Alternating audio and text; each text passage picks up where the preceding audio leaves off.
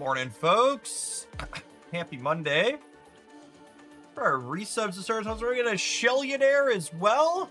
Thanks for watching so much for the last year and more, Heartless. Appreciate that. Ping me in the general channel of the Discord server. Access to Beverly Shills. Francisco, thank you for the 39 months. Norin, coming in hot for almost as long as well. Appreciate the over 3 years, folks. Thanks for sticking around in Hogalandian. Support my content the entire time. Wouldn't be able to be here doing what I do without folks like you.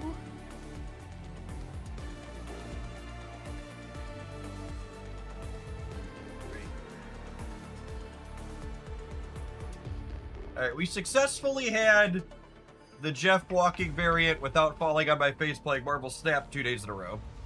Now the next question is, can we do it while playing a real video game like Arknights? That sounds markedly more difficult. So you might have to keep the pacing slightly lower.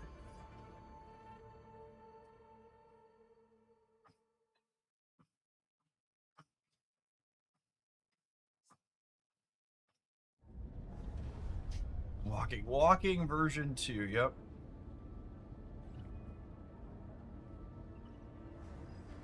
Huh. Am I live? I think I'm live on the Jeff Hoagland channel on YouTube, but it's not.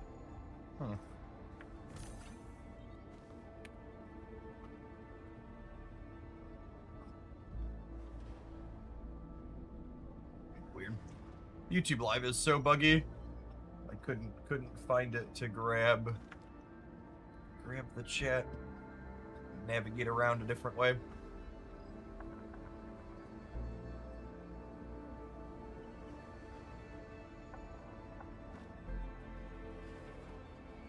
I did turn off the auto ends. At least we're going to do that on the crappy platform. All right, I've got my gamepad. Got my gamepad plugged in. Sorry for the little Windows ding.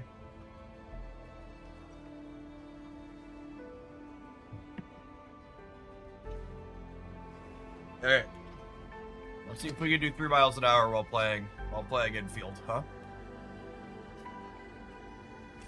There's new combat drill. So Lino is a healer, I'm told. Healer and support buff. Rooted Realm, new protocol space. Okay. There's new Echoes of War and new monument. Let's start with her. Let's start with her combat drill. Check out her animations and what she's doing.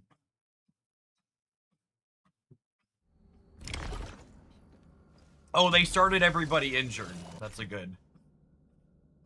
Lino's an electric supporter. Her battle skill costs less SP to cast and grants allied operators continuous damage buffs and HP treatment. Her ultimate greatly improves buffs and HP treatment as well, making her an effective support operator for those who deal arts damage.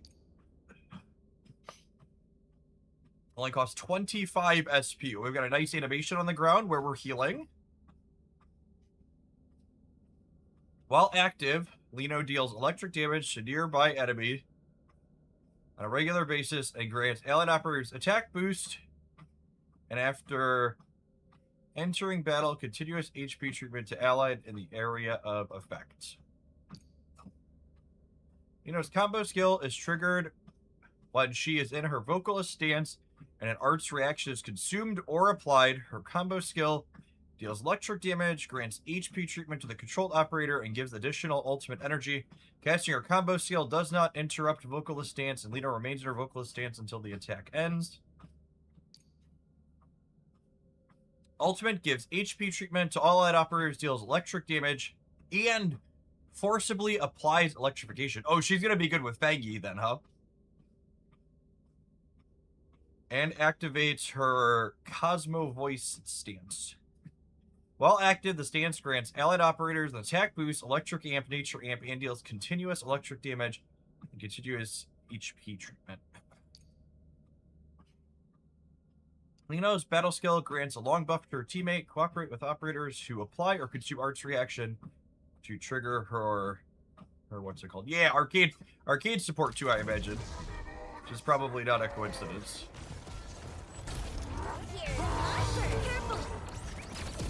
Oh, does it follow? Oh, that's great. Oh, speaking of, we have...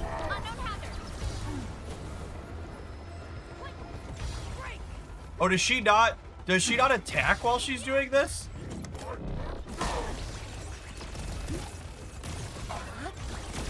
Oh, that's interesting.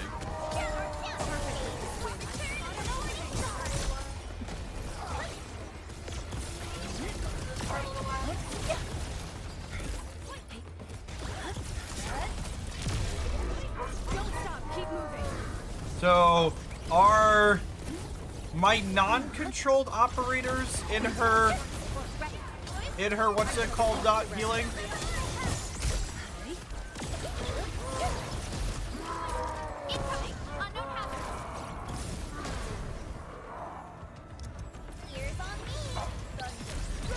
It's interesting that you need to kind of stay...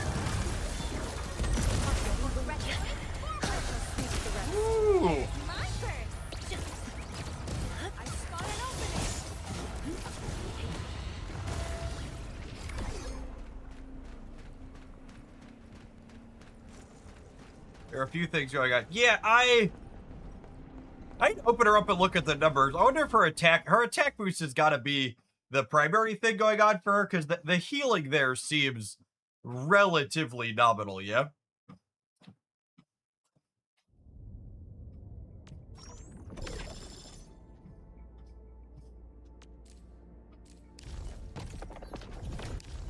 Alright, let's go... Where's our headhunting? Morning, Mike! Thanks for always being here. Cirrus, thanks for dropping by. Oh, you know what? I didn't, Hold, please. Hold, please. I forgot to go buy the extra 10 pull. Usually I do that. We had such a busy day yesterday. I always buy them on Android so I can get my extra play points in. Oh, you know, I bet this kicks me out when I log in here. That'll be okay. Big Green Monster, thank you for the 32 months. Welcome back. So every time they release a new character, I think it's like a $10 or $15 pack. That gives you 10 pulls at like one of the better rates they sell things at. It's like the best thing you can buy outside of their daily pack. I've been pulling for most characters in this game, so I tend to make a point to buy that. Oh, this has got an update. Can I buy it on PC? I probably buy it on PC. Just missed the nominal play points. Where's that at? Acquisition Center, bundles. Yeah, that one.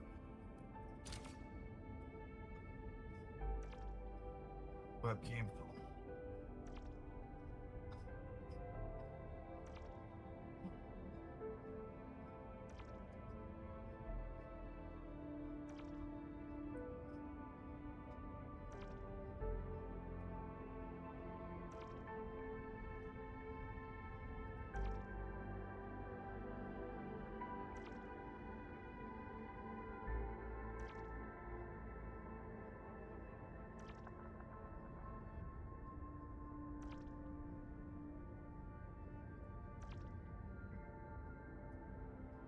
Is it 10 pulls? I never bought it because I assumed it was just one fun pull. Yeah, the $15 bundle is a 10 pull. Alright, I'm actually just gonna wait for it to finish downloading on mobile because I don't have payment information saved in this app. I don't want to be manually typing that in while we're live. Damn, I thought it was terrible. Yeah, if you're gonna spend money on this game for character pulls, you should absolutely. It's like the $5 thing, the battle pass, daily login, the battle pass, and then those $15 packs with character release are the best things. The scene looks like a loading animation. It probably does look like a loading animation when I'm sitting here. Okay, I mean we are kind of loading. We're loading resources into. I pulled from the Energy Vampire Idol top tier animation. LOL.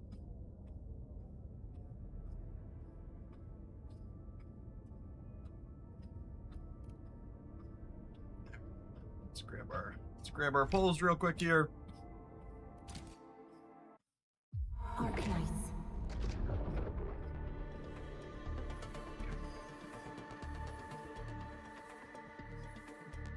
If Jeff ever freezes mid-step, we'll have to restart the PC. LOL. Alright, 3 miles per hour is going pretty well. Let's try the 3.4 we were doing the other day. I did 3.4 while we were snapping without falling on my face, so. Bundles. That one. Purchase.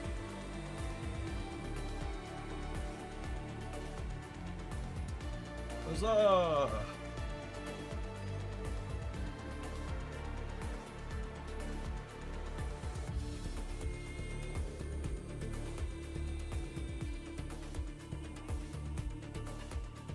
Fantastic. All right.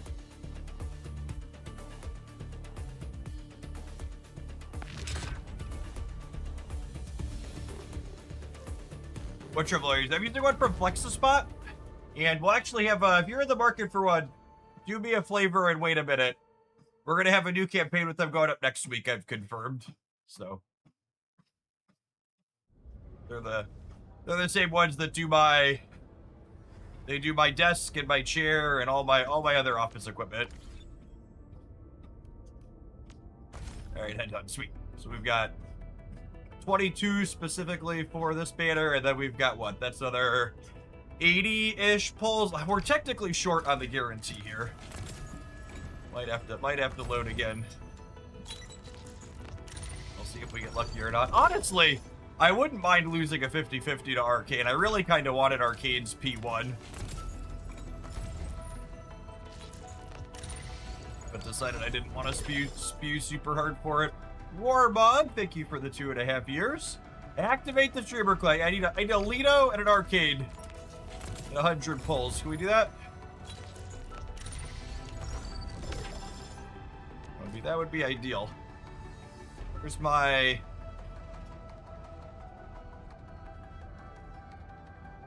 Oh, this is the... I was like, where's my... Forgot about the free 10. I was like, how far am I off a 6-star? I think I'm relatively close. Yeah, 20 attempts to a 6-star. If we win the 50-50 there, we'll be done.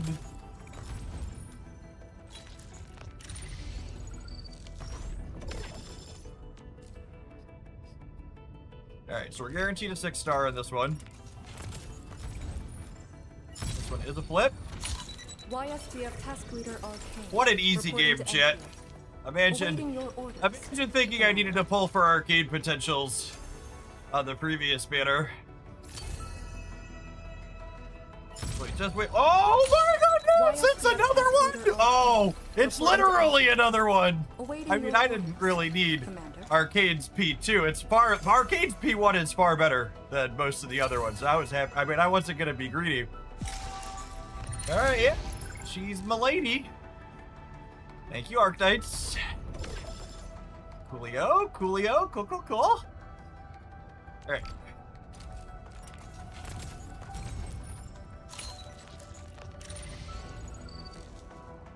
Streamer client engaged. Yep, something like that. Yeah, there's our headhunting dossier.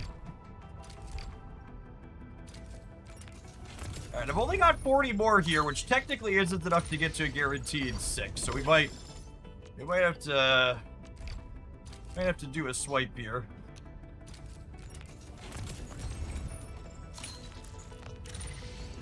You can't keep getting away with it. Yep. That's all I think my Rossi's P4 or P5. And I got basically all of them from losing 50-50s on subsequent banners. Alright, I got one more. We gotta go. Alright. How far off are we here? 20 attempts to guarantee? Played since launch. How can you get 2 arcades in a row? Is it not 100% rate up if you fail a 50-50? So, Endfield's character banner is very unique compared to other gacha games like this. So, you don't get the 6-star character, the highest rated character, guaranteed until you do 120 pulls, so you can lose multiple 50-50s in a row. However, you can lose the 50-50 to previous banner characters. So there's a standard pool that's always there, but it's actually really lucky because I think there's 7 characters or 8. I think it's 7 characters in the 50-50 loss pool. So I not only lost the 50-50, but then I won the 1 in 7 not once but twice, getting 2 copies of Arcade there. All right, hold on. We're gonna go. We're gonna load some Originium up here real quick. Oh, you can't see this screen. Hold on. This is I forget the overlay is weird to this. It shows. So current banner. When you lose it, you can get Camille and Arcade on the losses. Is basically how it works.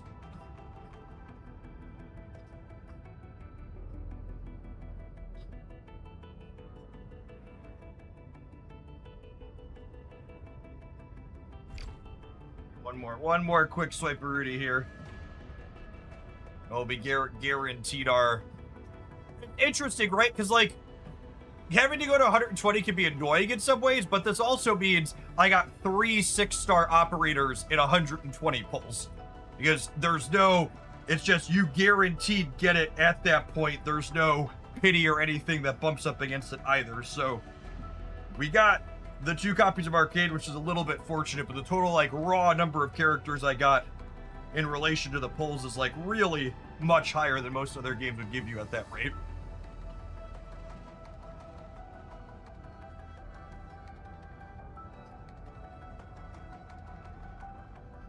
Alright, locked and loaded. Only need 2 more rips here to, 2 more rips here to grab our guarantee. Put me back to Little Jeff over here.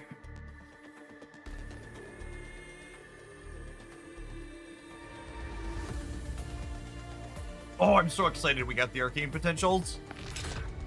We had two banners to look into that. We hit it not just once but twice. I think Arcade's slowly been replacing Rossi as my favorite DPS. Don't tell Little Red.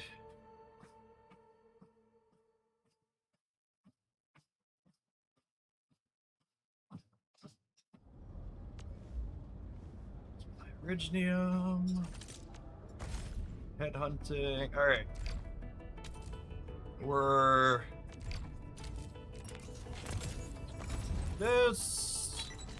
gonna go all the way to Petty here, but I got my 2 arcanes, so it's kind of hard to complain too much. And then we're definitely gonna rip her banner. I have her weapon. I got a ton of Arsenal tickets, and this is guaranteed to be here. Miss me? The brightest and cutest super idol of Talos 2? Is there any special treatment for me? No? Oh, you are still so blunt and direct, and yet somehow still endearing. Yes, new character provides some healing as well as additional electric and nature damage. So she's a good support for Fang Yi and Arcade, who released recently. And if you're someone who's free to playing without that range of 6-star characters, she could also be a good... She can also be a good support for the bunny rabbit, Avenya. Also does lightning damage. Yeah, she's not your driver, so you're not using her as the character you're actually driving. Is accurate. So I really wanted Arcade's P1 because it gives additional skill point refunds, which makes your rotations a little bit smoother, which is nice. Also gives you some extra damage here, some extra nature and cryo susceptibility, but I think the big value there is getting the extra SP refund. And then we hit the second one as well. This is just a flat numbers boost. That's what I struggle with in this game. I feel bad rolling for characters I won't actively be using. See, I think characters... Yeah, they are the most... I think characters like Lino and Gilberta are among some of the best you can pull for.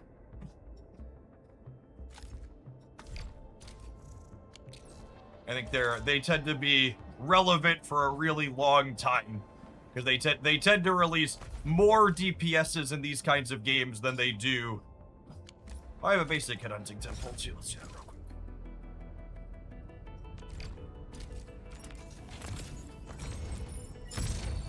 Oh hey, another 6. Rhodes Island. What's going on, buggers? Officers serving the Order of Steel Oath reporting for duty. The situation is urgent. I respectfully request a brief on your battle plan at your earliest convenience. What's going on, Red?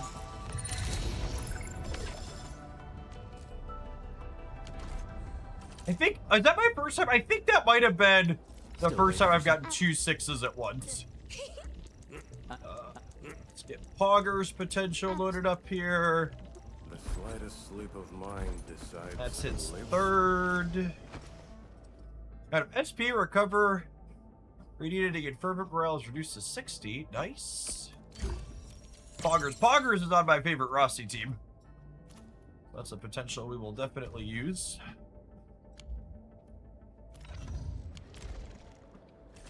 Alright. Acquisition Center. Oh, shoot. I forgot to buy these out of here. Well, obviously, I just have to do 5 more.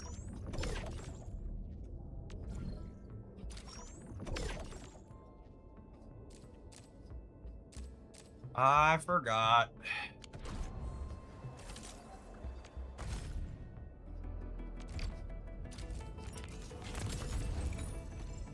Antal of OPSI-7 reported. Statistically unlikely. I've studied originium automation and occasionally. How free to play did you say you were in this game? I'm not. Not at all.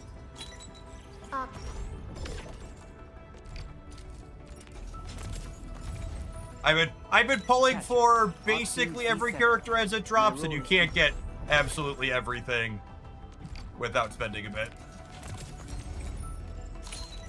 I have always believed. Oh, you meant how much more do you spend? I do the $5 pass, the $10 pass, and then probably load the origin of every other character or so. No?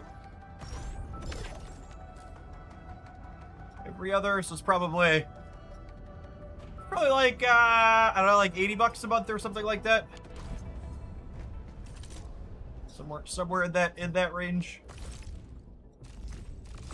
Get a little bit more in here.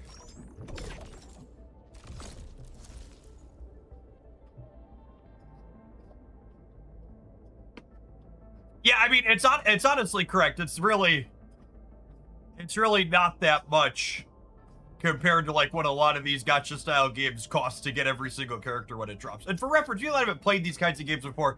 This isn't a PvP game, right? Like a lot of these characters I'm pulling to test them for content, to show folks what they can do to help them figure out which ones they want to pull or not. And then one thing that I love the weapon system in this game, where the things you pull their signature weapons for use the different currency, because just pulling for characters means I incidentally have currency to pull for most of their weapons too. I always hated that about Genshin Impact, where I had to spend pull currency for characters on the weapons.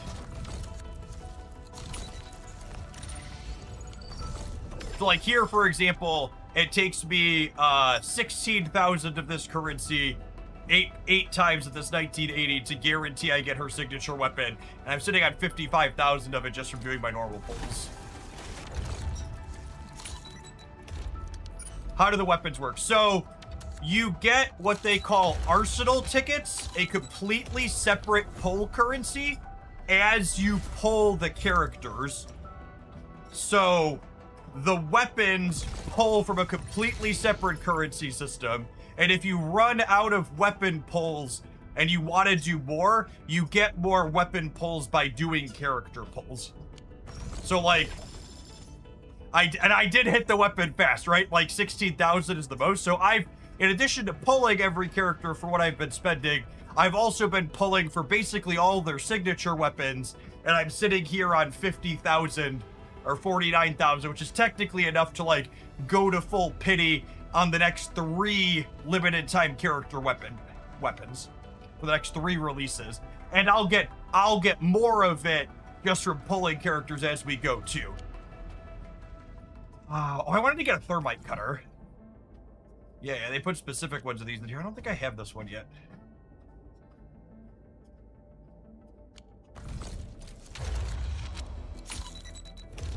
So, say as a light spender, would you be able to get characters and their weapon without whaling extra? Yeah. Yep. You'll be able to get a lot of the weapons. And one of the things they do in this game, Gabs, is the second best weapon on most of the characters is on the battle pass. So if you're buying the battle pass for the $10 a season, which is every 5 or 6 weeks, and you decide to skip or you're short currency, their second best weapon, well, this was a guaranteed thermite cutter. This refreshes weekly. It has a specific one in it here. This was I'd been forgetting to log in and grab this. No specific creator link for this one. I'm a part of their creator program that doesn't have an affiliate link. Just grab it on whatever platform you like. I think it really does. A lot of the gacha system stuff is that all the gameplay's great too. We're gonna build Lino here and dig on into her combat in a second. But I think my #1 selling point for this game, if you're somebody who likes third-person combat, I think this game probably has the best third-person combat of any of these open world gachas I've played. All right, let's get her built up. We should be relatively flush with resources. What a stage entry! Might have to run and pick mushrooms really quick. Use it for my next concert? Got a few of those at least. Missed opportunity.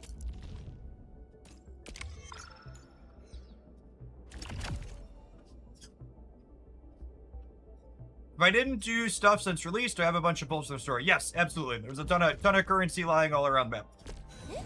That's all you needed from me? I also really enjoy the exploration of this game. I've almost 100%ed a lot of the map, like walking around and doing like puzzles and chests. I feel like they do the open world stuff pretty well. Feels like there's a lot of unique things to do as opposed to just reprocessing and regurgitating the same ones.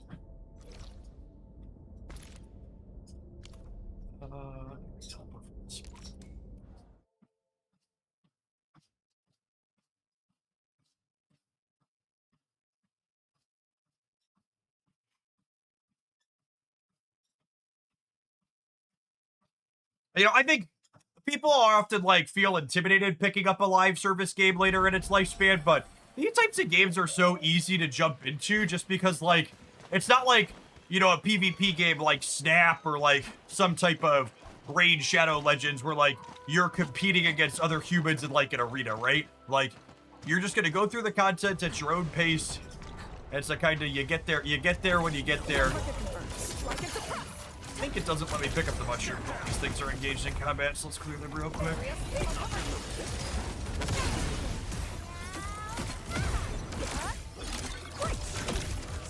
Best thing I've done today. I think Lino probably replaces Wolfguard in this team. That's probably where I start. Backpack is full. All right. Let me drop something. Plug B. Discard.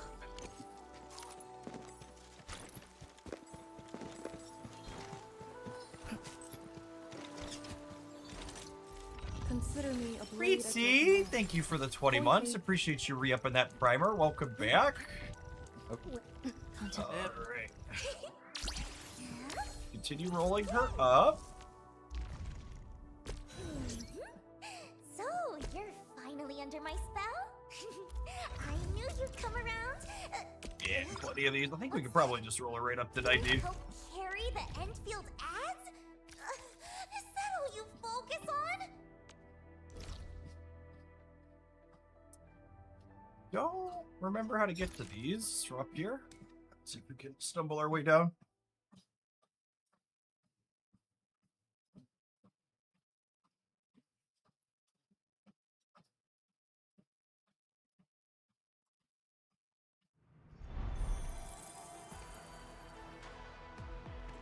Down over this way, looks like.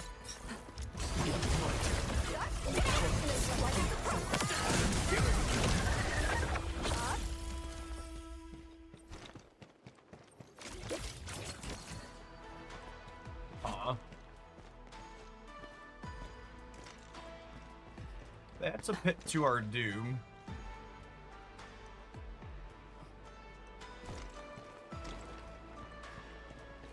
There.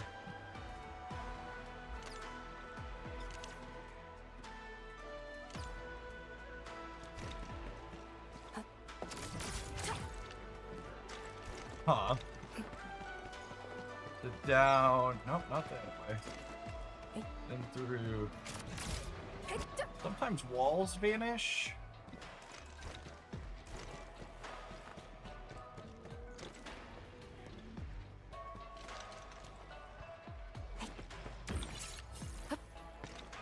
The up and around here, maybe? Yeah, it looks like it walks around.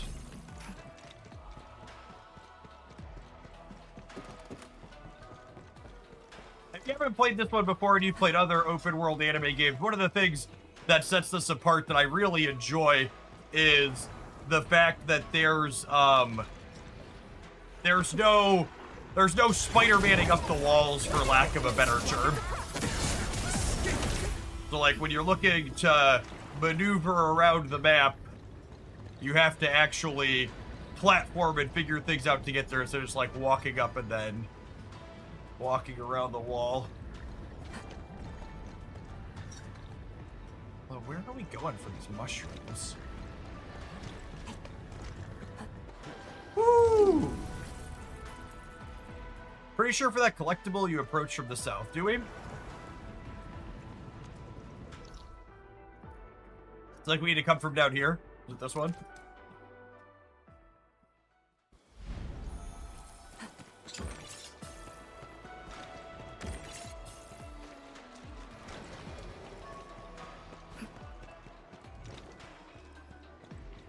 Can't fly, yeah, there's no flying.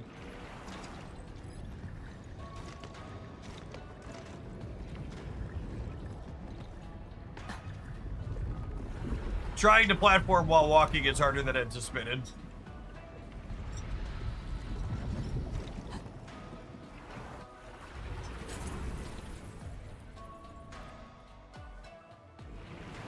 Has there been a lot of change to the factory system since launch? Is your Maxis production in the first 2 weeks of the same? No, they iterate on the factory system a lot.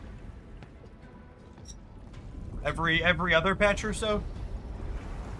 We're probably gonna do a new update to the factory system. It's not every patch, but it's relatively often.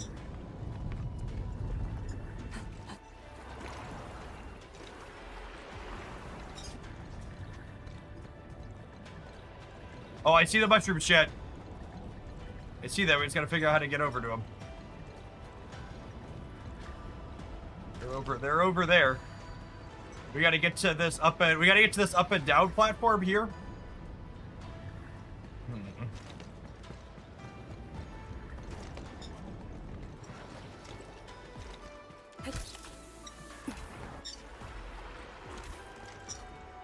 I gotta go up to get over. I think maybe I gotta go up to get over. Gotta go up to go down.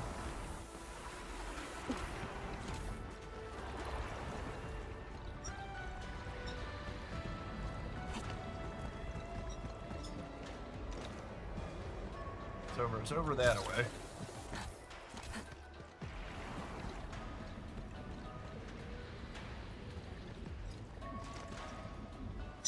Oh my goodness, I was so close. I think it puts us right back to where we fell, yeah. Where the jump off point is. I think I just jumped down to here. Yeah, okay, cool. Stay alert. Nailed it. Easy game. Carries the scent of blood.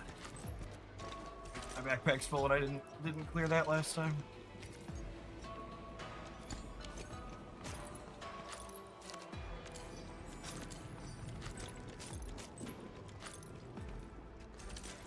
Consider me a blade at your command. Yeah, there's for the very first factory iterations didn't have fluids in it either, right? So there's fluids. There's a couple different kinds of fluids. There's acids and gas. So if you enjoy the factory building aspect of the game, they've definitely expanded on that in a way that's good too. Throw our skills up. We should have enough resources. Might have to run and pick some of the plants again, but we should have enough to take everything that I need here. I understood it in a flash, just like a star igniting my soul. Ding! I'm becoming quite the luminary, aren't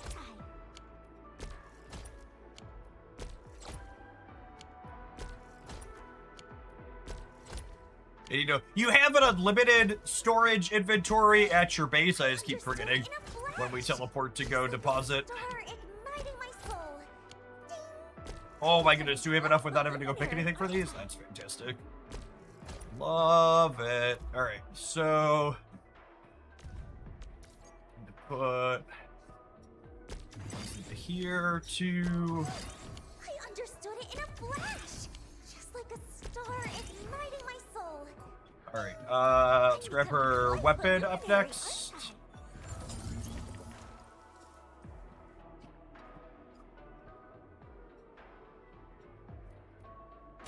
Yeah, I don't know that we'll master any skills today.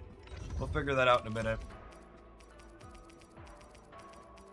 I think we'll get everything else built and play with it, and then we'll see. Would you choose one for me? Try and figure out if and where. Easy enough for a total combat novice like me. Oh, I don't incidentally have an essence for her. I guess this is fine for now. That'll be the next thing I start spending my sanity points on is.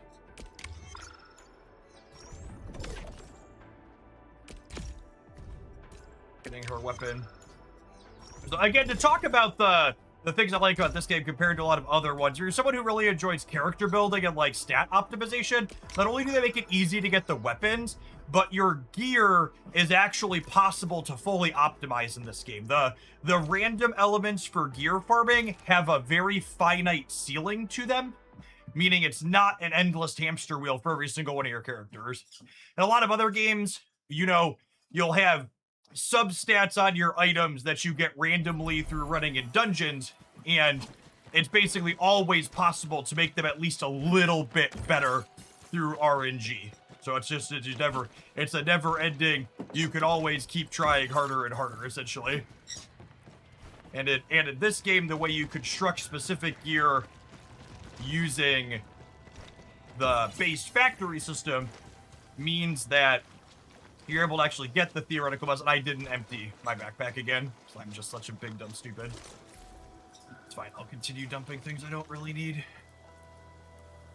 Need a shadow do. Ore retrieval is our top priority.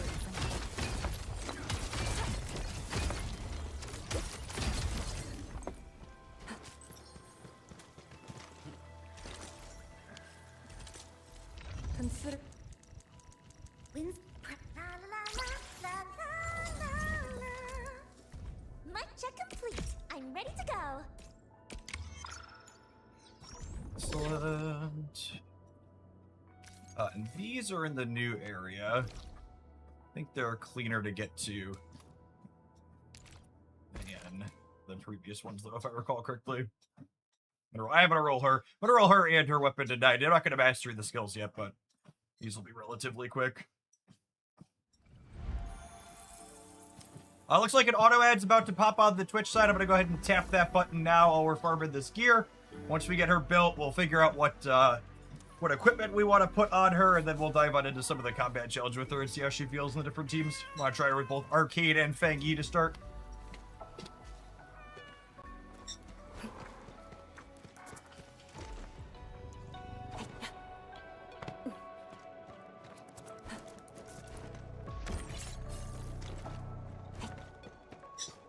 Oh, does she, let me change my formation. Does she have a dash animation? Hey, Daddy. My next question. Hey, bud. Singing. Do you want to pour your heart out to me? Oh, she does. That's fantastic. Got like rocket boots or something on her? All right, how do I get over to here? I've gotten to this one before. It's down and around, I think. Go down to go up. Yep. Let's pack up these minerals.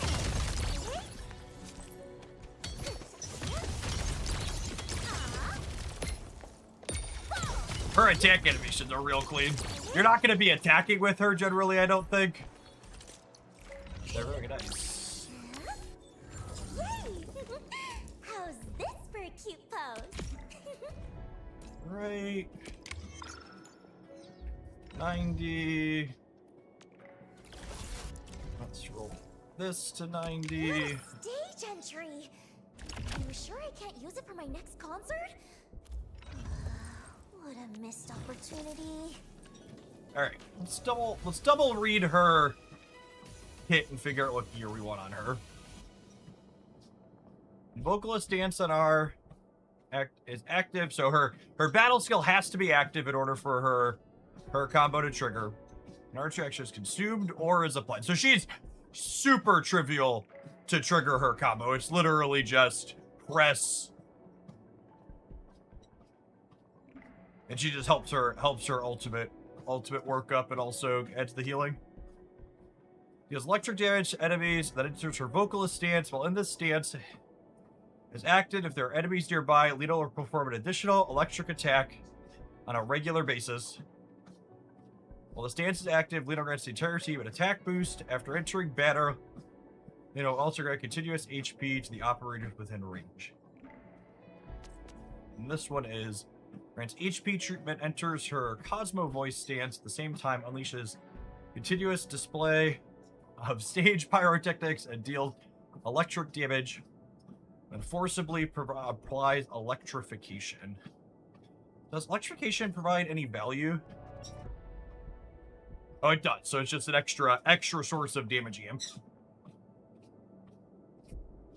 There are some characters like Fang Yi that care explicitly about electrification for their kit, but even when you don't.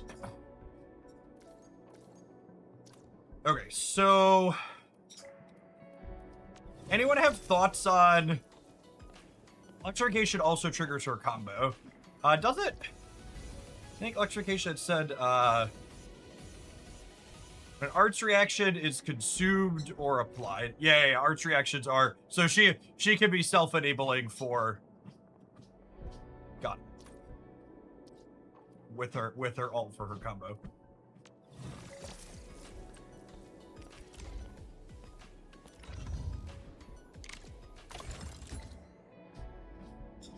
Any thoughts on what gear she wants? Is she just after the wearer applies amp to protect the scepter or make this damage to other teammates? And it's probably just Zerodite, yeah? She's gonna apply amp. Just get that 16% for.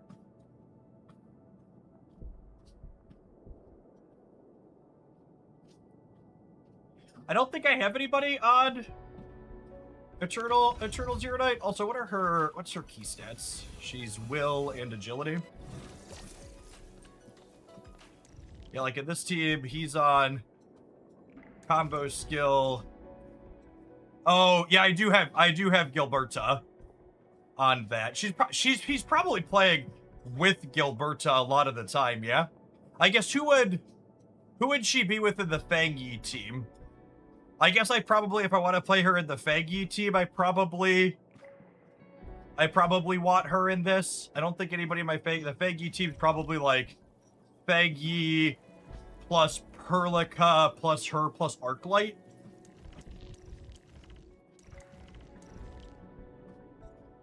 And Arclight's in the combo.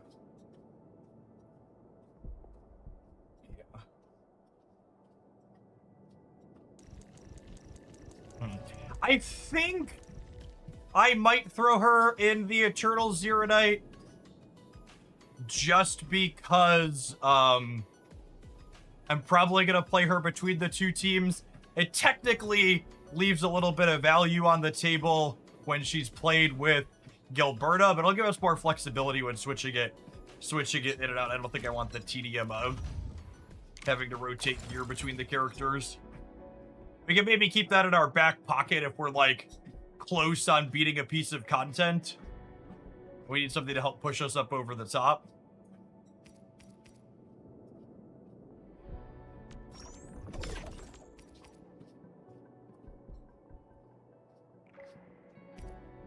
Yeah, will, agility. Yeah, this is very clearly designed for her, yeah. Will, agility with ultimate gain efficiency.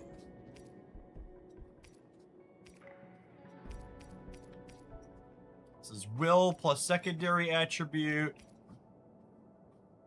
It's probably this one for... It's probably just two of these for her kits. Yeah, just a 4-piece. Just like max the ultimate gain efficiency on it. She doesn't care about intelligence, but I think that's fine. This one probably increases her personal damage a little bit, but at the cost of, you know, almost 50% ultimate gain efficiency. She used a link slab as the off piece. No, I think I just want to max the ult gain on her. I guess you're probably talking about this one. You could put a treatment bonus on her. One of her buffs scales off her main stat. That's fair. So this makes her buff more potent. I kind of just want to push her button as often as possible. So I'm gonna start with all the ultimate gain efficiency we can, and then if it feels like she has too much of that, we can change from there. I feel like it's pretty rare that I'm like, oh, I have enough ultimate gain efficiency. Oh, look at that! I already have pieces here that are partially whatnotted. Yeah, and higher uptime versus better buffs. If it feels like I have too much, we can change one of those out. Oh, hey, you can go right to artificing from that screen now. That's lovely. Love that. Alright, so I need armor with ultimate gain efficiency. Any gloves with ultimate gain efficiency?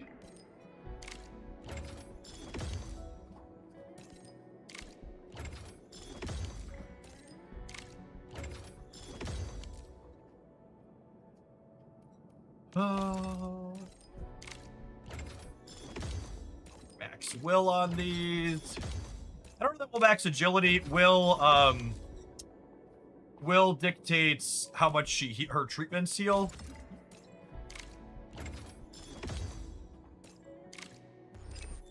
Alright, so I need will on a kit. And I need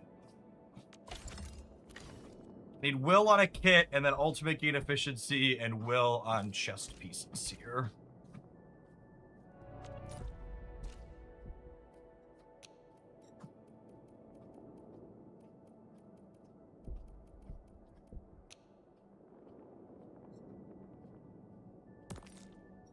Her healing scales on her agility. Oh, does it? So will as a stat increases how effective your treatments are, right? Or is that your treatments on yourself that scale based on will? Is it different? Generally speaking, will scales treatments, yeah?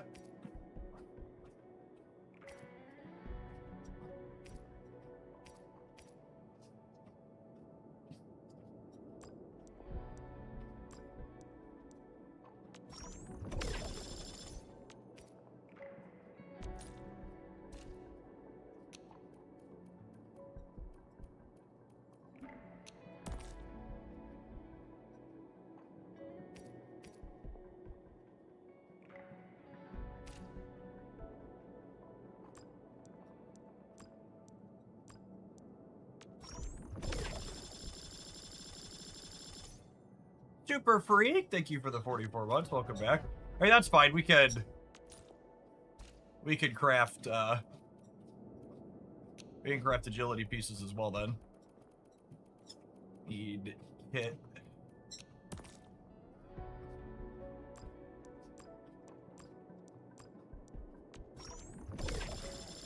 Her skills have express AGI scaling around her treatment. Okay. Why not?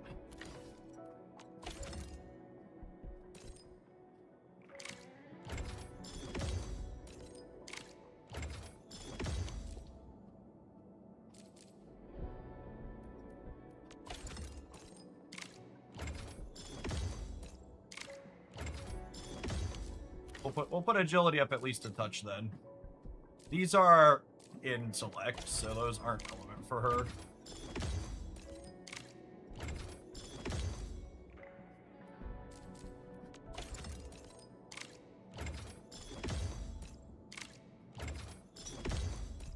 Ooh, we're almost out of these. We have to start building those back up. I didn't craft will. No artificing gear. I really wish it gave you one menu. They've done a lot of improvements to these menu interfaces. Super Freak, thank you for the 44 months. Appreciate that. Welcome back. But one improvement they could definitely use is I should just be able to press a button and craft things from here when I'm out of them, instead of having to come back to here and then filter for what I need.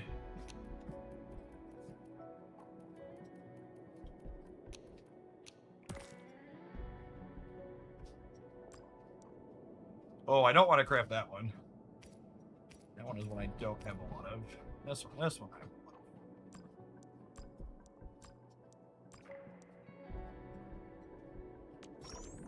of. It should also list good matches. Wait, that one doesn't work? Oh, is that why it didn't work? You have to have... Oh, it has to have high will specifically. Oh. I thought it just wouldn't say good match. So it explicitly needs to be 110 or 115. I was saying I thought I crafted those. I was wondering where they were. I don't have a lot of these. So I didn't craft a ton of these. Okay, so it basically has to be this then, yeah? This is a way to force you to actually put resources into those from your factory. That makes sense. Let's see if 20 is enough to get us to the max. Hopefully with good match it is. Okay, that's cool. Nice. Okay, so I think we're all built then, yeah?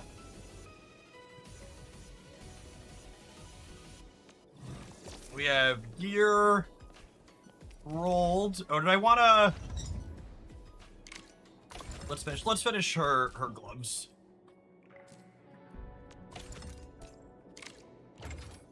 Alright.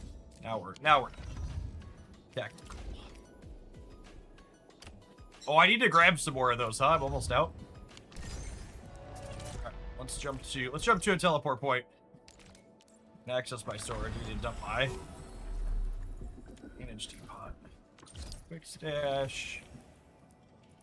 Where are...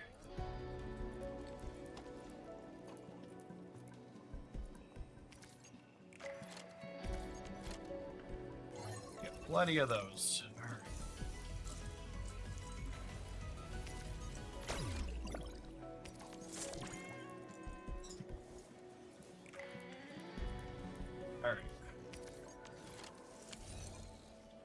Alright, I think we're ready to jump into a protocol space here.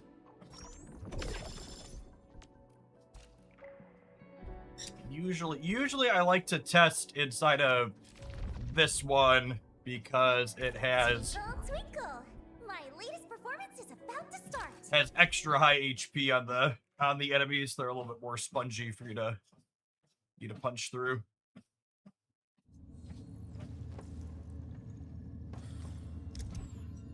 I think arcades are drivers. So what's my rotation on here look like? I think it's Lino skill. It's probably like Lino, Gilberta, Camille. Struggle as you will. And I was hoping you'd say that. Here's my turn.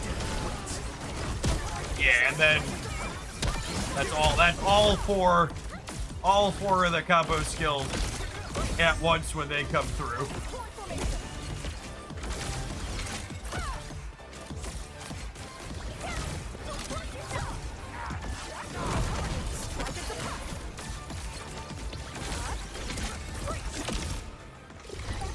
That's a pretty quick clear for no ultimates. Impressive. So I told you I'm bad at fighting. Lino's combo triggers when we apply that corrosion. So Gilberta pulls them in and applies. So Camille applies fire, and then when Gilberta's grab finishes, it strips the fire and applies corrosion. And Lino triggers when the corrosion applies, and so does Camille. And then Arcane triggers on the nature application as well.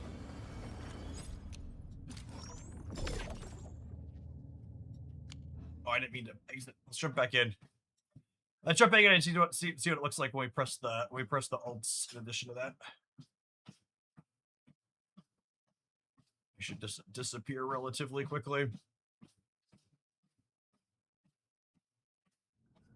Maybe we should try a Faggy rotation too, and then we'll jump on into the combat challenges with one of the two teams and see how they go. It's been a minute since I played Faggy. I need to read through her kit and figure out what order their button press go. I'm playing a ton of this arcade team, so slotting her in was real easy and clean here. Struggle as you will. And I was hoping you'd say that. You can't defeat me. Okay, we're gonna press all of these, and I'm gonna press all the ults. Let's fill the world with shine. Here I command the air that flows. Sin ends from high.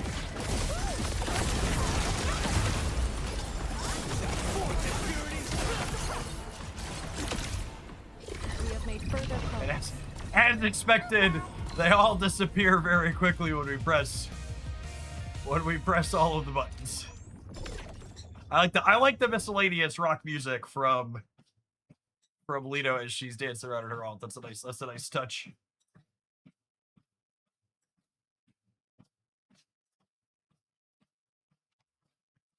All right, chat. We've walked 3.2 miles, and I managed to not fall on my face while doing that. I'm counting that as a The success. weather I think. is so lovely today. Okay, I think this is Gilberta out, Lino You can in. go as fast as you can.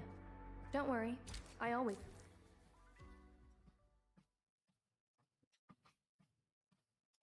It might also be worth. I think might actually need to change gear here. I think I do that from this screen. She is. Previously, I've been playing. Prepped and ready to I'm go. playing this team with Alesh and Arclight, so she does not have the boost your team's stats on her gear, and she could. What is the? I think I had a set card. There's one where when she triggers SP recovery, she gives the whole team bonus damage. It's probably ideal if we don't have Alesh with her. Yeah, the wearer's combo skill reduction is 15%. After the wearer triggers SP recovery, the entire team means 16% damage. And this'll stack with the Zeronite 16% damage as well to really give a big boost. So let's re-gear her really quick for that. She is agility and intellect.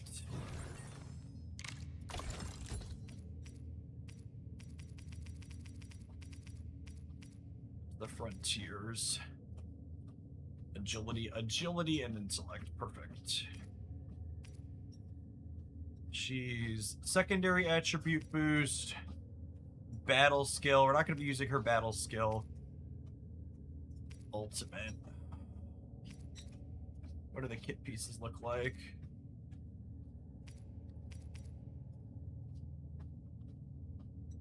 That's agility and intellect. That could be okay for her. Oh, this is agility first. That's probably ideal.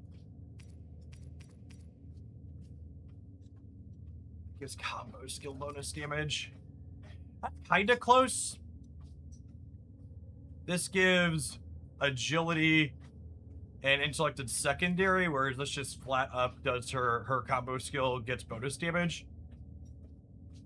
I think this one might actually be better.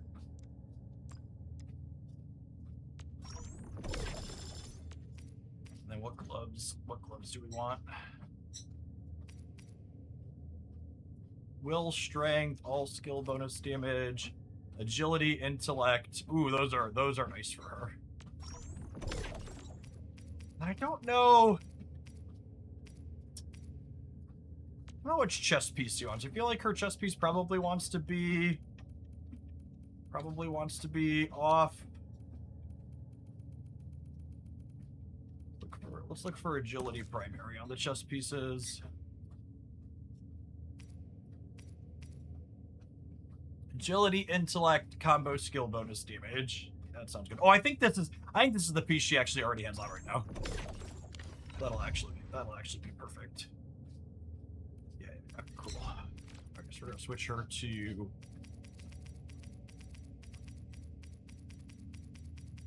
Speaking of menus that need improvements, they need an option to not show duplicates in here. Such craftwork. This precision is rare, even amongst all the Aldertone's work I've known.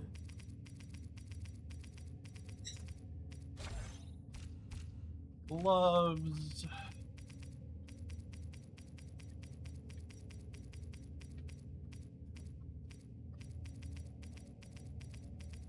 Scroll down instead of up. There's those ones. Such craftwork. This precision is rare, even amongst all the Aldertone's work.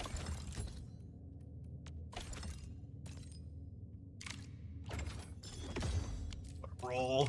I don't know that I'm gonna full roll these because I don't know how much I'm gonna play this team. But for now, I think I'm gonna roll her combo skill bonus damage. That's what the biggest upgrade on these, and it's mostly what she's doing. She's here to press her combo skill.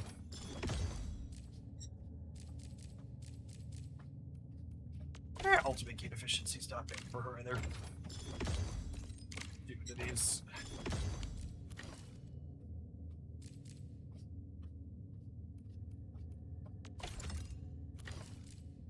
Okay. So we've got her on that. To remind myself how Faggy triggers. Her combo skill is when the controlled operator does a final strike or finisher on an enemy with electric infliction, deals electric damage, then it consumes electric infliction and implies electrification. Then you gain ultimate energy based on stacks consumed. Then this consumes electrification. So I need to put electric affliction on, final strike, and then battle skill once we have electrification on them. Prepped and ready to go. And then her battle skill applies electric infliction. So our open is Perlica skill, and then final strike will trigger her combo and Fangy's combo. I'm primed for Now what's her condition? When enemy suffers electrification or after it's consumed. Okay, yeah, so she goes a lot with that. And then hers, when we consume the electrification, is going to trigger hers. Whichever kickover's happening. Probably an hour or two, maybe. We're going to play Arcblades for a little while. They released a new character this morning, so it'll be by 1 at the latest. Sometime between 12 and 1 Central. I think is my game plan. And Faggy's definitely are on field for this. So I want a Perlica, and I want Lino's. I want a Lino skill too. Not only does it require nominal skill point investment, but it also needs to be up for her combo skill to work. We fear no hard fight, only a futile one. I'll leave that fight to you. There's the final strike. These two both go. Those two both trigger. We have electrification on her.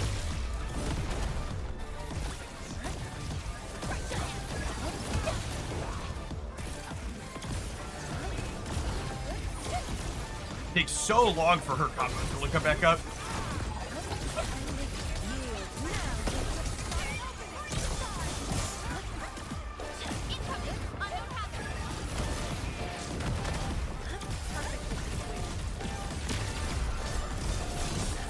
This team's definitely a lot less impressive without the ability to ultimate.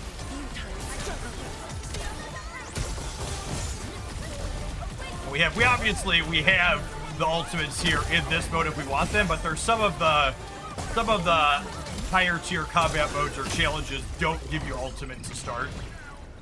So I like to try and get a feel for what it looks like when you're not ultimately. Basically, all of Feigi's damage that are ultimate. Yeah, I mean that was relatively quick considering that's the case.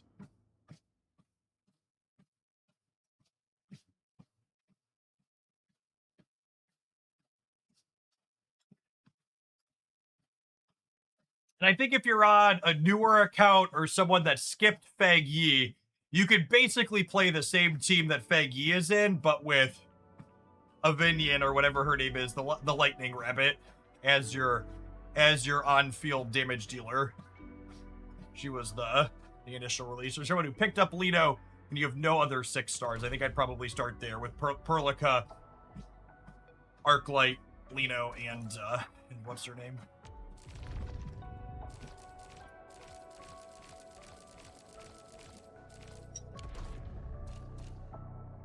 Always love a good Lightning Rabbit, ain't that the truth? All right, let's try the Umbral Monument. Just start with Umbral Monument and Echoes of War are both on right now. The wind never stops. Let's start with the Feigi team inside of these challenges, and we'll arcade second. I want to see how. I've honestly been kind of whelmed by the Feigi and the other ones that I've played, so to see if she feels okay here or not. Arcade definitely feels good. All right, this is one of those modes where, like I said, we don't have any ultimate gain efficiency to start here.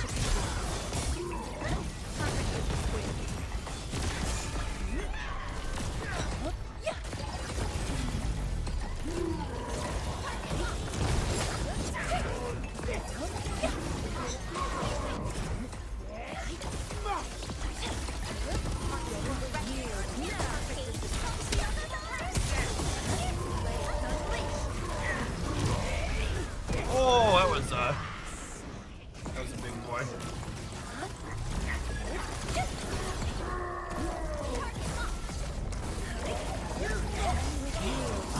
And you can see, like,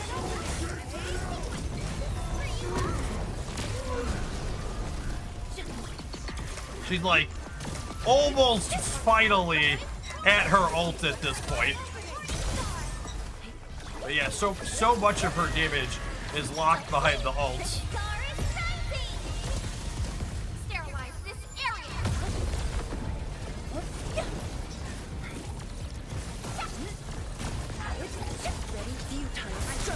Like, we finally got here.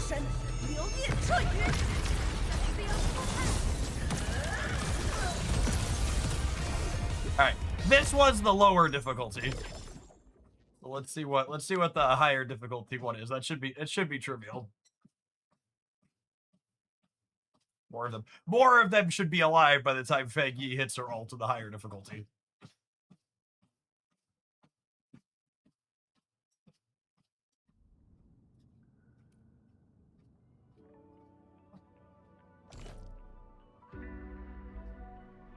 The wind never stops.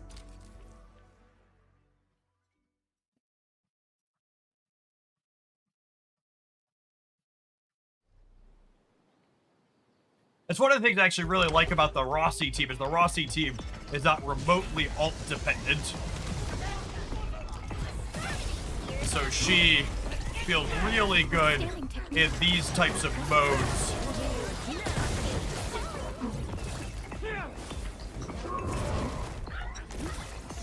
Oh, did they?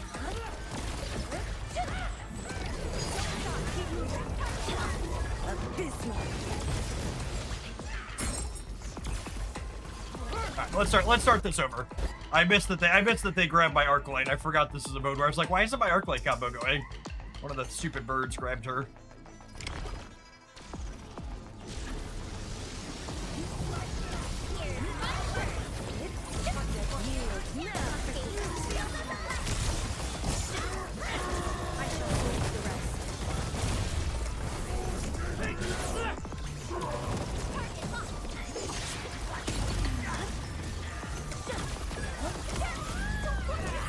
I need to wait on my...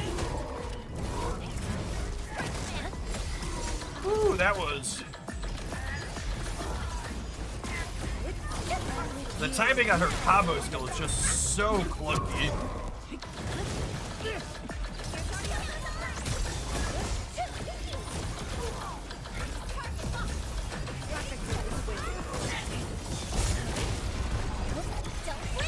Let's tap Lino's ultimate when it's up here. It's supposed to give us extra healing here.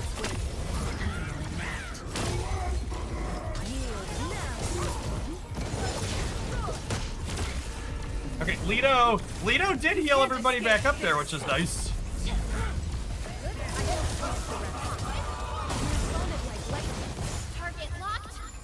Perlica.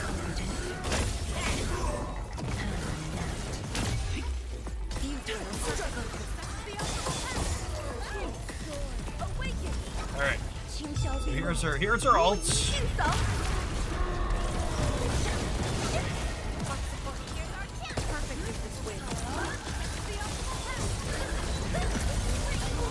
Gotta make sure I'm keeping...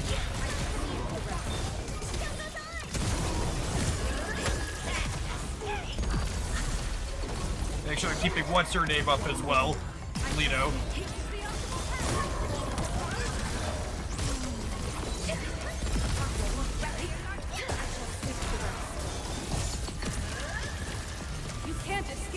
Quicksilver ult.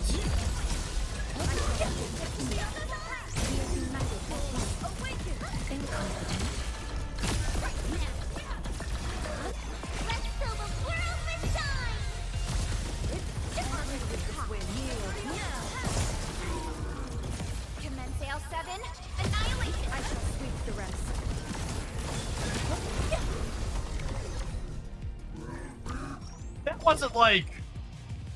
That was like a bad clear. Like we weren't in danger of dying. Lino's healing kept us up pretty much the entire time. But I also don't know that... I don't know that it felt like... I'm gonna run that same one back with the arcade team and see how it feels in terms of timing. If it's faster or slower. How about a I was like, that was like refreshing cup of 2.5 tea before minutes. heading out? Let's see how this feels.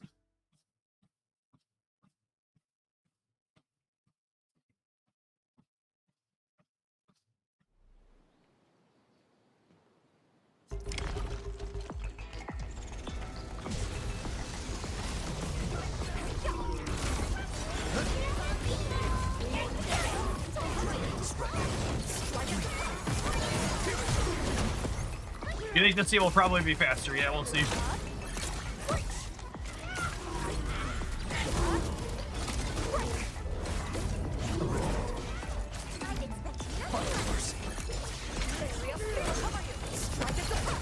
Ooh, he jumped out of the way there. That was a little annoying. And he jumped again?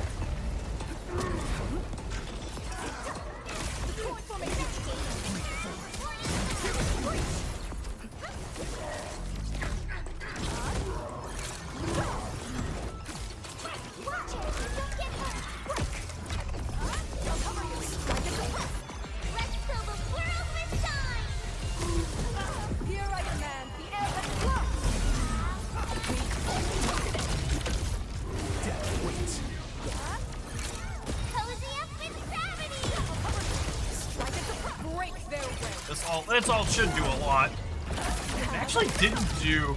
Oh, there we go.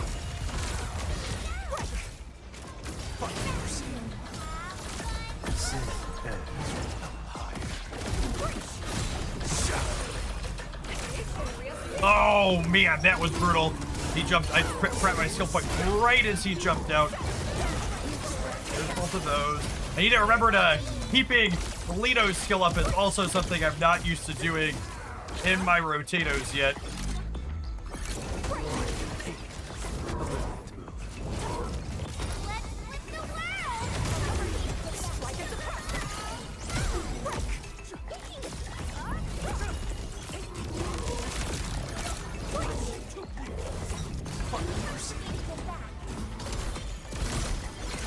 This actually isn't that much quicker, which kind of surprises me.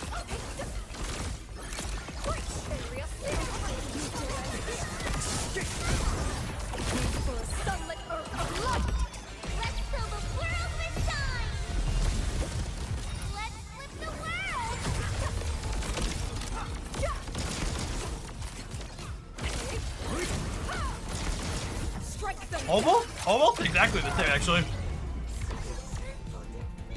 We're just under 3 minutes there again.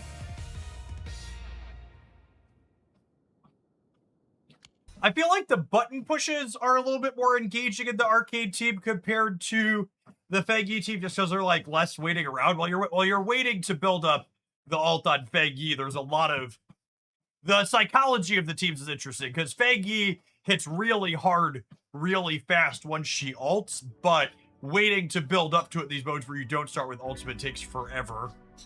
And there's not a lot of button pushes while you do it, so it feels a little dry. All right, looks like an ad's about to roll on Twitch. We're going to go ahead and tap that, and then we'll dive on into the next one. I think my game plan this morning is we're going to dork around with Lino and Arknights for another hour or so, and then we'll kick it over to Snap for the afternoon. Appreciate the early crew that's here checking out some new Arknights content with me this morning. We're hanging out, don't go anywhere. If you're watching on the YouTube side, don't forget to hit the like button. I appreciate the folks that have done that already today. I think I've decided my walking goal for the morning chat is we did 8 miles on Friday. And that felt pretty good. So I think I'm gonna make that my goal. We're at 4.3 right now. It's another hour or so at the 3.4 mile an hour pace I'm currently doing.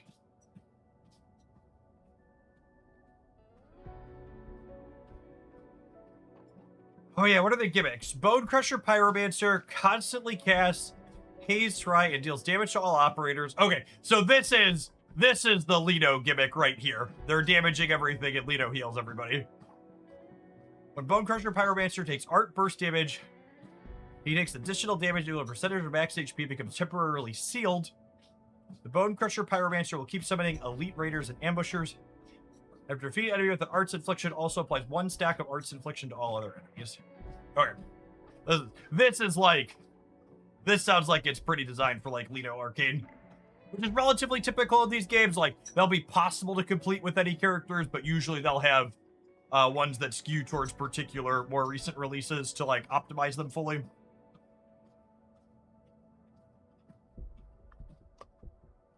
We're out of water. So that's no good. All right, hold on. I know the ad's almost done, but I'm gonna run and fill the water.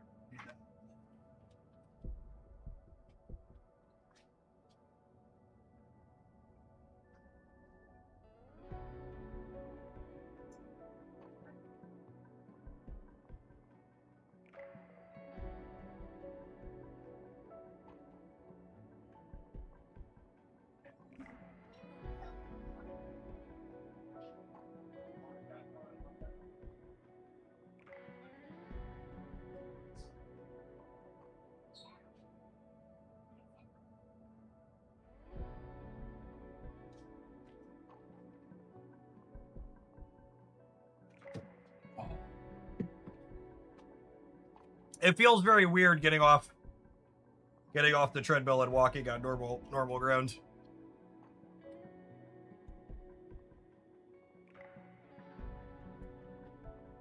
Very floaty.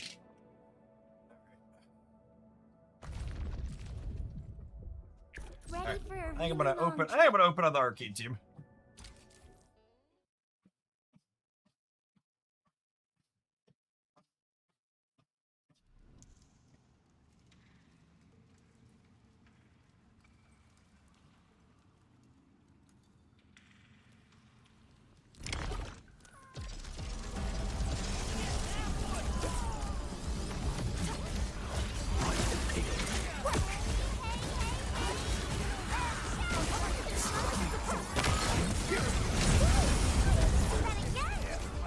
Why didn't...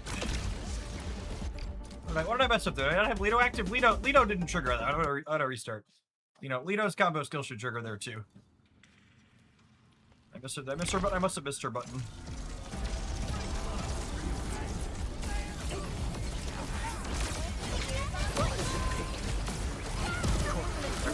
What's a mispressing Lino skill?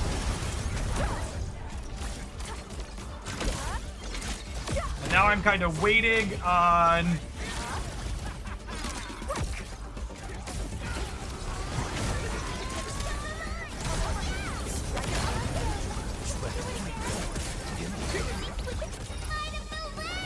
Yeah, Berta's ult.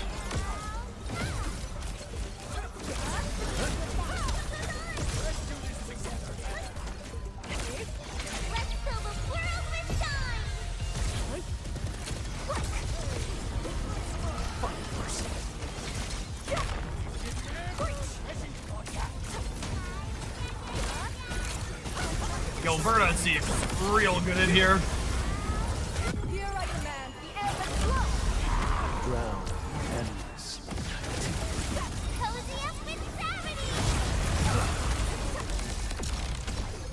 Alright, we didn't even get to the back half of Arcade's ult on that one. I imagine we will when we do the higher difficulty.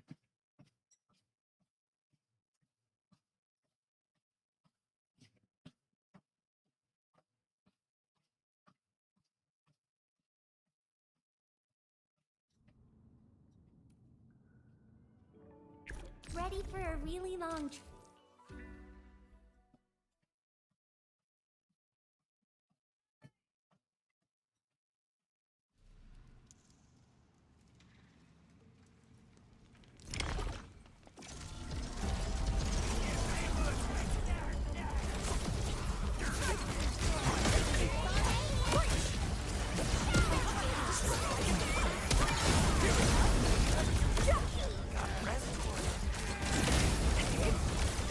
The way it all reapplies across everyone is really funky.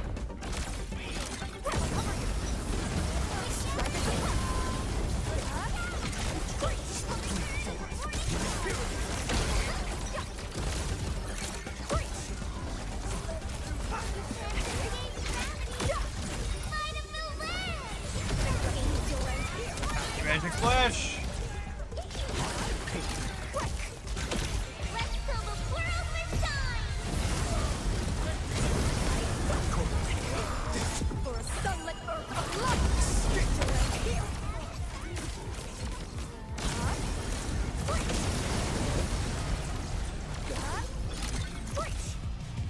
Well, oh wait, did I not do? Oh, that's weird. I was like, that was the quickest I've ever cleared agony. That wasn't agony. Does it not? I think they added a button press on the UI here. I think I accidentally went. I think previously when you beat the base one and it went back out, it had the agony selected by default, and I think I have to press a button now. I'll have to pay attention on the next one, but I think there's an extra keystroke here. I was like, oh, that was way too easy. It was okay. I think it had this triangle press to put agony over by default once you beat the base one. Ready for a really long... Hey, Winterfell, thanks for always being here. Good morning. Happy Monday. Hope your weekend went well.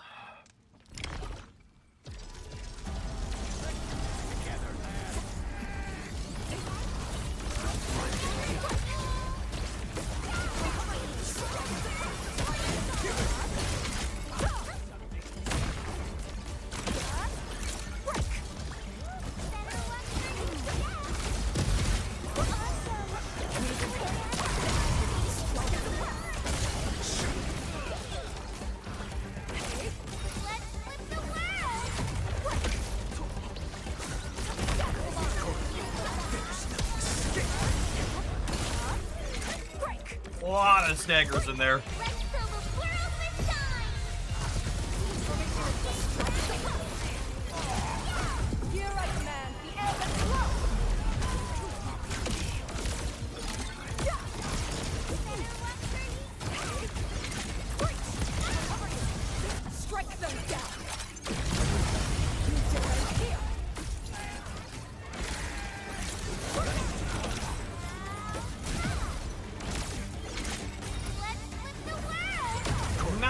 triggering our what's this called? Hits. Make sure you keep Lino active.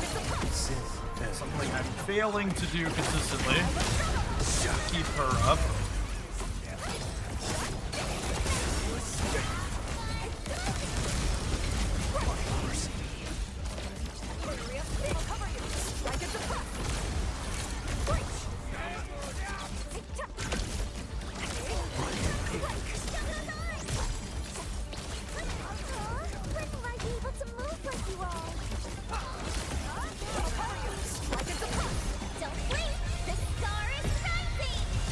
Second round of ults for everybody here.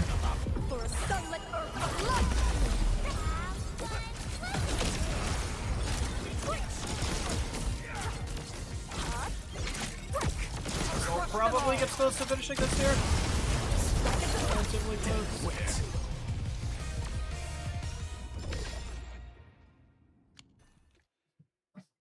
Lino is passive healing. Basically just negating the drain on everybody on the team. Keeping them alive cleanly.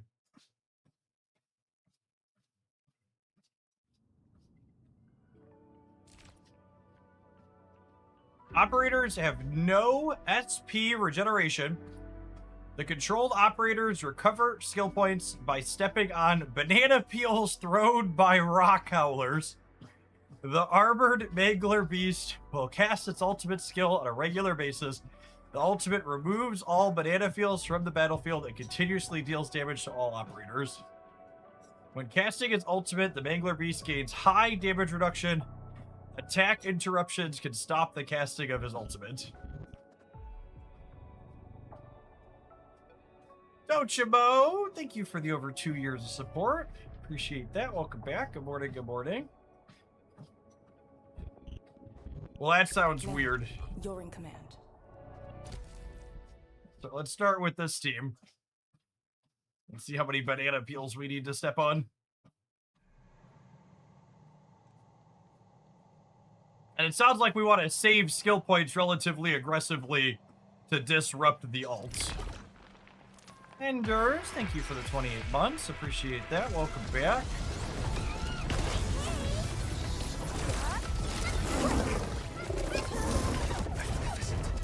Blood rises in the sight. Find mercy.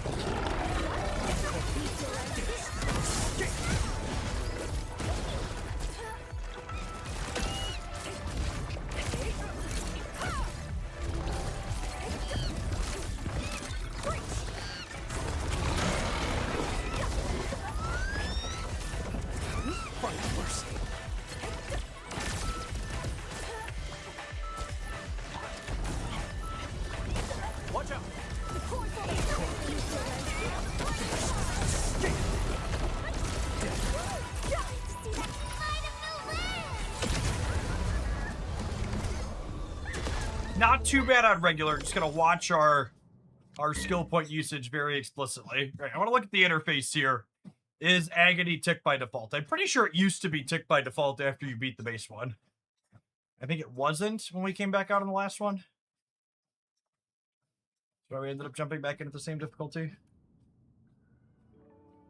Yeah, it's not ticking Agony by default now. Weird. I was could have sworn it used to do that.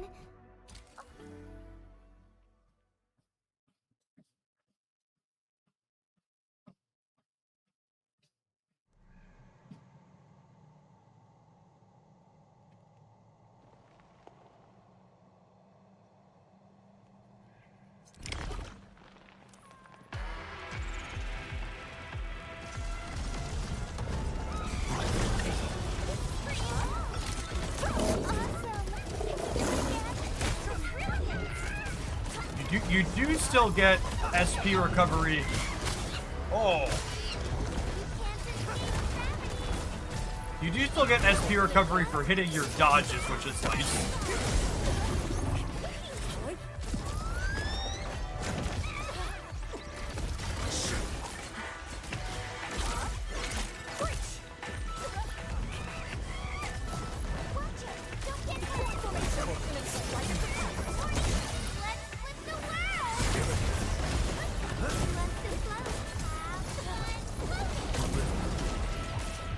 so he's just gets really angry and spits. Oh my goodness.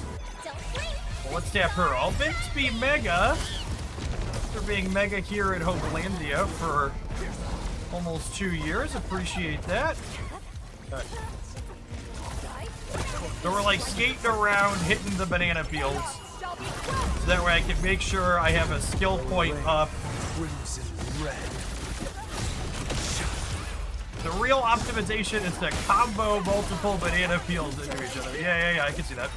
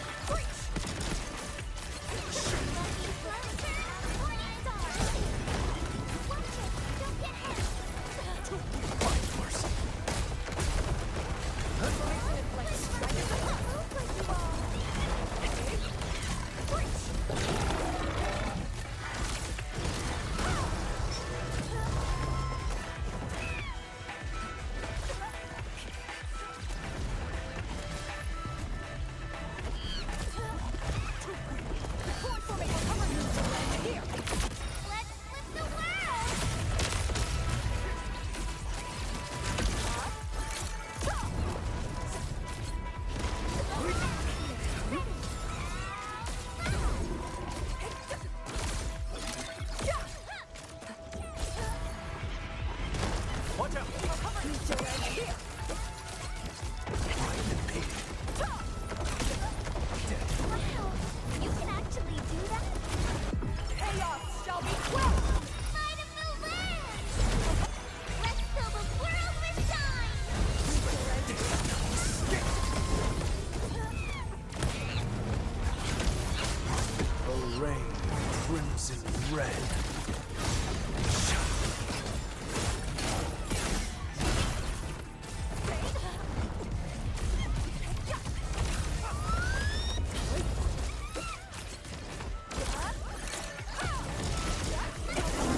Times I ulted Arcade, I actually missed the back half of her ult. Just because he ended up grabbing me. It'd probably be a lot quicker if I hadn't flubbed that. I don't think I ulted. I'm pretty sure I ulted Arcade twice in that run and didn't get the big burst in the back half because he grabbed me and then I timed out.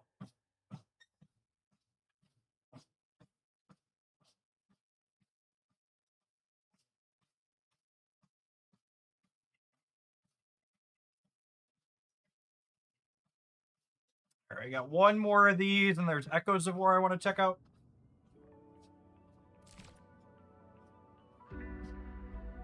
The duration of combustion, electrification, corrosion, solidification, and breach applied to the Crag Howler become permanent. They also become stronger. The aforementioned also persist after consumption as well. Interesting. So this probably wants the Fangi team. Because she thrives on having electrification down. She should build really fast here.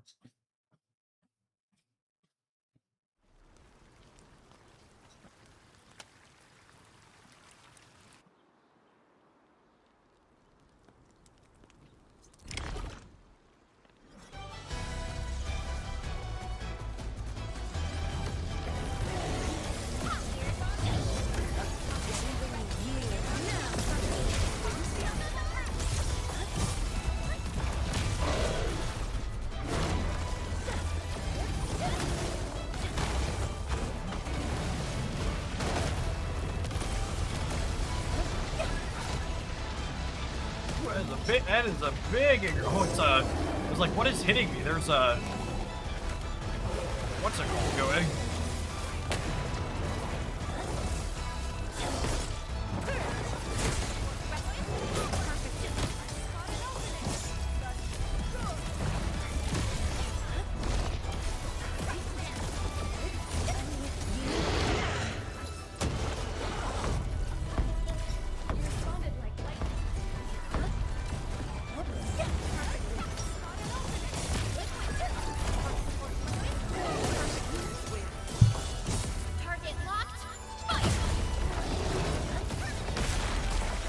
You can't escape. The window on what's it called there is real short. Make sure I'm keeping Lino's skill up here.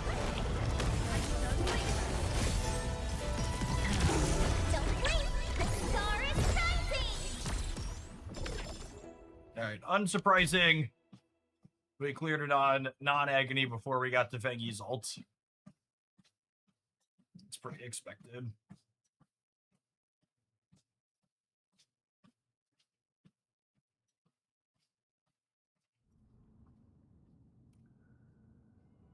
How about a refreshing cup of tea?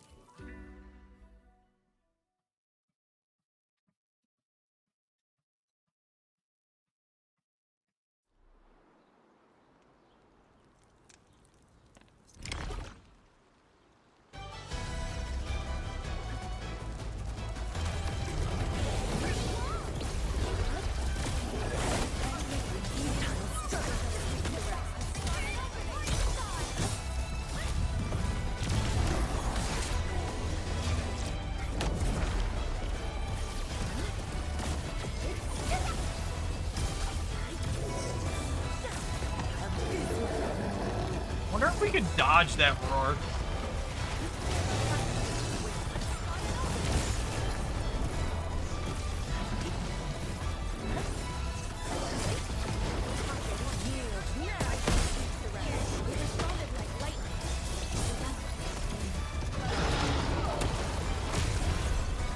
Did I do it again where I didn't? Yeah, I did it again where I didn't put it on agony. That extra button press keeps sure, but I was like, this thing's dying very quickly. Level of 60.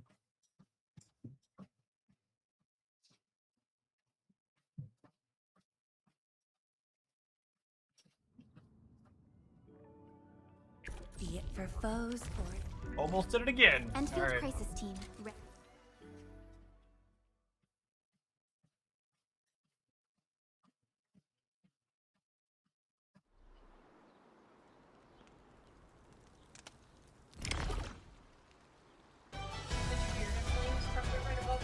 No.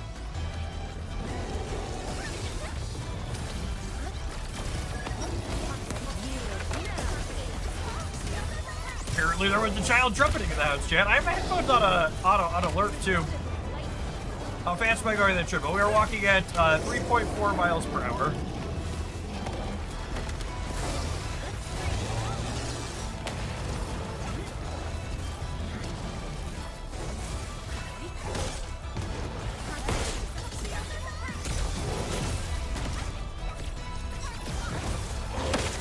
Dang, is that a lot? I feel like that's not a lot. I also, like, don't really... I just, like, scrolled it till I hit a pace where I felt like I could walk that pace the entire time.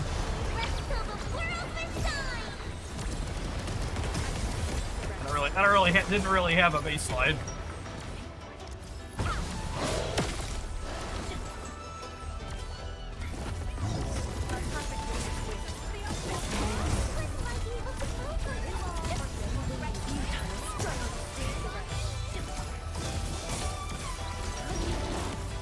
That's my walking speed, but I'm told I walk too fast. Yeah, I often, when we're out, like, for the occasional walk with the family, I'm usually told to slow down.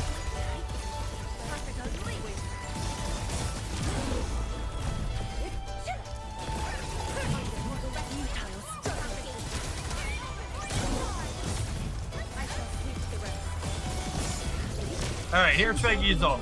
Let's see how this goes.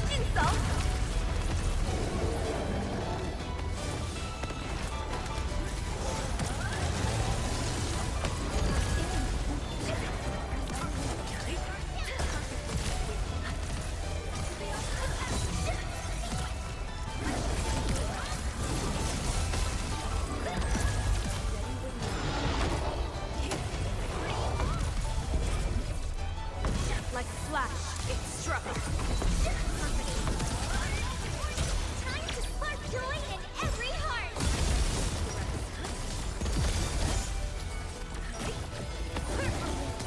I feel like that wasn't particularly impressive, but we've also got We've also got a lot of her swords down here now, which in theory means we get back to the alt faster. At least I think that's what that means. Keeping an eye out for does Lino have her dance music playing is definitely another thing that complicates rotations in this game. Ow! Oh, and I think when he hits with the stun, it actually resets the dance music. I think it's what was going on there, which I think makes sense.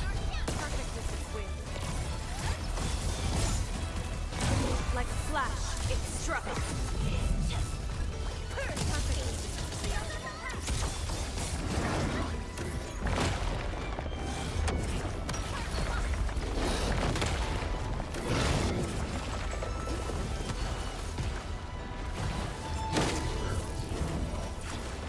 Oh man. So let's try the arcade team.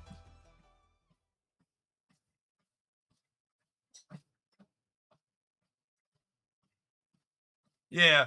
Yeah, I don't know. I really just it could be that maybe just something in my brain, the button presses aren't lining up appropriately, but really I have not felt particularly impressed by Operators accounted for. Feng Yi's teams with any of the iterations. Okay, for this, do I want Gilberta here? Or do I want someone else in that fourth slot? I guess Gilberta's alt is fine. I just wouldn't ever be using her skill, but just because we're not using her skill doesn't mean she's not necessarily good here. I could put Wolfear in that slot as just like extra raw damage that's gonna trigger. Yeah, that was my reaction for this particular is Give me I want him in here.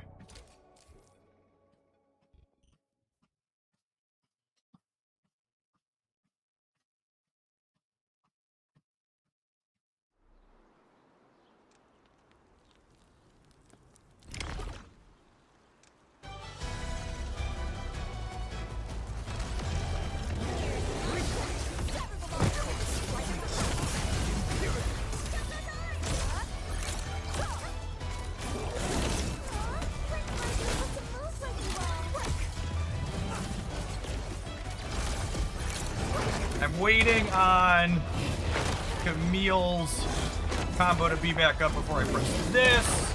Because then when I press this, we get through all four of them again.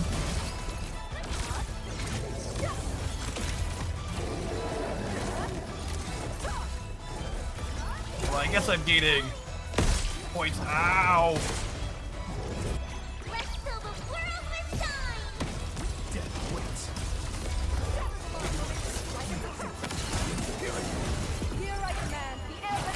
Hey, Retroid, thank you for the 47 months of support. Almost 4 years is a really long time. Thanks for keeping me around through it all.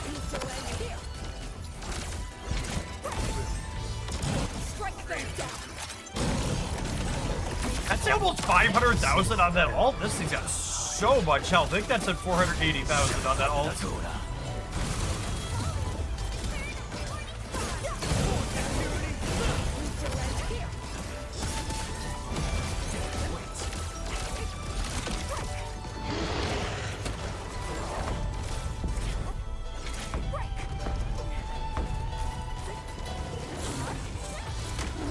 Get her singing going. Oh, we got stunned though.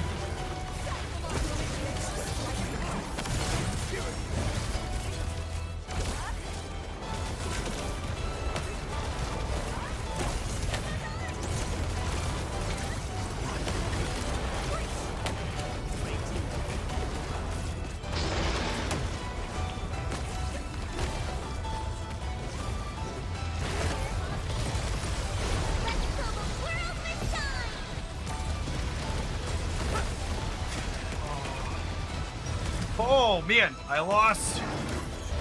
Do I need a second healer in here? The 3 hashtags are for the Arknights creator program. This patch is the homecoming patch.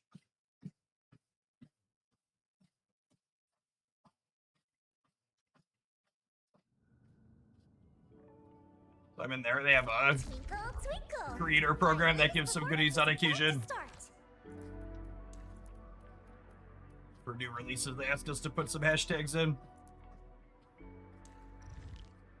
Yeah, I think I'm gonna try Ardelia. I've readied the prospect.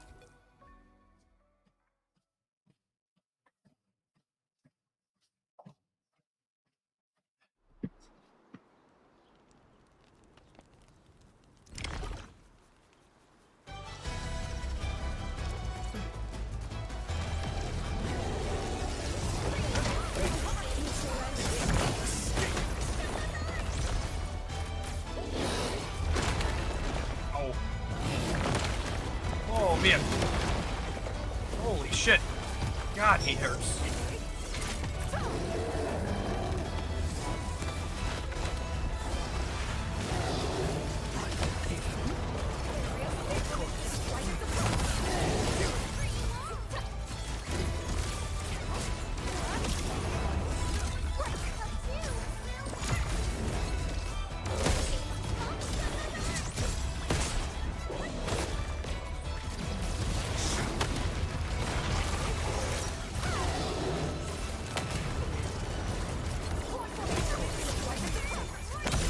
Let's fill the world with shine.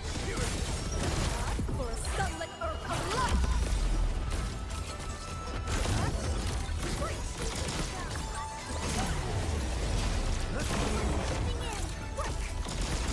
Well, we hit the disruption on that at least. A rain of crimson red. Strike them down!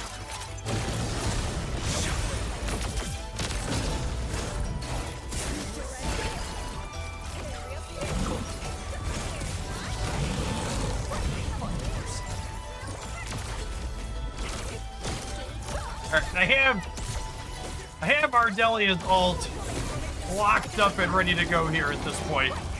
So when we get to the part in the back chunk of the fight where this thing kills us like it has been, I can tap that at least.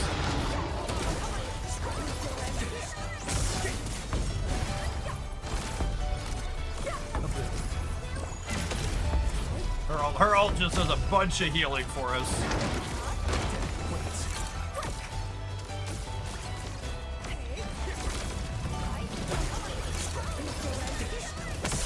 Time to spark joy in every heart.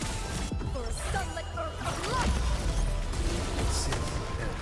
Alright, we're gonna stagger this thing here in a second, yeah?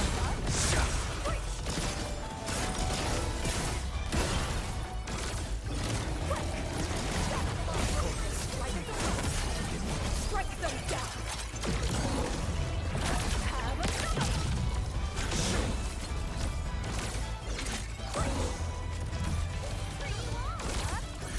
Song going. Camille's almost ready to get his combo skill again. Lovely.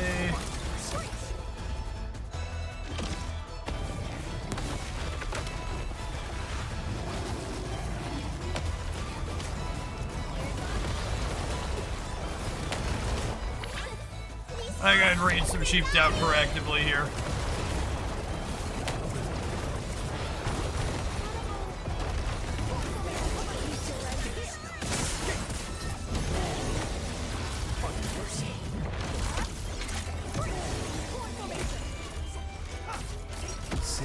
I think we're finally through.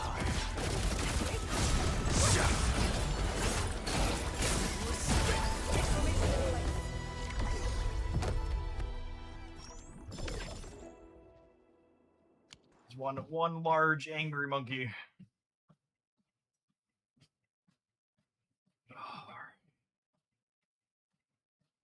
All right, 6.1 miles. Gamers, 2 miles to go. We'll eat lunch a little bit later today while hitting the goal, I think. Surprises. Excellent. All right, Echoes aboard. We got some new ones in here to wrap up here, too. Then we get ice cream, something like that. Defeating enemies recovers 15 SP. Enemies have better stats, only HP treatment technicals can be consumed.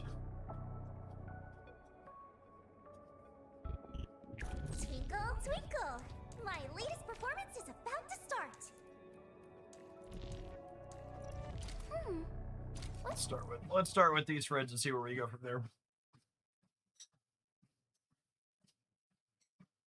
My 6 miles has only burned 400 calories, Wilker, so I think if we eat ice cream, we'll undo all of that.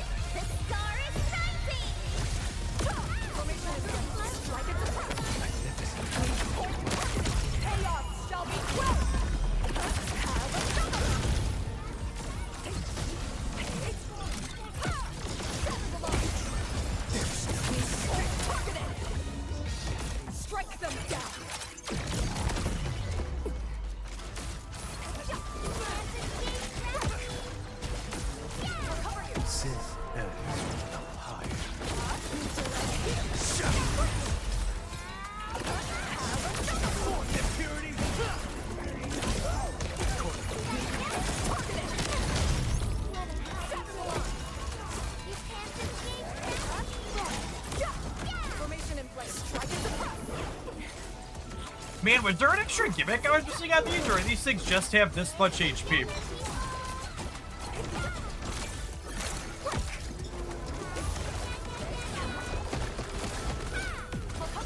I want you to clear with 7 minutes left for...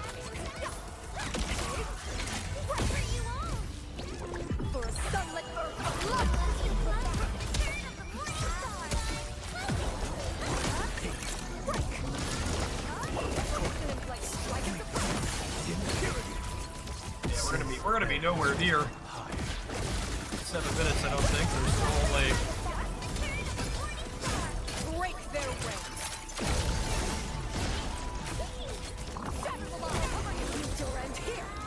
Don't blink! The star is rising! Cozy up with gravity! Death waits.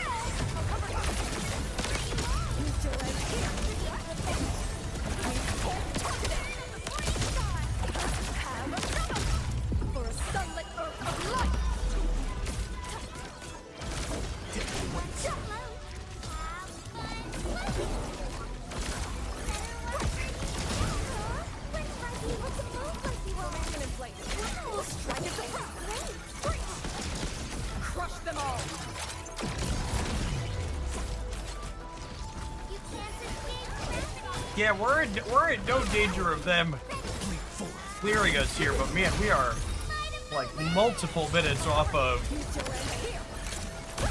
the extra bonus of 3 minutes. The rain, crimson red.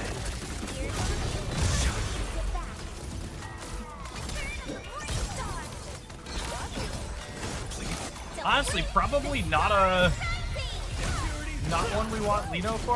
I probably want 4 characters. My button presses haven't been hyper efficient, but I think even with optimization, this team was not going to get through there in 3 minutes. Or like 2 minutes off.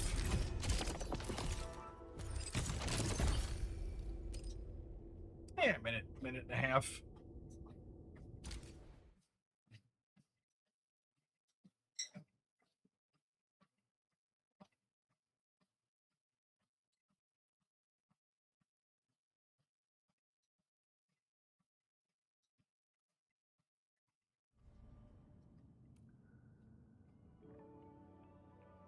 Shall I join you? I am at your disposal. Let's see if the Rossi team does better on first pass. This has been I think this is consistently my highest raw power output team, but these enemies are also kind of spread out here, which is not ideal.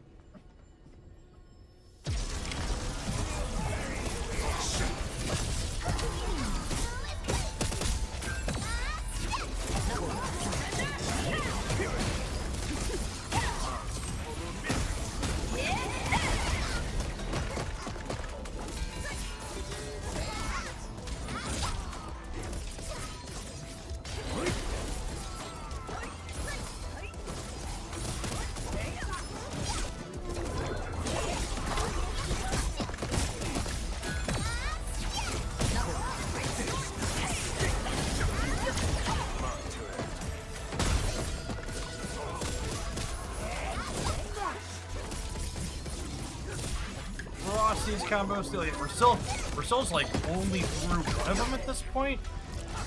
The targeting has been a little scuffed to trying to hit all of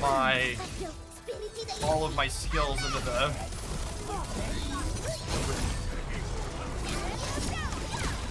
Oh yeah, the gimmick was extra battle skill bonus damage, yeah.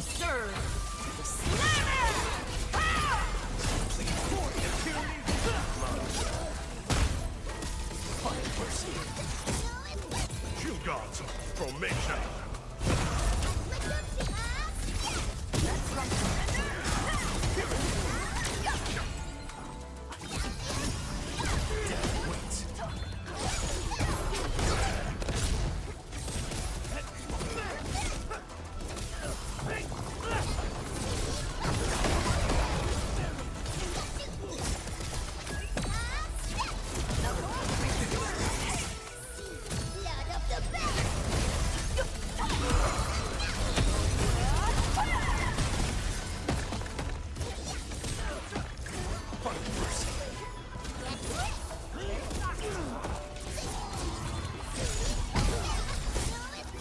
Drown endless.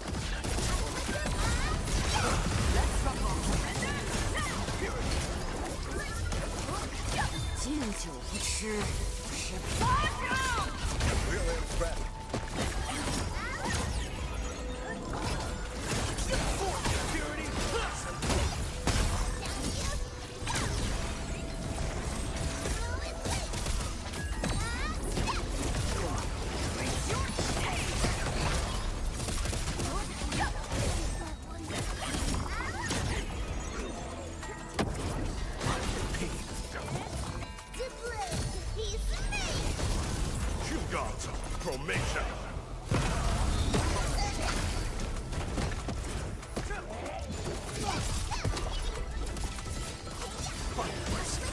Great end of Shorty. I think it's gonna be. No, it's not even gonna be closer, is it? Huh. Array crimson red.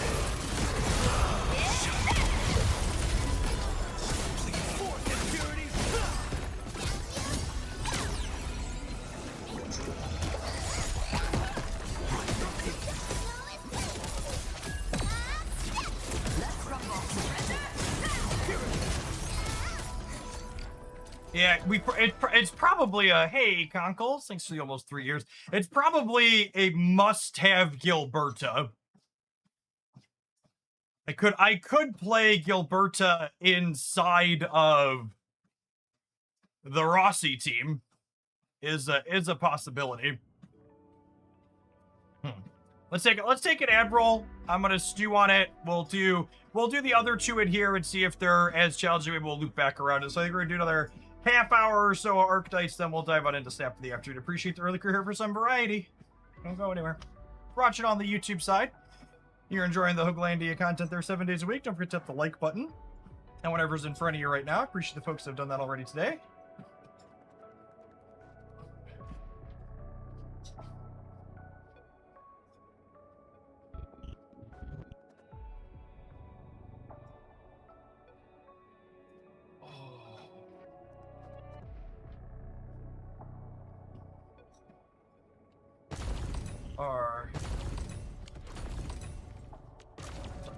on.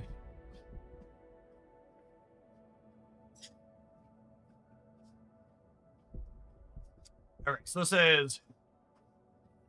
There's 3 enemies. These are the ones that give us different bonuses depending on the order you beat them in.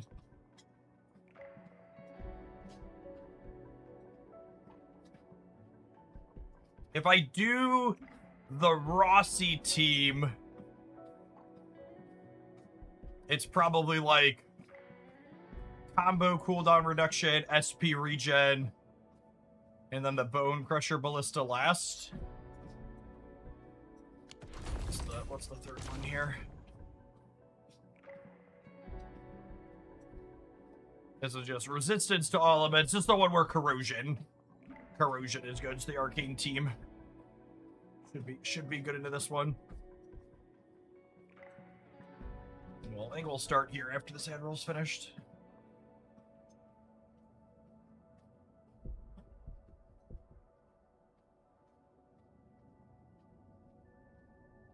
This is my chance to show Anmin what I'm made of. And again, we'll put Wolfgard in here rather than Gilberta, because we shouldn't need grouping. They changed them so Brutal is auto-unlocked. Now, they must have. I didn't have to do them on normal to auto-unlock it, or to have it be unlocked. I haven't done these off-stream.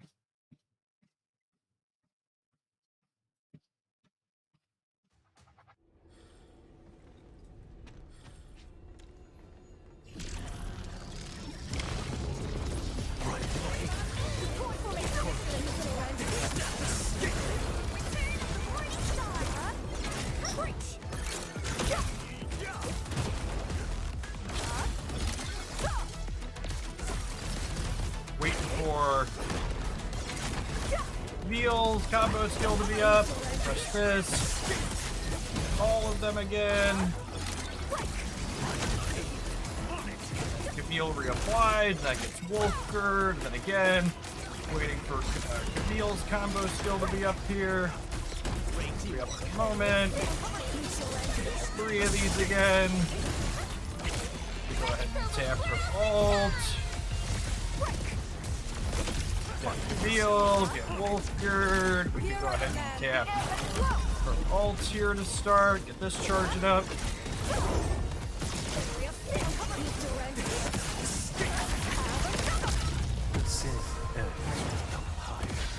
Break their ranks. Keep her song up. He's got his ult ready. Combos through.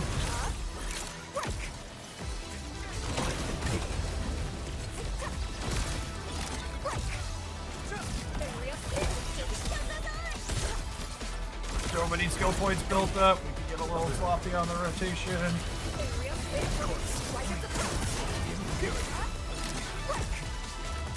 Almost time for another round of ults here.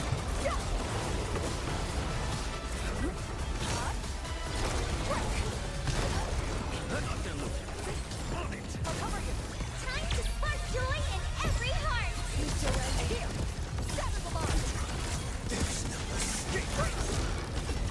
Drown endless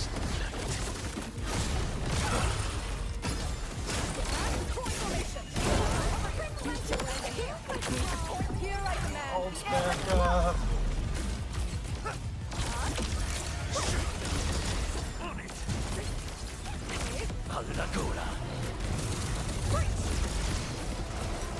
Crush them all.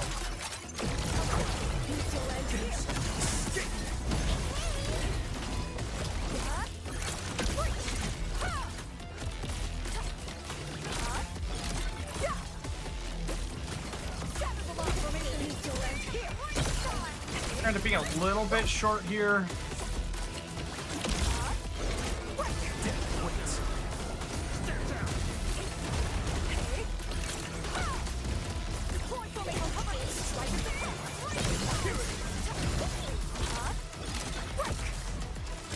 Missed on the 7 mid.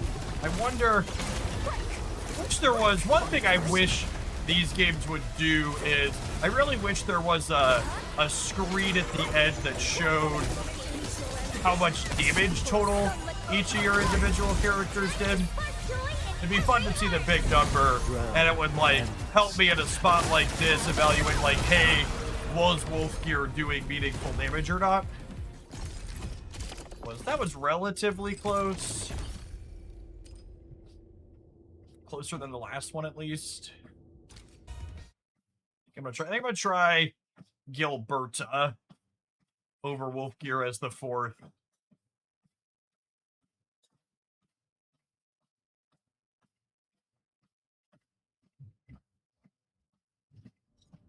For these straight up boss fights, I think you can get a better score if you 4x Fire Affliction before triggering Nature for stronger corrosion. Yeah, but then my combo skills don't trigger, right?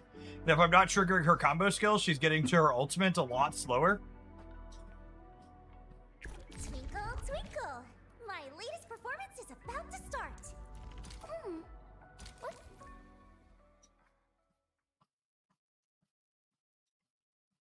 Arcane triggers her combo either way. Does she? Is it double?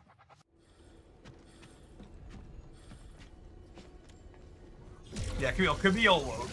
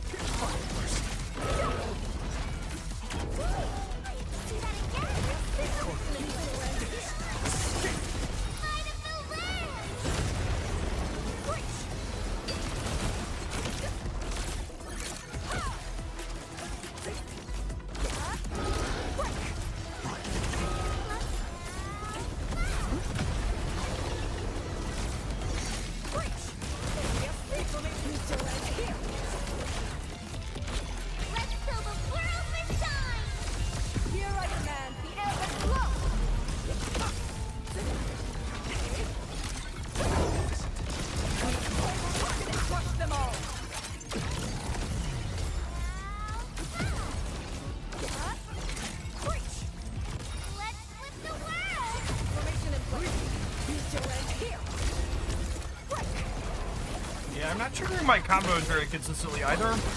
With this rotation, the extra I'm missing, I feel like I'm missing that extra fire from Wolfguard.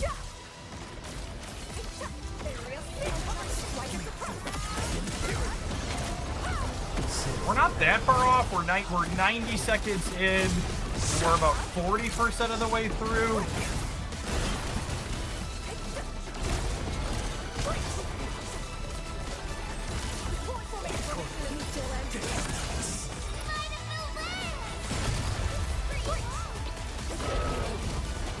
I'm missing some little things like making sure I'm keeping up, what's her name?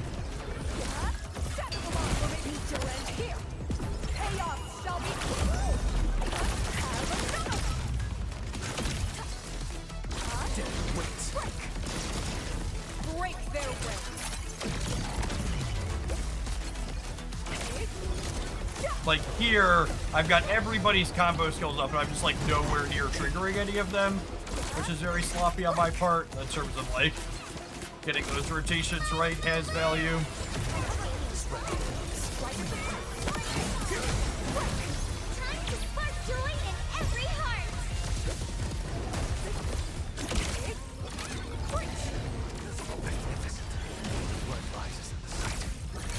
Drown. Endless.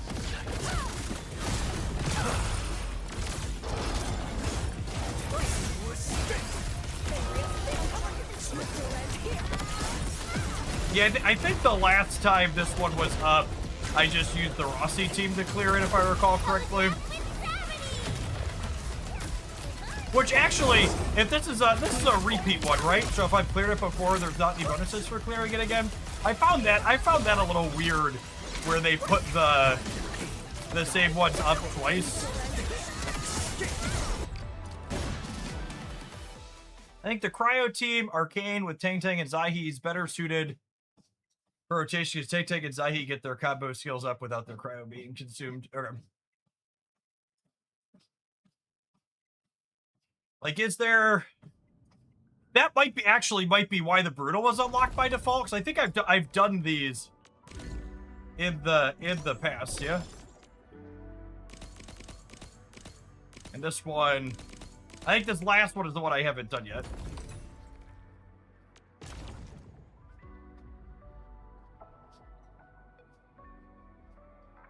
Now, you're in command.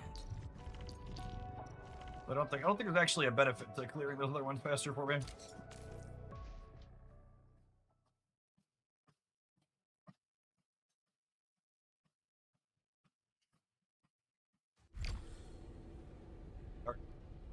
I want the heavy stig into the worm into the ballista last.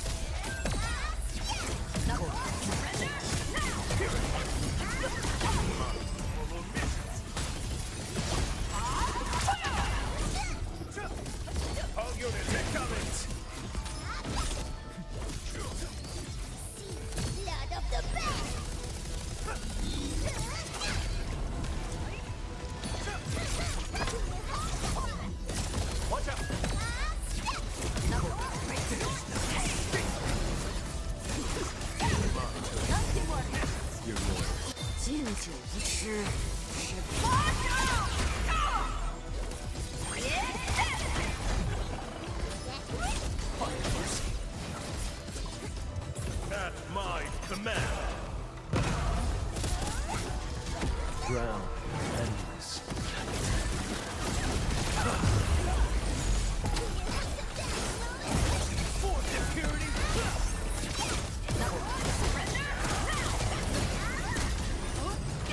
I feel much better now.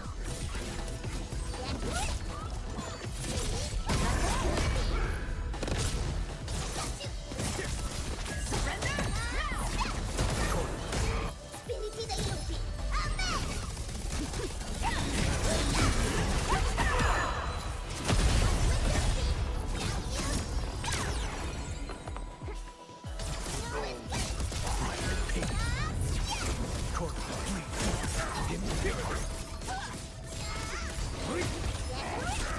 Textbook maneuver.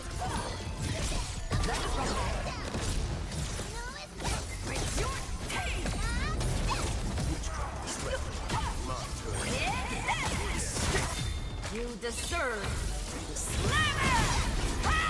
A rain of You know, it's crimson gonna be a little close, but I think we're gonna get this here.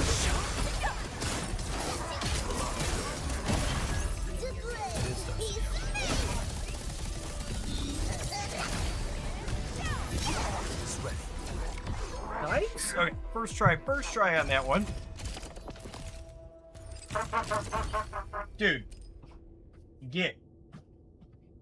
I don't know how much of my noise filtering just caught Declan blowing his trumpet towards the microphone, but we'll see when did that come through. They say that they hear him. Trumpet time. Yeah, someone said they heard him. You want me to tell him he can't play it? He can't play it blowing it directly through the door at my microphone. So do you want this open or closed? I don't know. Send it down to the basement in the opposite corner of the house. Declan, go play. Thought that was a Vizula. Yep. Oh, children. Alright, so the gold on all of these means we've technically maxed awarded them, right? The other ones are just for a medal / bragging rights.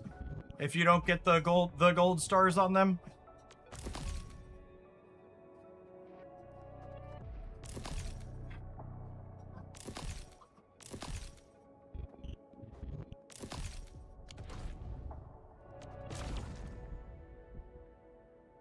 battle skill damage, 60%, defeating enemies. This has to be something with Gilberta.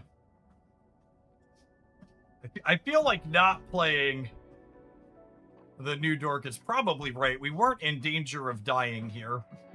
Honestly, I wonder if it's just like I swap. do not intend to wait any I wonder longer. if it's just swap wolf gear out in here like we were playing before I added here. Let's give this a try and see how it goes with the grouping.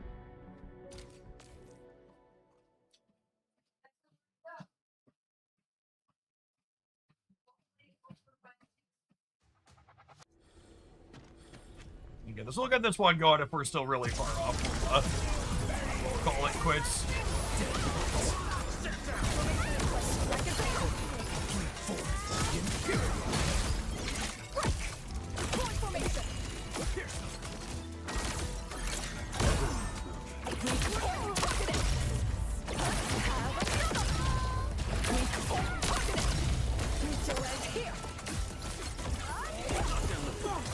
Gilberta keeping them all together. Pretty important.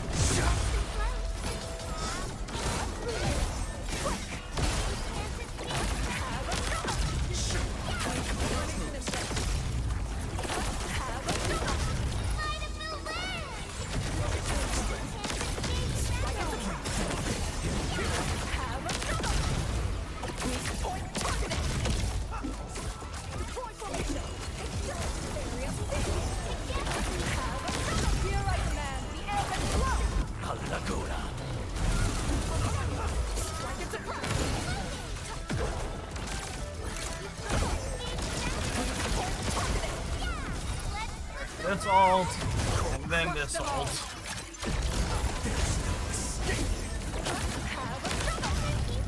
Drown. Endless.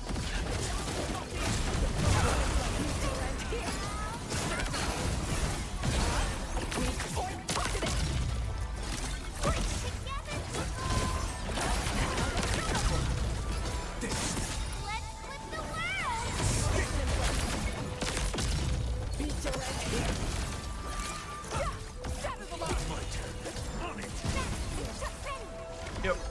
That's right. I really enjoyed the end game combat and stuff in this game. Just like figuring out which character combinations get you to where you need to go with the things that they have going on. Like the difference there being actually cutting the new 6-star character and adding the 5-star back in just because the dynamic he adds to the team is better for the gimmick is just so good there for us. The value the new character provides is her sustain.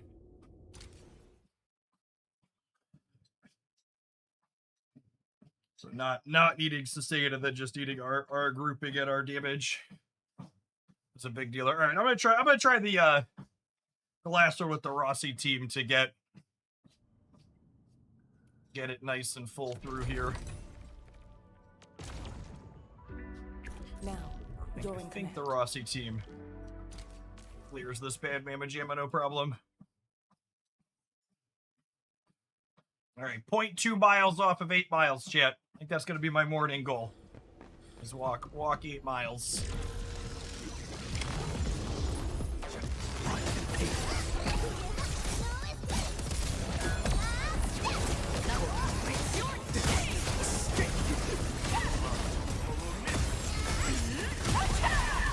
Rotations on this team are just so clean. Well, I guess I'm short of skill points at my combo skill right away here, but that's okay.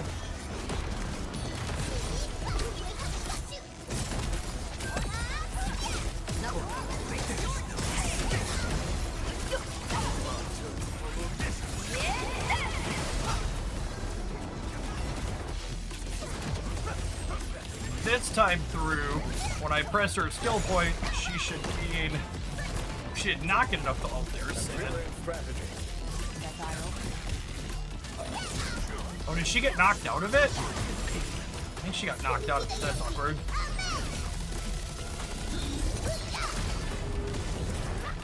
Can we try the full electric TV? Not in the combat challenge. That might actually be okay in here. I'm pretty well with the Fang Yi team in general. You deserve the slammer! Shoot guards, formation. Array, crimson red.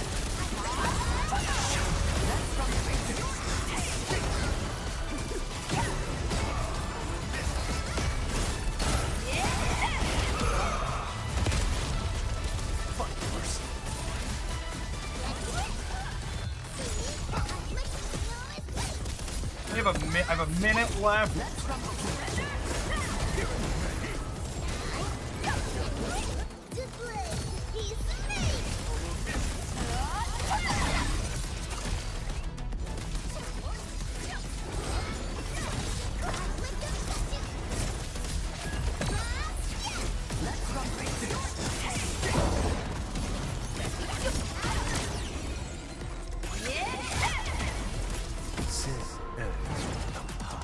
Yeah, the Fang Yi team in general has felt kind of medium to me in most of the modes I've tried to play her in. The fact that she's just so dependent on the ults feels tough.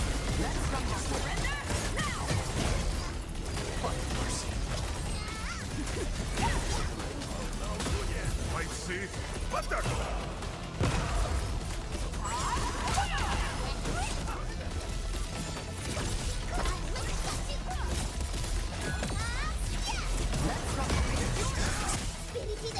This is I pushed my button slightly better here. We get through it, I bet. And a couple of bits of my rotation here that were not ideal. 12 seconds short, 14 seconds short. I'm gonna try that one more time, then we'll kick over to snapping.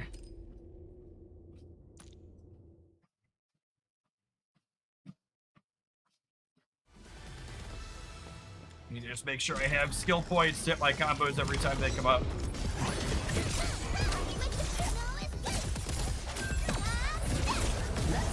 Missed it a couple of times.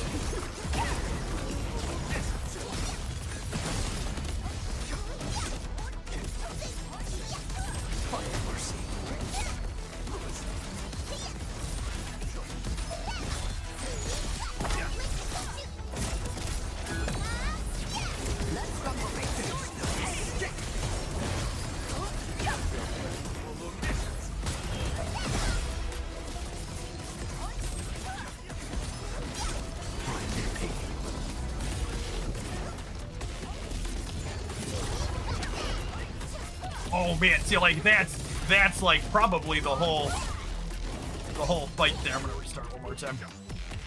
I got disrupted out of using my skill, which meant I miss a combo rotation. Those types of things to micromanage.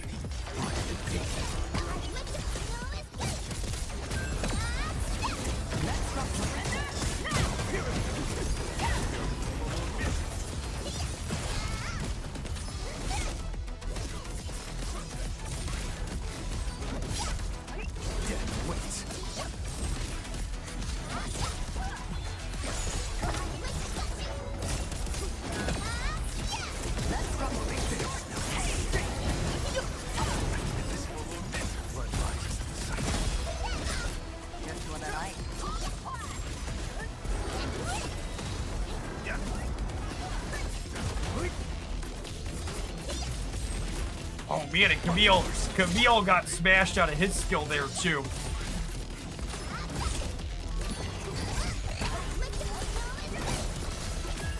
She really smashed out of that skill, misses an application. And now I have Rossi's ult ready, which means she could self-combo at some point.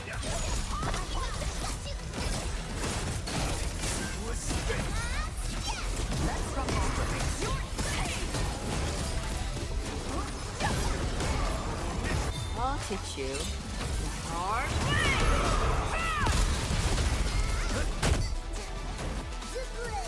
Now, this will re-trigger her.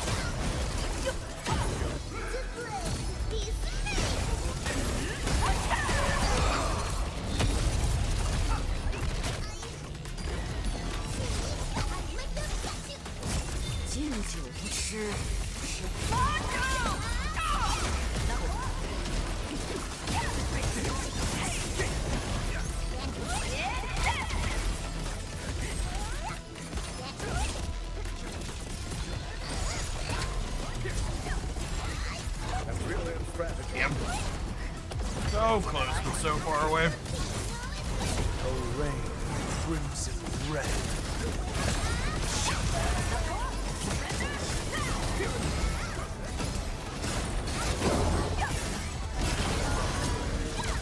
Haley girl, it's so hard for me to talk to you on walking and playing. I love you though. Oh. Alright, try one more. Last one. That's screenshot is not what I wanted. Last one.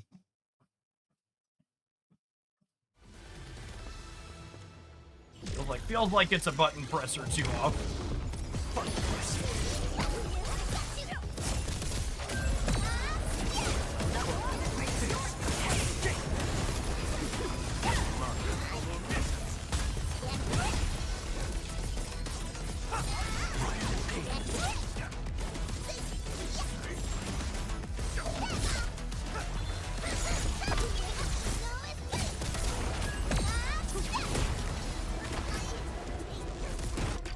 Can you check your prior record and see what she'd be using at the previous remaker? Can you? I don't actually know the answer to that. Does it log it in here?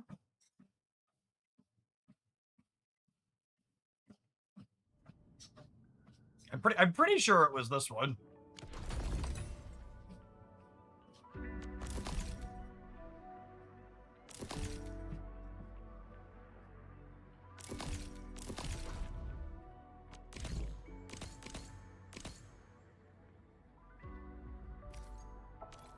No, it doesn't look like I can select anything on these.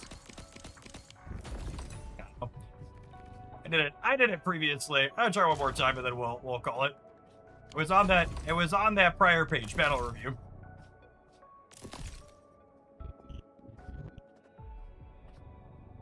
Oh, Howling of Undying Beasts. Yeah, it does say 3. It's so weird that it repeats. Is it harder or is it exactly the exact same thing as it was before? Because it could just be the difference being some crits or like one extra dodge or something in there.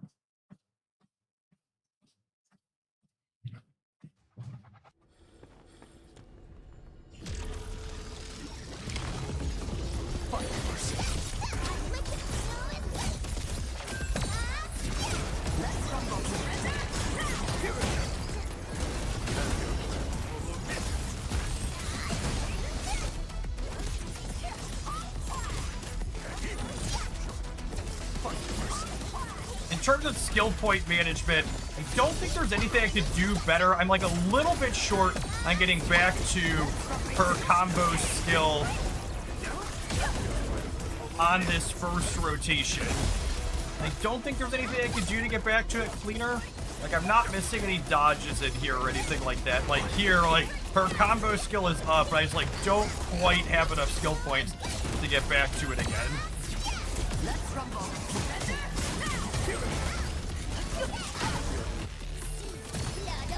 Let's tap her ult right away.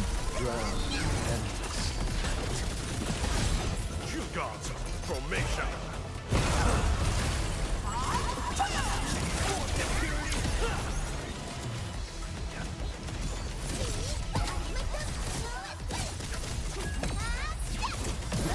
Heart you.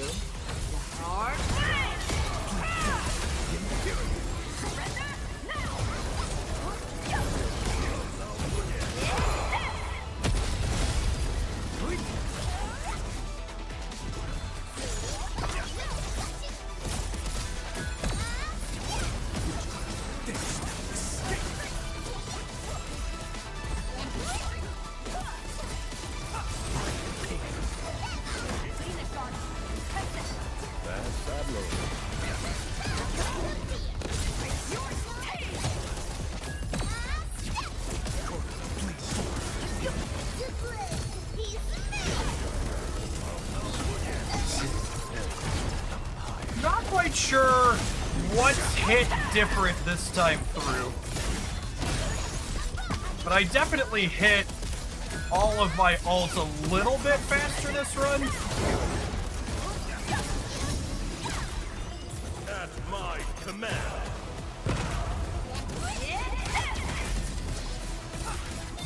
You deserve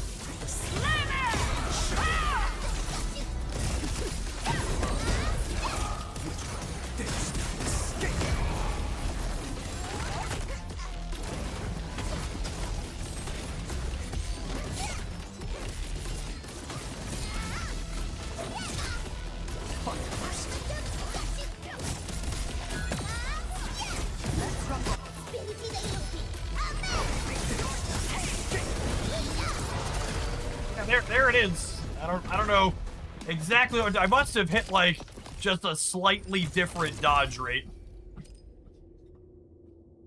All of my ults came up just a bit faster than they did in the previous runs, and Rossi's ult coming up a hair sooner is a big deal because her ult applies the fire, which gets you to her combo. Because specifically, both Mifu and Rossi's ult apply half of what Rossi needs for her combo skill, which means that you need one less skill point on a single rotation to hit through it, so you can hit it faster and more consistently when it comes back up off of it. Alright, and we did all of that while walking at 3.4 miles per hour, and I walked over 8.5. Alright, I'm turning this off. My legs are tired. Alright, it's 1:45. I'm going to tap a slightly longer than normal ad roll. And when I get back, we're going to kick on over to Marvel snapping. I'm gonna go grab a fresh shirt because the walking pad is sweaty. BRB gamers.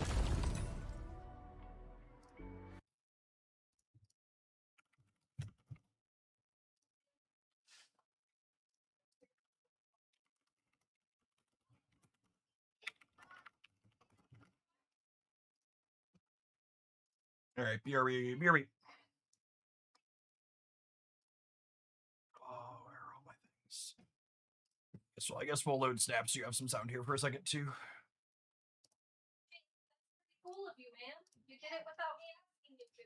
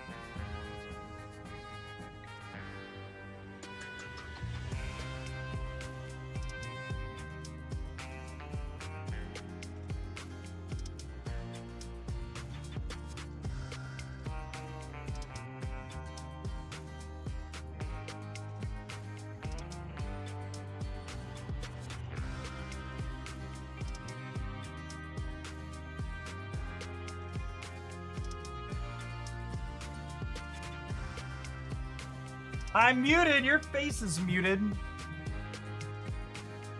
Oh, thank you for the incredible tenure, engineer. I appreciate the over 8.5 years of support. So keeping me around.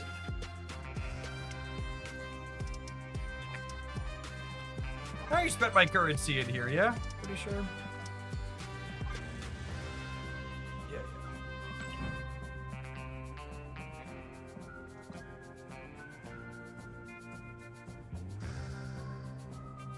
You should be glad chat can't actually talk. Yeah, that's fair. They're muted for a reason.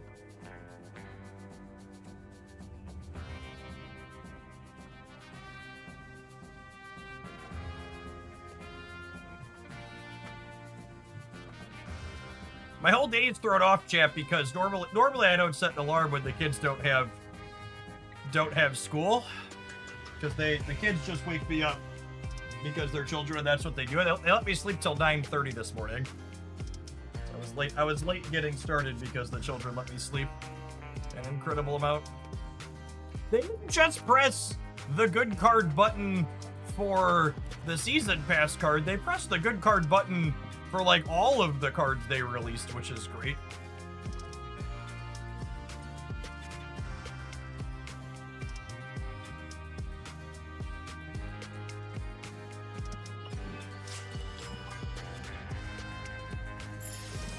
Ooh, mystery variant. Am I...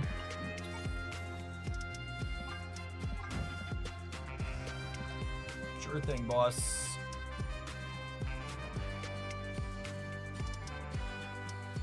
Oh yeah, Warpath variant. I bet that one's in high demand. High demand Warpath variant.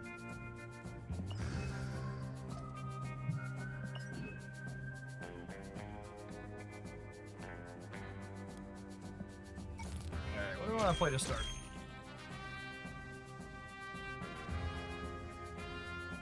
Oh, we imported this one. I don't think we played it at all. Let's do this.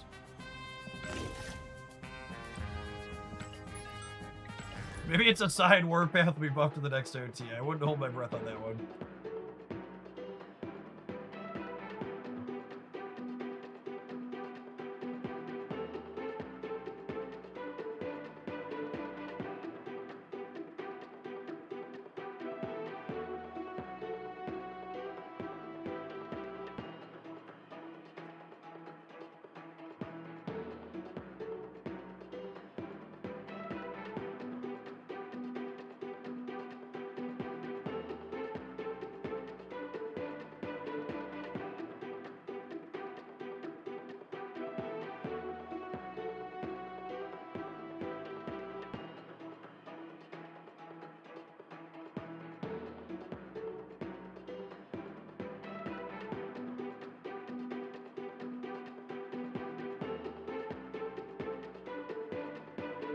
Chat, I have some terrible news for people who enjoy human-made things.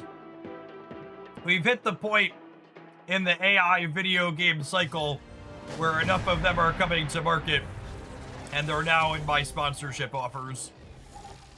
I believe I've turned down 3 different AI slop games.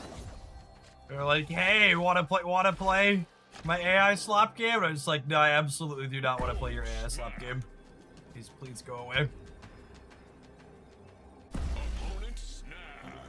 I assume we're gonna see a further ramp up of that as we head on into the next year or so.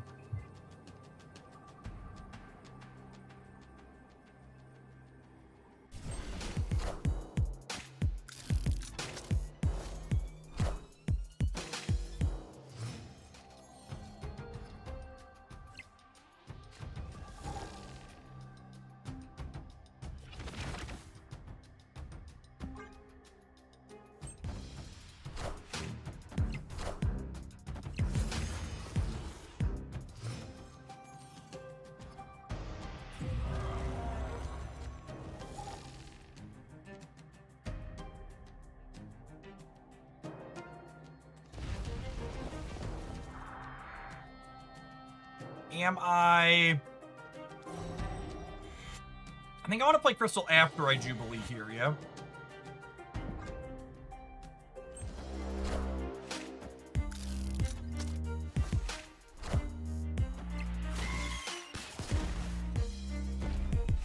What a game! Enough said, bub.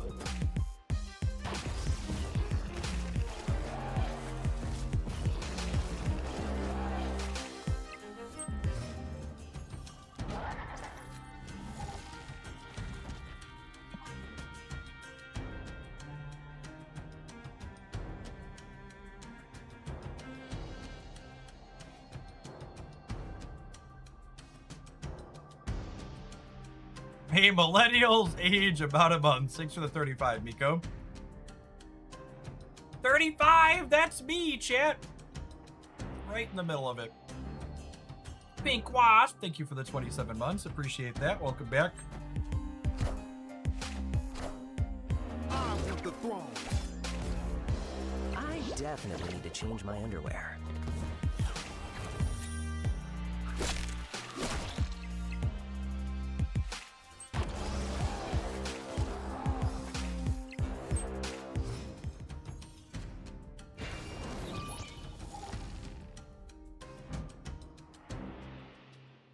Is this a good draw? If so, why? Please explain.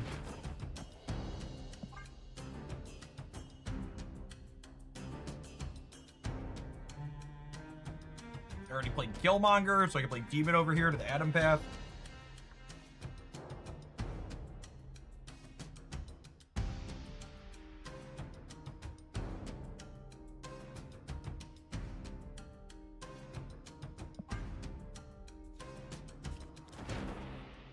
That's interesting thought. If we do the Demon second, we're more likely to get +2 here. Yeah, that's a good call.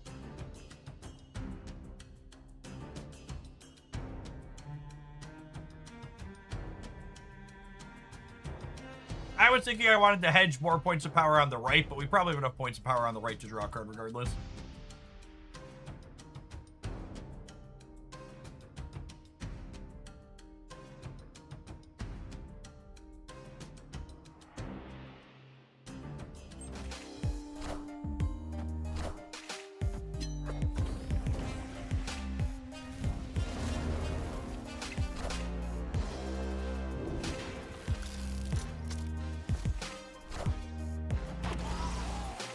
Oh my goodness, they gave us another turn.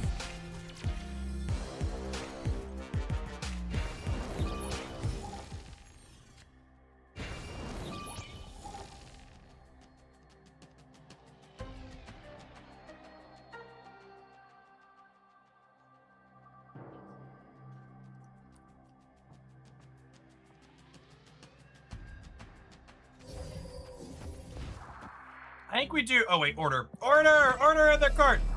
I think it's this. I think it's this. I think it's this. Put the order in the cart. Don't worry about it, bud. Okay.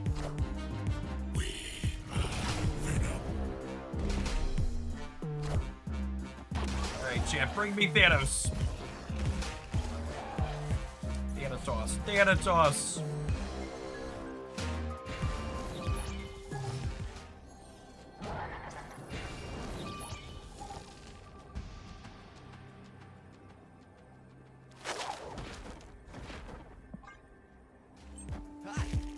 Well, not a Thanos in sight, but should be a pretty good spot for us regardless.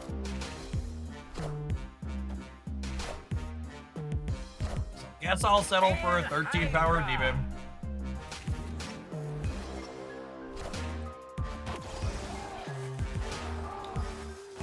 So new card, thanks for the 20 months. Did you see that the corporate earnings for Pokemon TCG Pocket show a decrease of a 41% user rate? It comes for all mobile games eventually. Yeah. Like, it's like I always say, right? Like, every single one of these live service games, whether it's, you know, Fortnite or Marvel Snap or Pokemon Pocket, like, generally speaking, their most successful years are their first one or two. Also, for the record, like, Pokemon Pocket making like 40% less money or whatever in their second year, like, they made an unholy amount of money in their first year. Like, the game's not going anywhere making less money. Like Marvel Snap was wildly successful its first year at $200 million. Pokemon Pocket made over $1 billion. Billion with a B. Billion.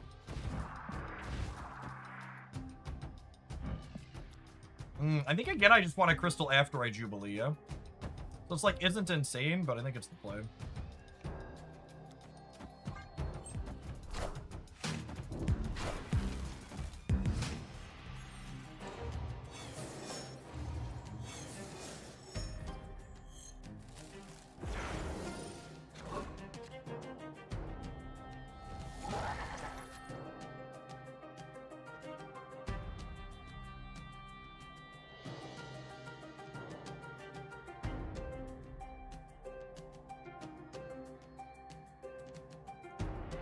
Man, this is some freaking choices here.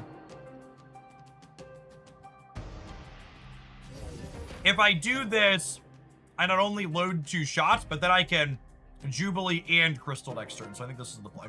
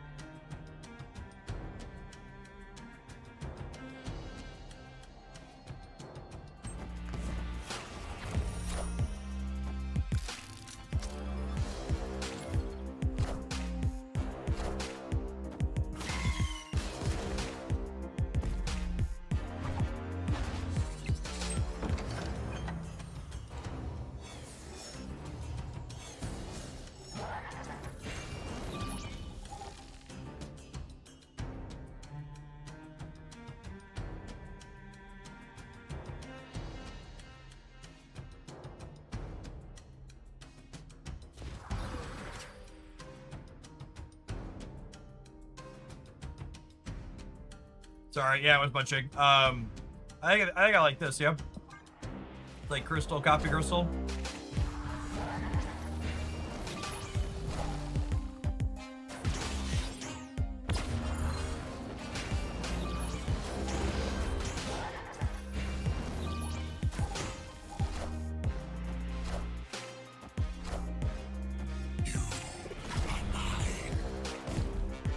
Enough said, bub.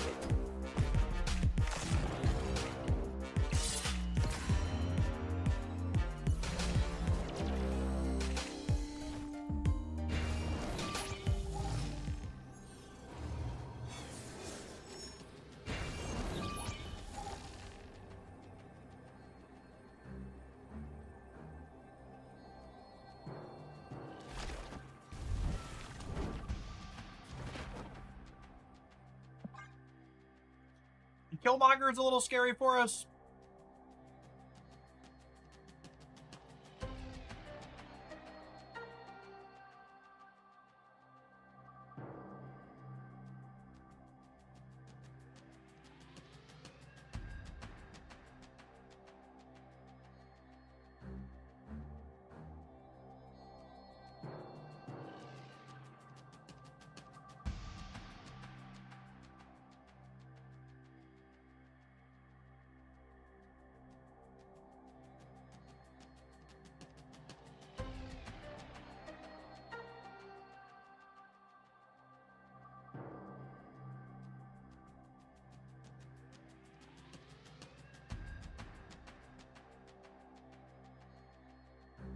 And you mitigate Killmonger by ordering Agony second.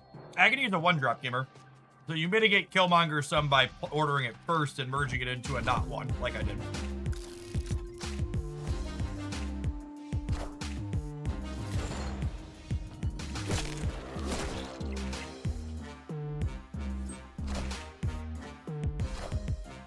Cut off one head, two more shall take its place.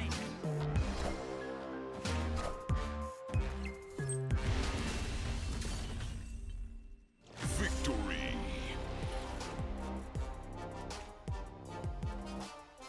I think the opponent in that game, unfortunately for them, kind of showcasing why Destroy doesn't traditionally play Magic. Like, our deck isn't even an opposing Magic deck, and we were able to take much better advantage of the 7th turn than they were in that first game. Just went way over the top of them there. Really good linear showcase of our deck, though. Jubilee and our card draw working with Thanos, so sweet. Write that one down for later. How many Thanos highlights in a row is too many, Chip? I think we're on like 5 or 6 days of Thanos highlights in a row.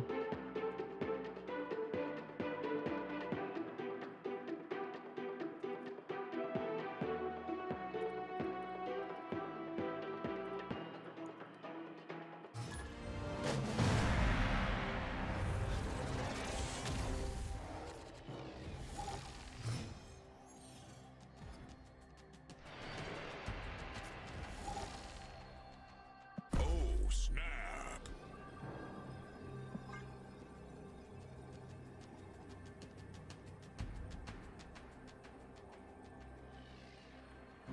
Stu, thank you for the 17 months. Welcome back. Good afternoon.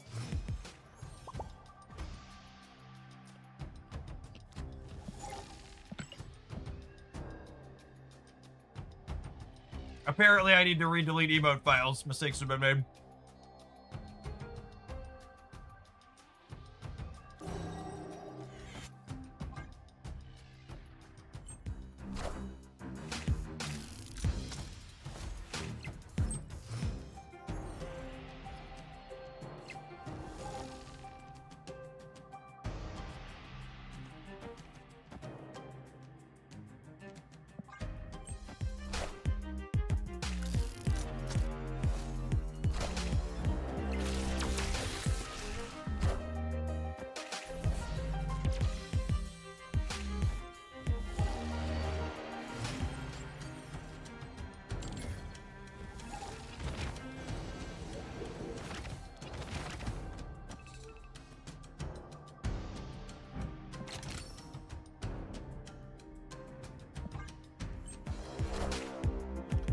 So locations resolve left to right. So Bifrost is going to go before Asgard happens here.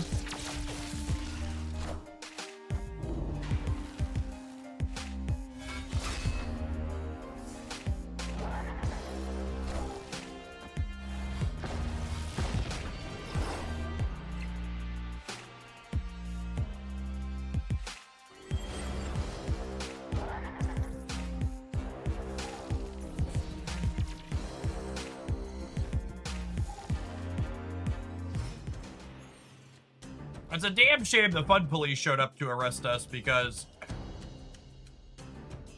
we've had a pretty sick Psylocke otherwise.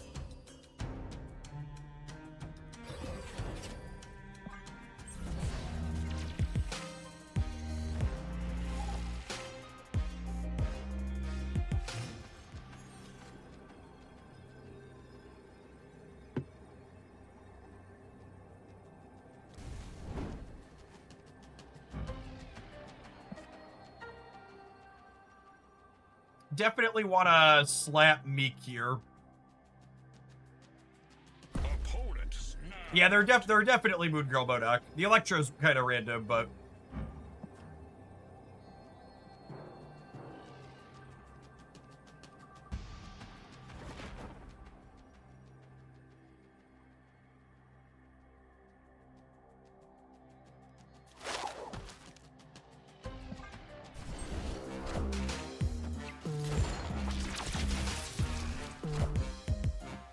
It's Rex, 6 over 3 years.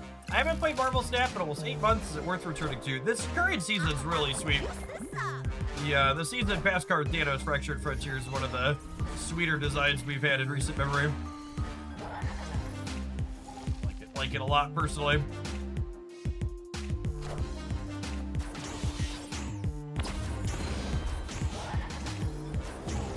His draw card having text on the last turn of the game with Shadowlands Daredevil is really sweet too.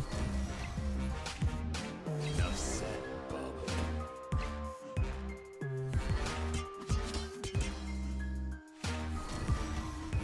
Enough said, Bub. Rip.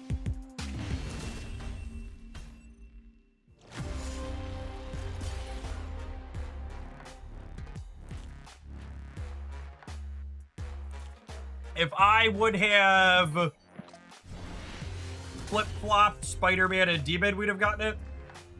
This was -3, and this would be +3. It should be +6 here, which would get us to 4. Over invested on the left there. The Morrows also could have spread differently and gotten us.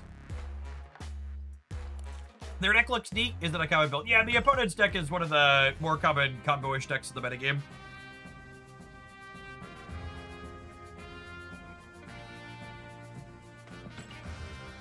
There aren't any like super popular combo decks, but that's one that's just like been around for a minute.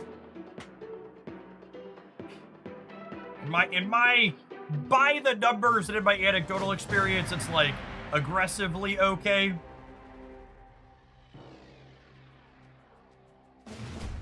You can play it and not be embarrassed, but also doesn't go over the top of anything else. You think they'll add quick draw to any existing cards? I think it's pretty unlikely they go back and change designs they already have. Snap.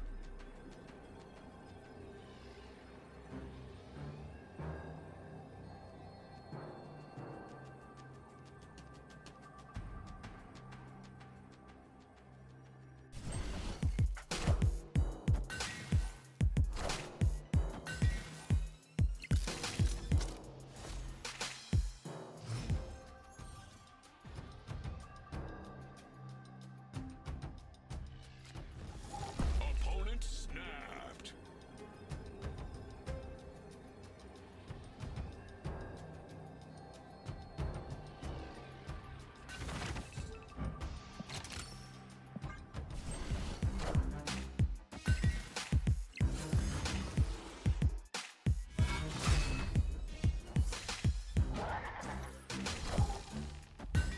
Stiggy, thank you for the over 6 years of support. I appreciate that. Welcome back.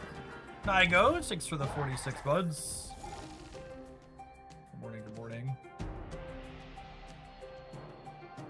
I'm just going all in here. And we'll figure out how we're winning the other two after the fact. So for those that are newer or coming back, you know what's going on with Thanos. You see that animation. Every time we play a card the same turn we draw it, it loads a shot for Thanos. Effects like Adam Warlock and Crystal that draw us an extra card, they also count as quick draw. So like this demon will count as playing it the turn we draw it next turn as well here.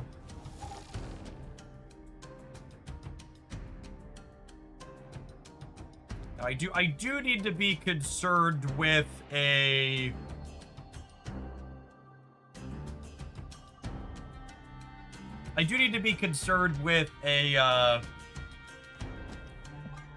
copy of Professor X is something the opponent's deck often plays.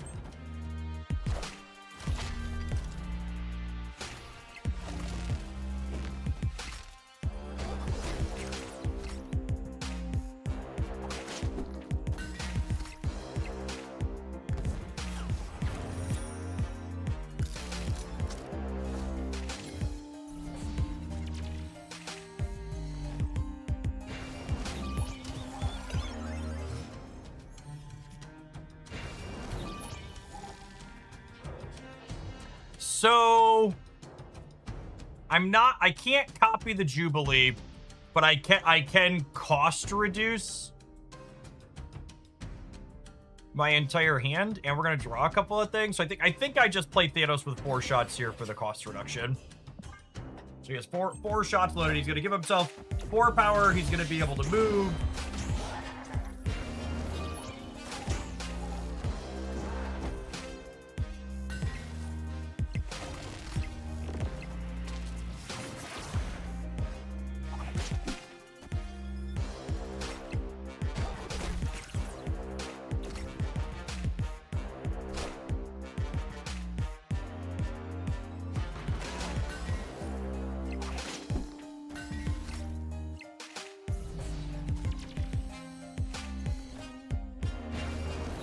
Hey, Chad, is Jade Foster a good top deck?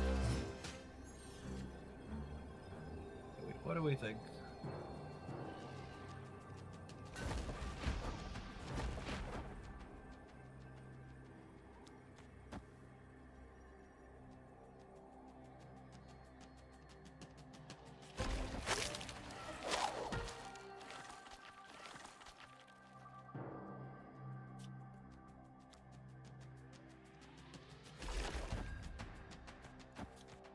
Probably losing the center, but I think we went the left to the right most of the time here.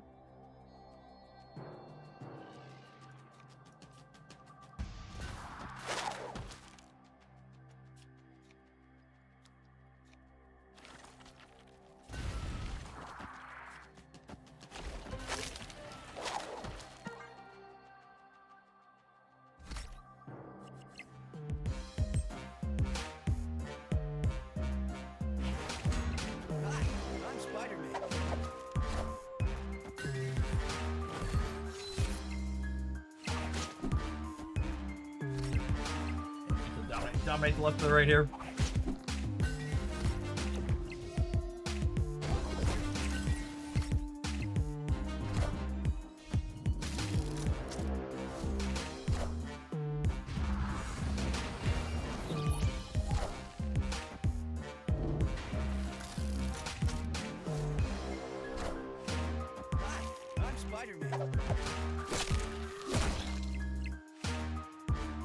We got really close on the center here too, huh?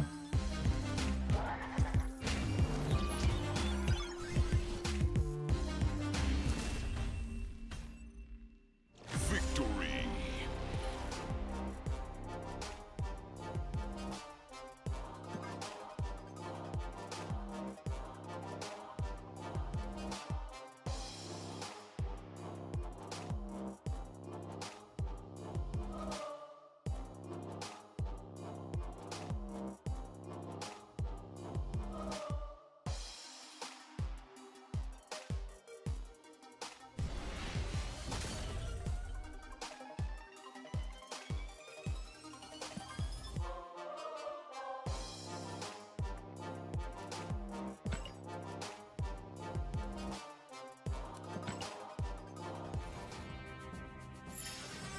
Howdy, Ant-Man.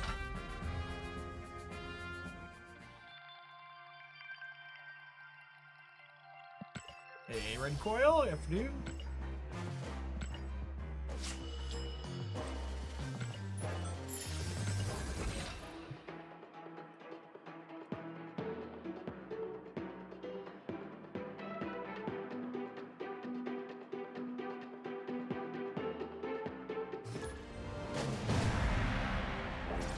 What does the animation do when the gun has all the bullets loaded? It doesn't do anything. You can't load more than the bullets. Oh, you know. That was a zombie Galacta animation from our opponent, right? I bet this matchup's horrible for us. People have been asking about, well, how do you counter the Thanos decks that have been popular? And a lot of the Thanos decks look very similar to this one that we're playing, and that they have very, very minimal interactive elements. These Thanos decks tend to be very honest, mid-rangey style decks.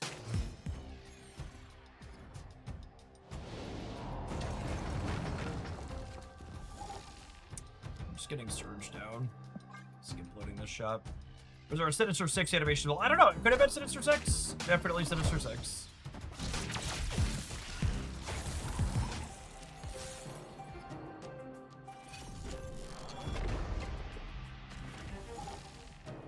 I think a well-placed Cosmic Ghost Rider could swing a match interferer. I don't think I agree with that. The only card, like, Maverick and occasionally Wog are the only cards in the what's it called matchup that usually that matters for.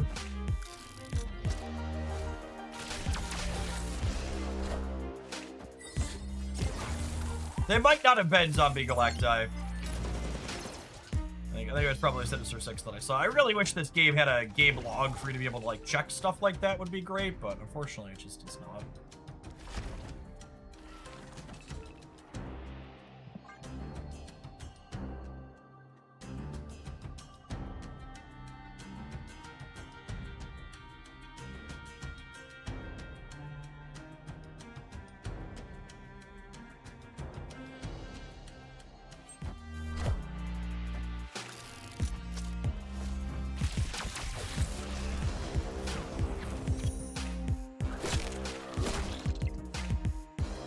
In World War III updates, chat, my timeline says from a couple different sources that Iran has put out a statement saying that they will not negotiate with Donald Trump further, and they will only accept unconditional surrender until there is a new administration present.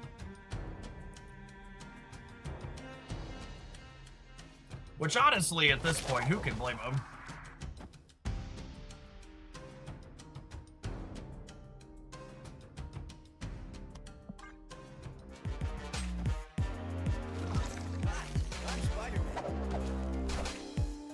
I wouldn't want to talk to that guy either. Yeah, just big fucking move.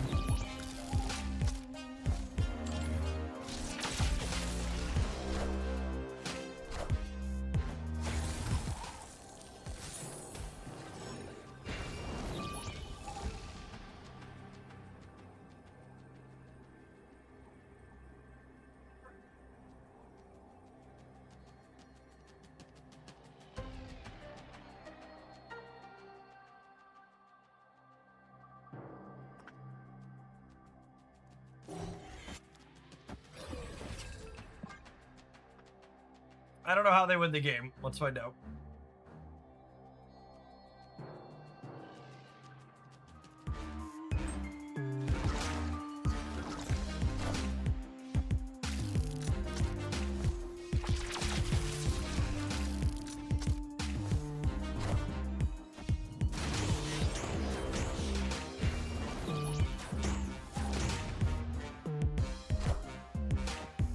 Oh, and for the sake of clarity, unconditional surrender in this instance refers to $300 billion in reconstruction. Oh, they have Wasp as their last evil card, and then they get us like this? That's adorable. Refers to $300 billion in reconstruction, plus them having full unilateral control over the Straits attacks, all things that go through it.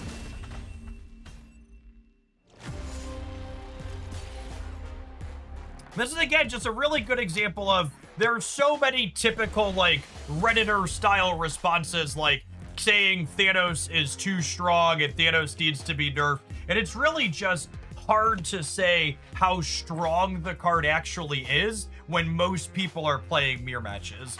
You really need the metagame to go back to a point where there's more decks like this of people playing other things to see how does it stand up into everything else. Because, like, you know, when 55% plus of your games are Thanos against Thanos, like, Thanos is going to win most of them, right? He's going to lose most of them, too.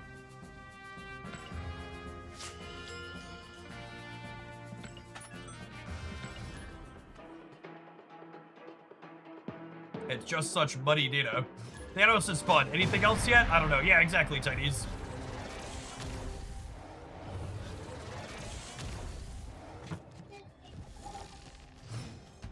Okay, King into Daredevil is lovely. Love that for us.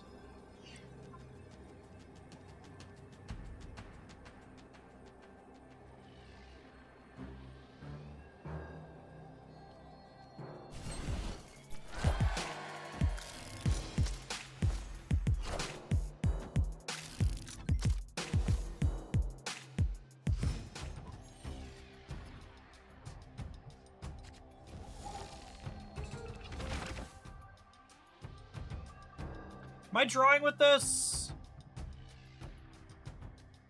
I think so. I think so.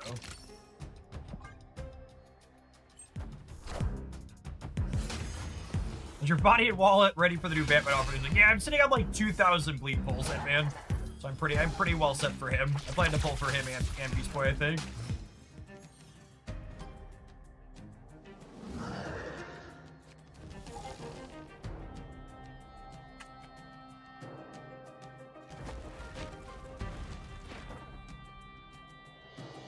I've mostly stopped interacting with politics because in England it's really frustrating, but I started getting ICE-sponsored videos on my For You page on TikTok as a left-wing Brit. Yup. The propaganda machine is strong, to say the least. And leaks over to basically everywhere.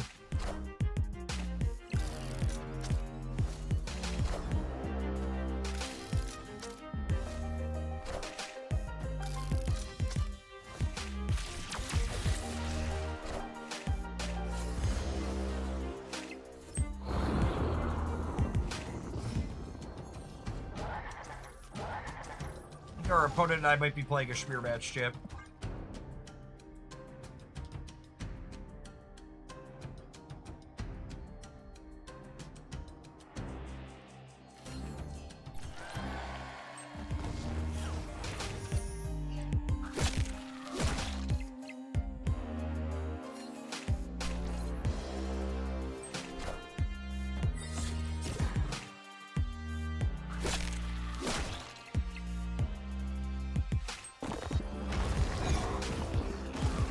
Zombie Horde landing left is an unfortunate beat for us here.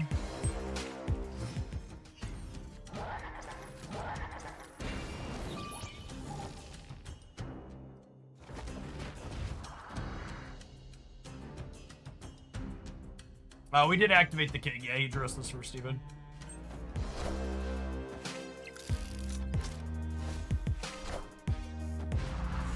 Bring me Thanatos!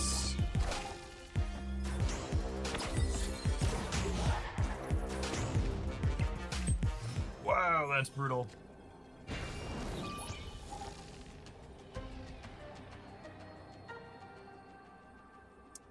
My only hope here is that a combination of Jade and Adam let us sneak a win into the left here. Which isn't impossible. Improbable, but not impossible.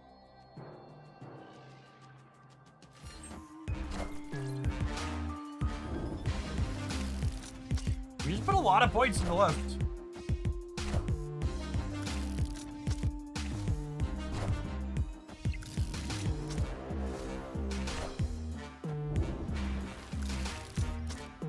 Come on, Adam. Come on, Adam. I believe.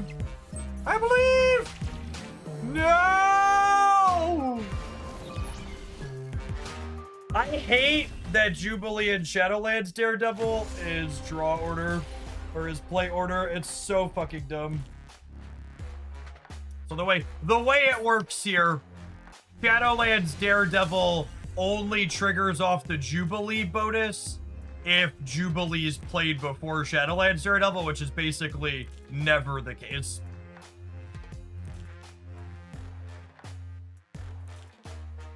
We lost the tiebreaker. No, Shadowlands Daredevil gets +2 spy. So if we hit a card that boosts him there, we win 23-22.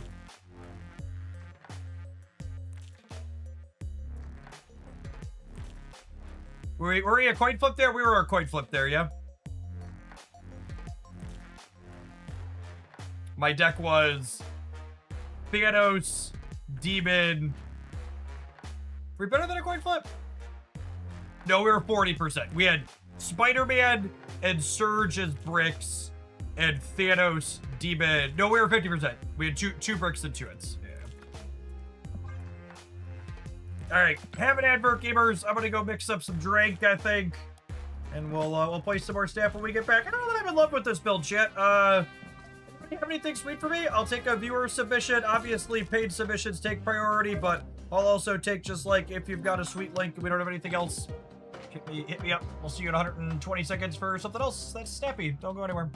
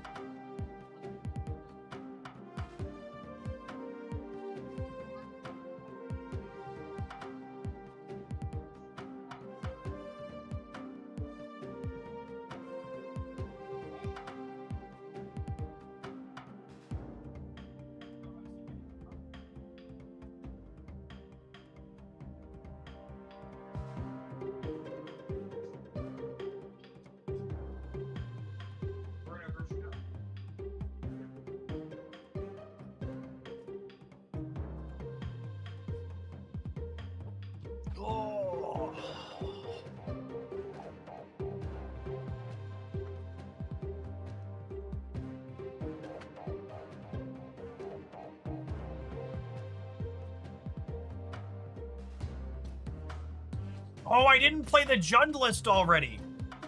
Oh, yeah, Marty. Do you have an export? I forgot about that one. My weekend was slaughtered. I had, spent like 20 hours volunteering over the weekend, and then also worked and recorded a bunch of stuff on top of it. You have a list for me? Give me a second. Perfect.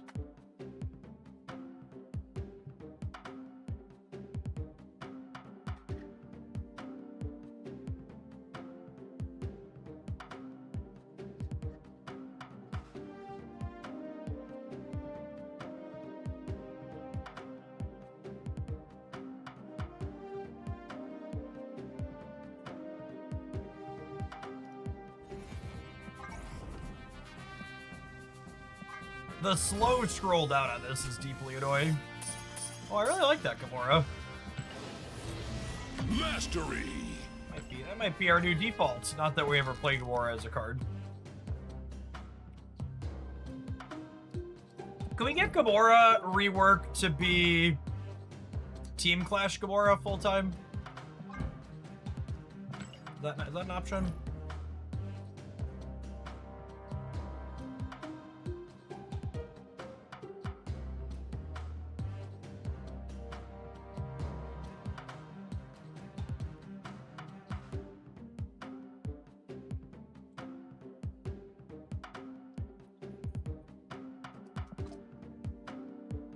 Collection builder out. You know, Glitch, I don't know that I'm interested in doing that on stream, but if you, like, figure out a way to, like, fill in your Series 4 or 5 cards into a list, myself and other people in the Discord server would be happy to help.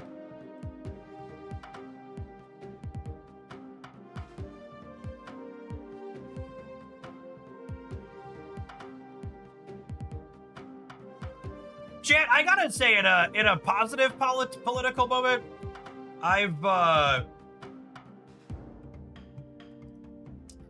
was pretty pro Abdul in Michigan just from hearing he was supporting Medicare for all and other things like that. But I've taken the time to like listen to him talk and do some interviews since he won the election. And man, I don't know that we deserve him. I really hope Michigan doesn't fuck up the general. He would be fantastic to have in the Senate. He's a very, very good public speaker. DeMartis, thank you for the 43 months. Tokyo Whirlwind, thank you for the almost 7 years. Welcome back. Just released Gamora Fractured Frontiers with the Team Clash ability at Moon.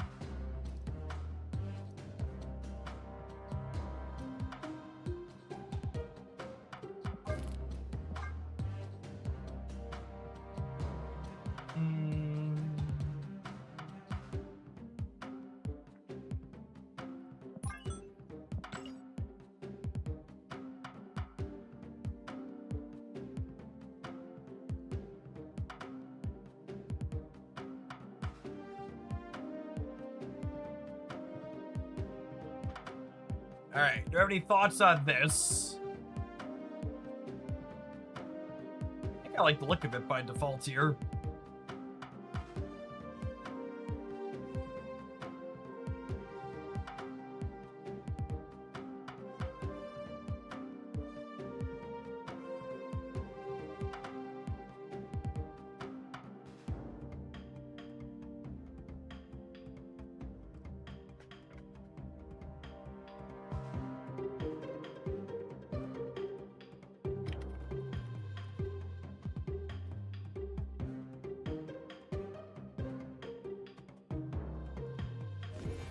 A reporter asked Abdul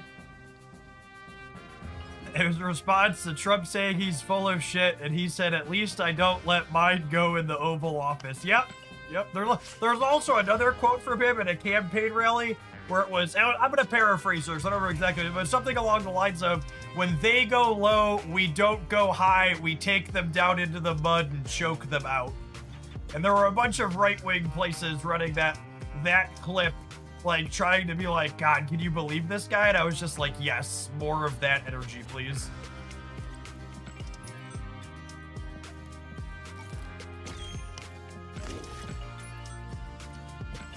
was metal as fuck. Yep.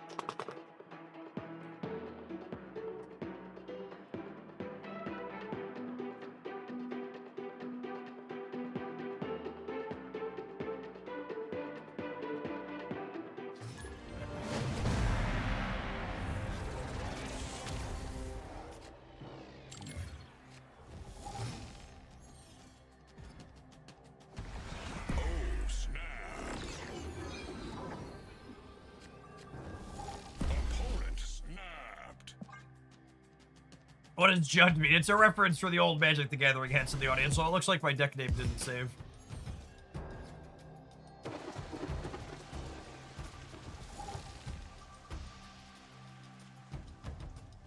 Honestly, I'm just playing this to load a shot and get the island bonuses.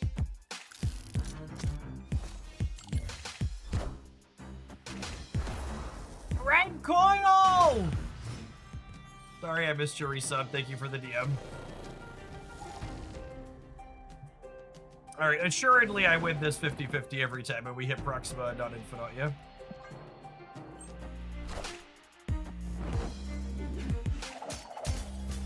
Alright, well, we hit their Scorpion, which is all you could really ask for.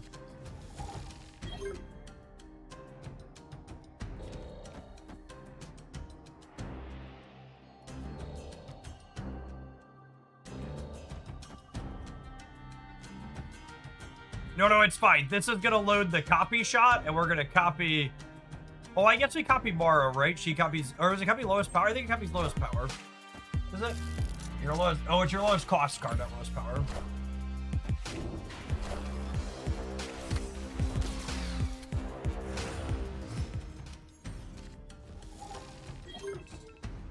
Okay, and this destroys weakest enemies, so if I play this, he's gonna shoot Polaris here, which is ideal.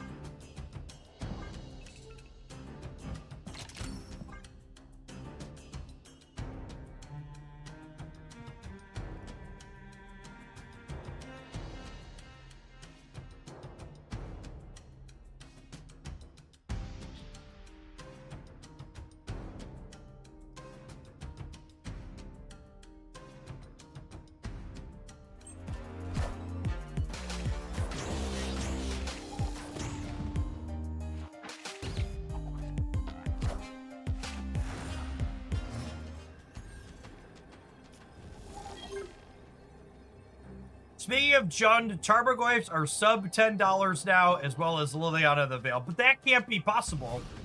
My Magic the Gathering cards are an investment, chat. I'm not just blindly setting money on fire for a collectible that I can't really afford.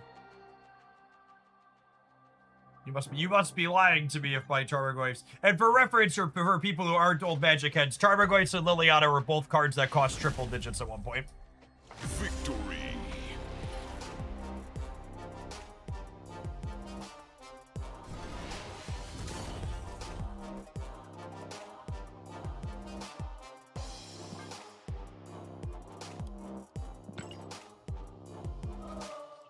Alright, I mean, this was probably a Moon Knight game. We took their Scorpion away, and ended up taking it down.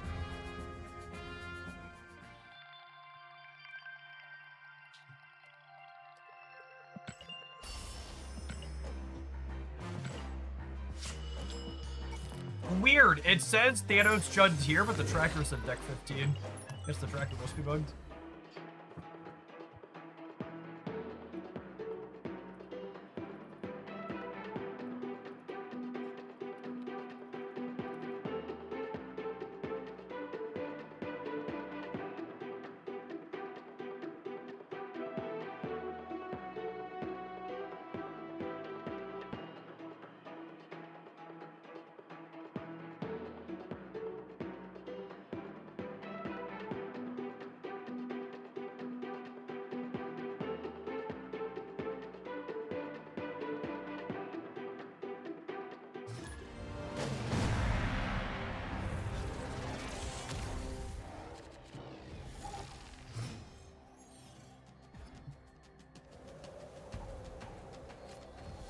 Opponent snapped.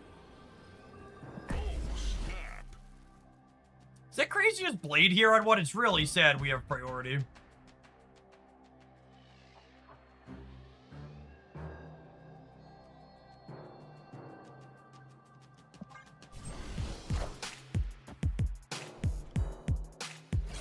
So, as someone who used to think or made comments about cashing out IRAs and other things was a bad idea to put it into collectibles, as someone who's really started paying attention to the financial markets in the last 2 to 3 years,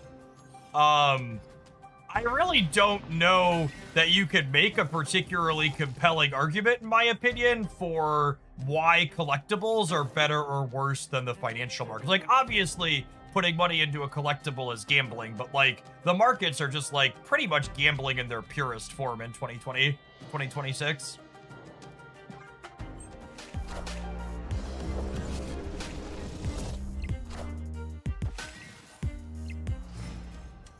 Someone once referred in chat to the financial markets as astrology for old white guys.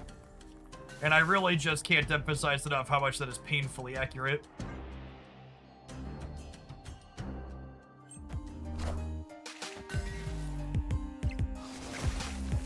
They unbanned Splinter Twin in Modern almost 2 years ago, and it's been truly unplayable. I mean, that's the other way I'm saying it doesn't. So that was one of those things that, like, Wizards was always kind of famous for in my mind. It's just, like, leaving cards on their banned list that, like, aren't remotely playable anymore.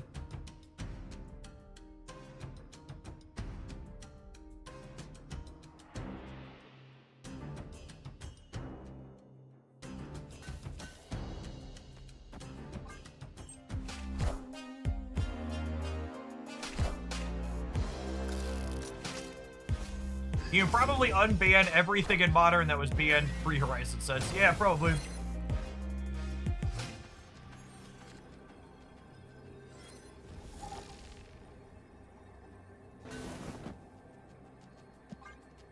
Unbanned Pod, you cowards. Is Pod really still banned? That's really funny.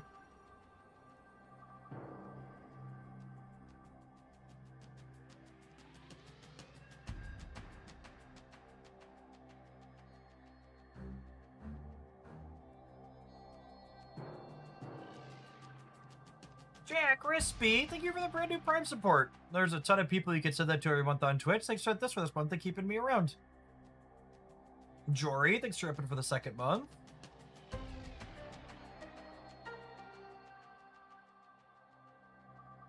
I haven't played Magic the Gathering in like 3 years, and Pod could have been unbanned the last time I played, and I can't imagine it's gotten any better since then. CJNJ, thank you for the almost 8 years. Welcome back.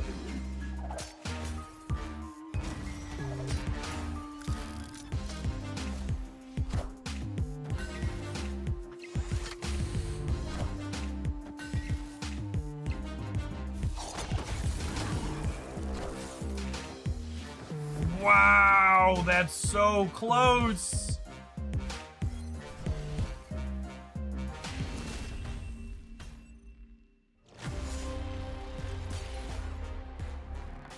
GG.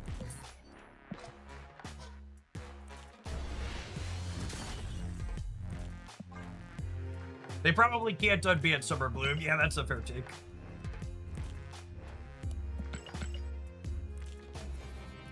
That's a card I know the name of.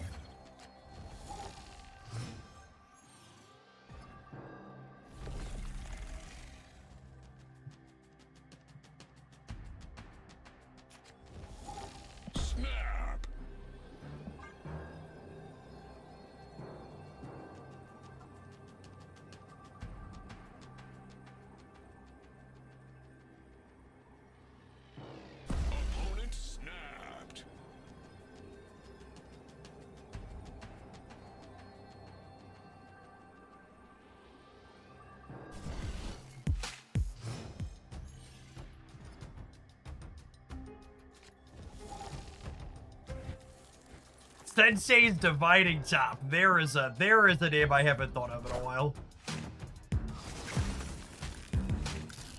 Hey, Lead Catcher, thanks for re-upping the Prime. Sometimes you have to refresh your page to get the notification to send through with the alert, which can be a little funky sometimes.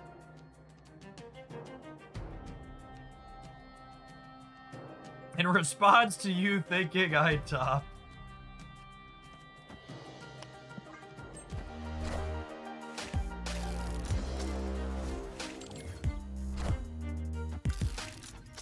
Average Bear, thanks for having above average Hoglandia sub. Appreciate the 37 months.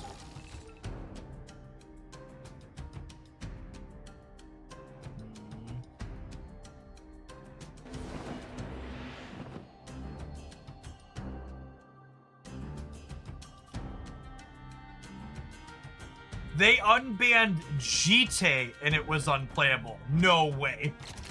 That's what I'm actually a little surprised to hear. I mean, like, I guess I'm not, but like, also, holy crap.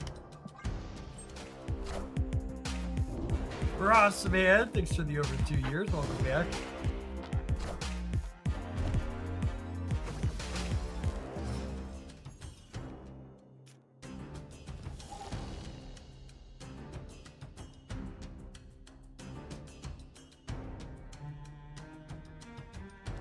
I'm deadly serious. That's genuinely wild.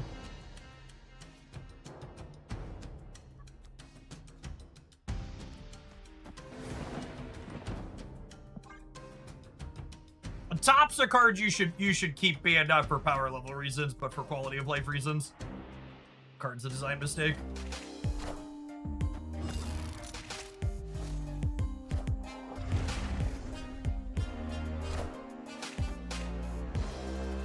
Yeah, Stoneforge is legal too.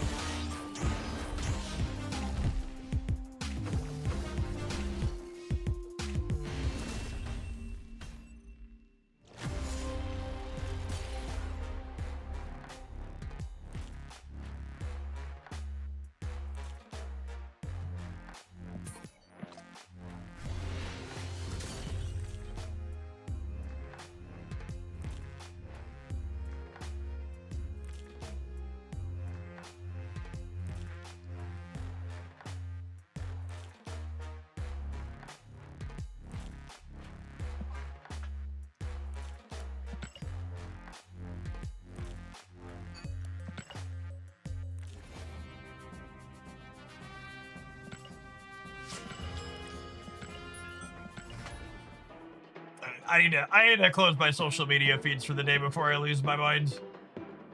One last update before I closed it. The son of Rep.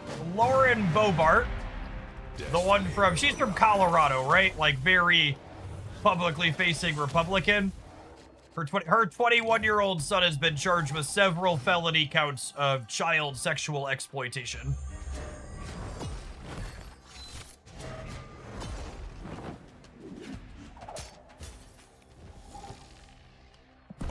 It almost seems like the pedophilia has been coming from inside the house the entire time.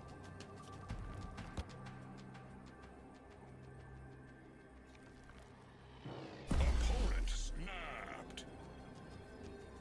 I think it's usually Ice Band first. I usually like to Ice Band before Korg when I have both, because like Ice Banding a 2-drop randomly is pretty good.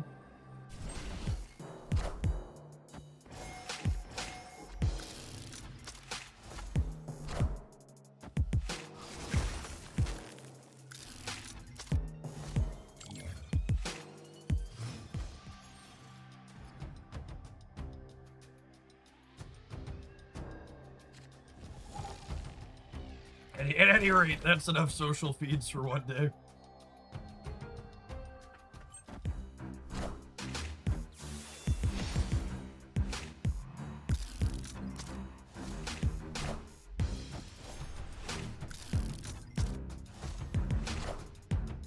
on the rock.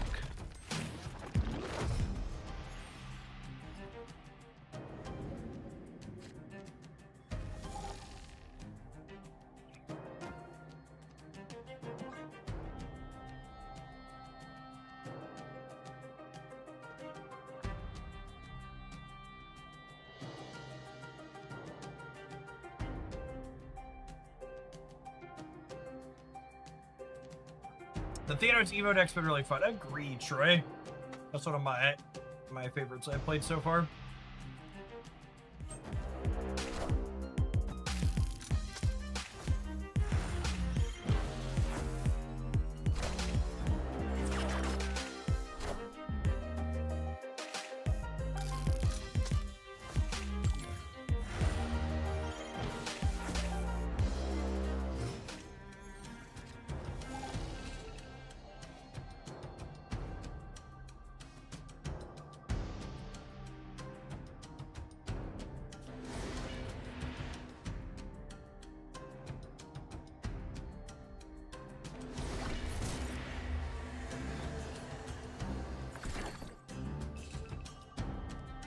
I think it's this. I think it's this.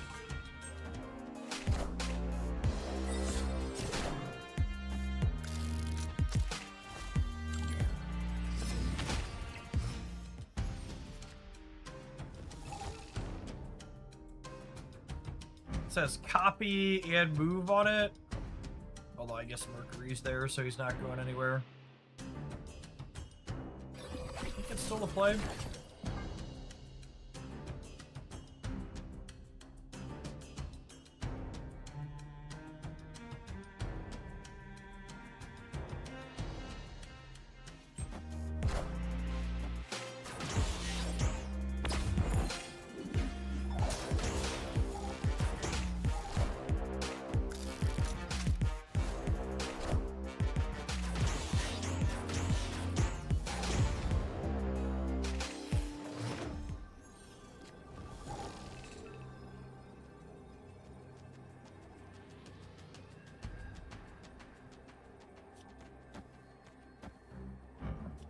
It's just this. I think it's just this.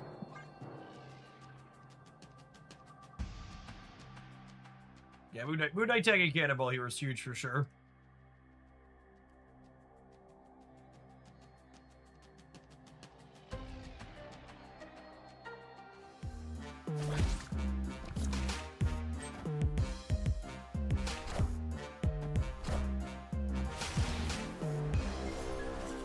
Unfortunately, Luke Cage beats Armara's not nearly as good, but we should win the left or the right here regardless, right?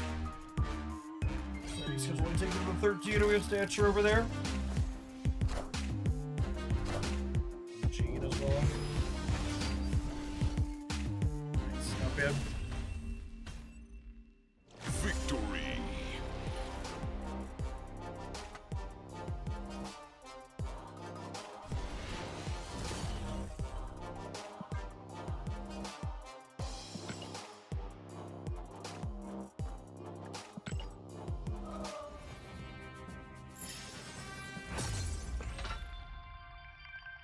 I think the number one thing this reminiscing and hearing about current Magic the Gathering stuff has reminded me of is that the number one thing I really appreciate about Marvel Snap's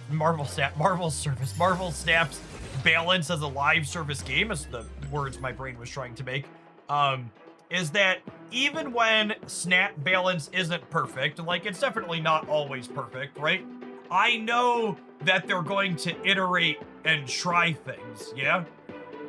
One of the things I despised the most about playing Magic the Gathering was that they didn't try things, right? Like, there were cards that were just, like, banned for half a decade or more that were likely still fine, and they just, like, wouldn't be willing to take a swing and see what happened. And that was even after they'd take a bunch of swings and they'd see that those previous swings made things fine, right? Like, they'd unban a Jace the Might Sculptor or a Stoneforge Mystic or a G-Tay, and it was fine, but, like, somehow Birthing Pod's still banned. Like, those types of distinctions. Snap.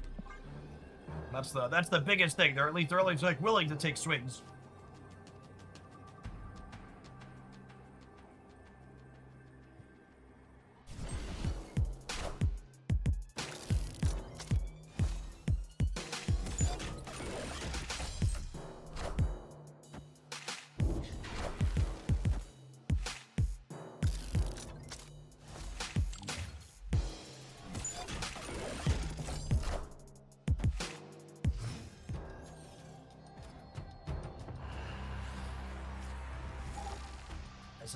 phenomenal draw here. Loads the shot.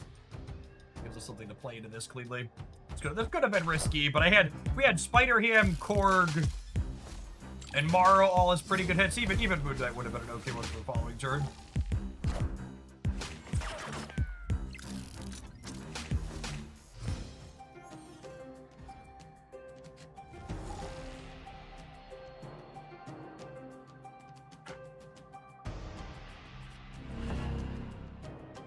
Oh, it's annoying.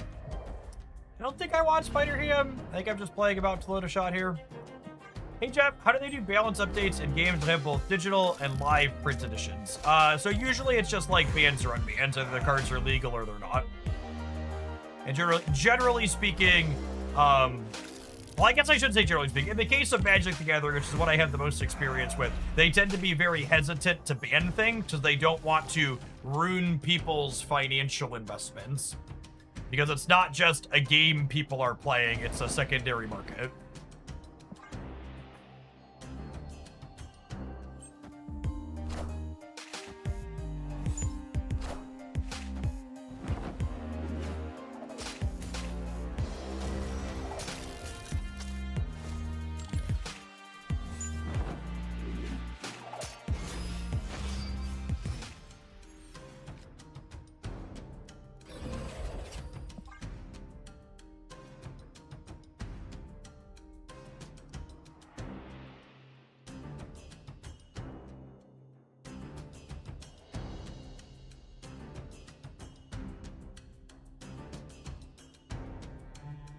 Doug Pie, thank you for the 34 months. Welcome back.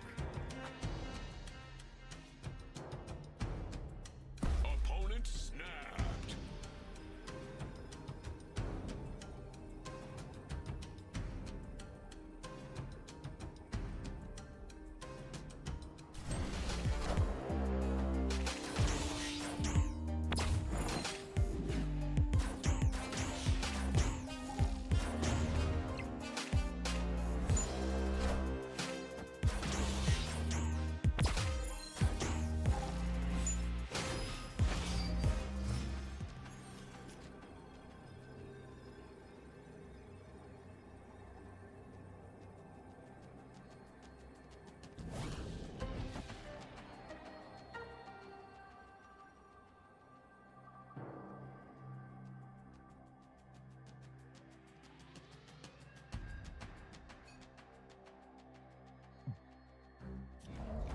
Feeling pretty dead, gamers. A lot of Iskas. Hey, you found a rook. Hey, man, I'm Cook. Tying the center is potentially big game. Cooked. That is an unfortunate top deck after we Moon Knight the crap out of them.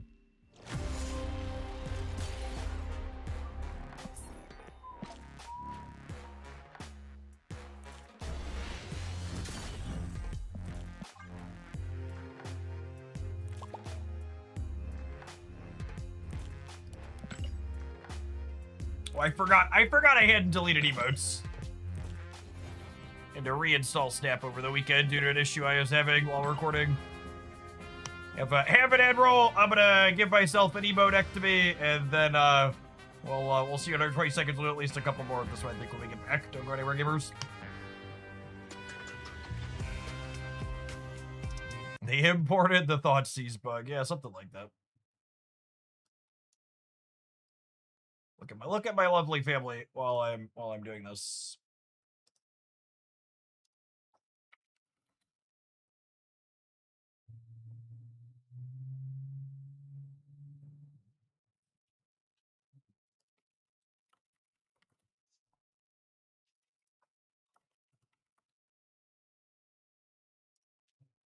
All right, there's two files. What are they called?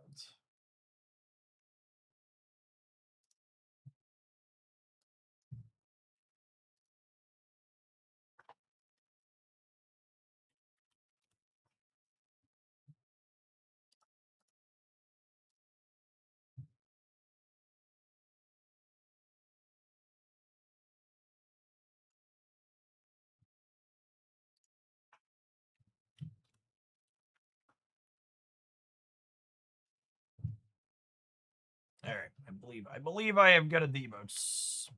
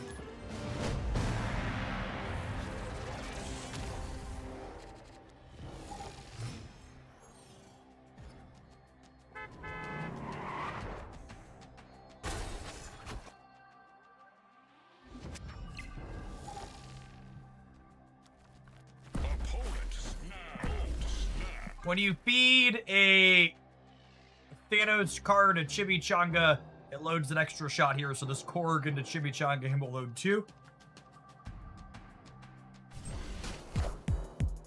Hey, you found a rook. Oof.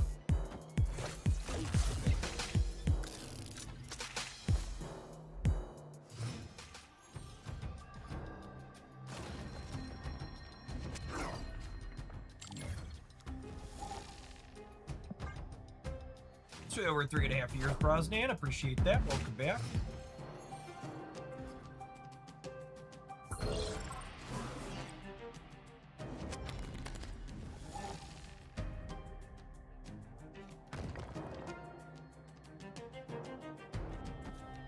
think it's just this. So this would be quick draw with only 2 things in play for it to hit, so it's like not particularly exciting.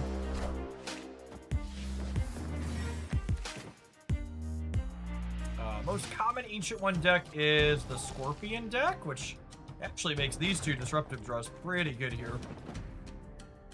Jim, we don't have Morrow or Proxima, but 2 ways to attack their hand here.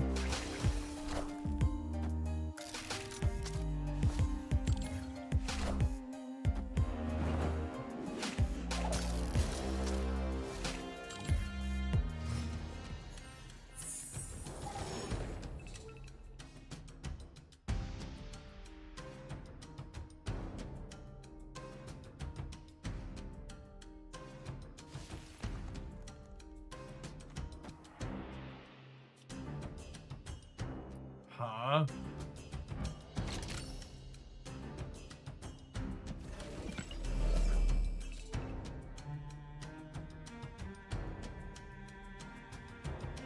Moon Knight discarded Tau. I think I want the cost reductions from Thanos here.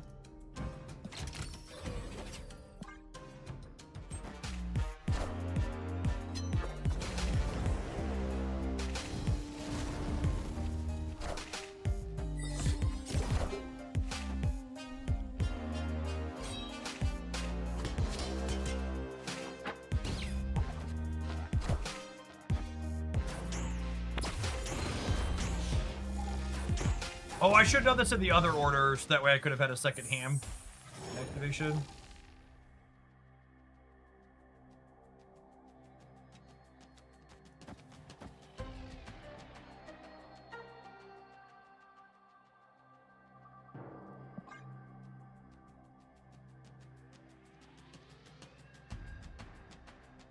So the Hazmat's gone. Their Scorpion's not gone yet, though.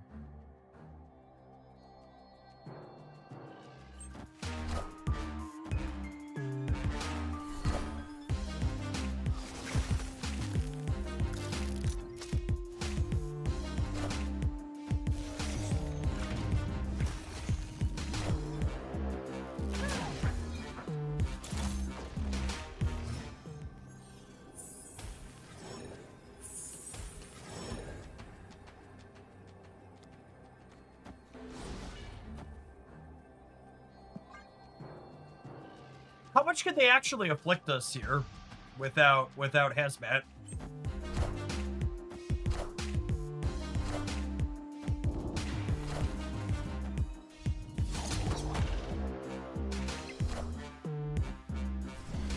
Enough, it turns out.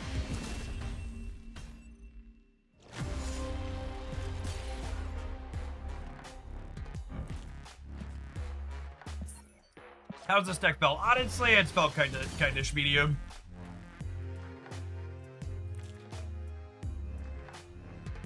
Oh, hey, I just noticed the untap tracker has nice. People are asking about this. I can mouse over. It looked like it's tracking which shots are loaded. I can mouse over and it shows. It even says which ones are fired versus not. That looks really slick. Sorry, I got distracted by the tracker. To finish my thought, yeah, I did a viewer next submission. I don't have anything lined up to play next. I think we're gonna be streaming for another, I don't know, another hour, maybe 2. Depends on what the viewer count looks like. At least another hour. So this one kind of felt like the sequencing choices were kind of clunky, right? Like I felt like I was fighting between playing cards I wanted to play on curve versus needing to load shots.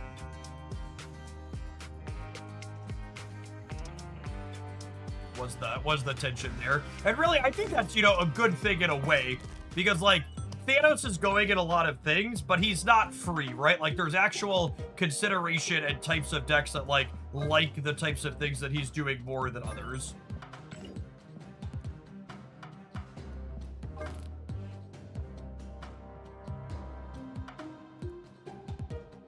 I think the fact that he doesn't just splash into everything for free is good.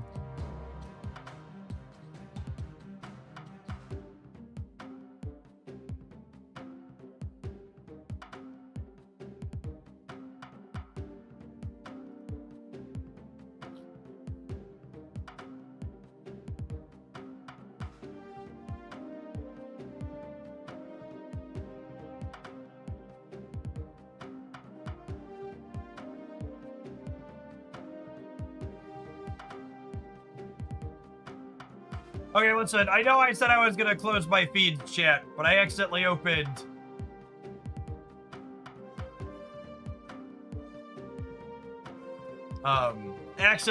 the Discord server, and apparently Trump and RFK Jr.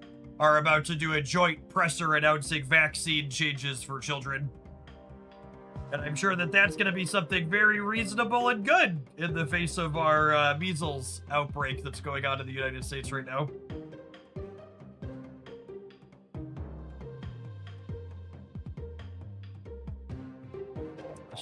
Assuredly, yes.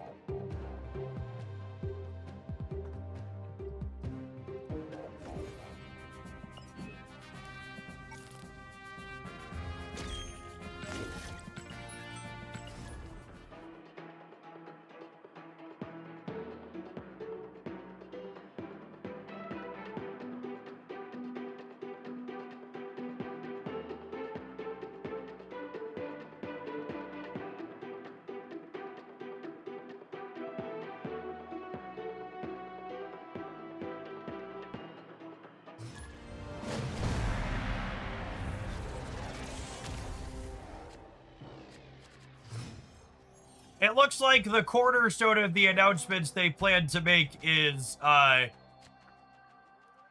suggesting that people space out the MMR vaccine into 3 separate shots. Which really, that's what every child loves, right? Is more shots more frequently.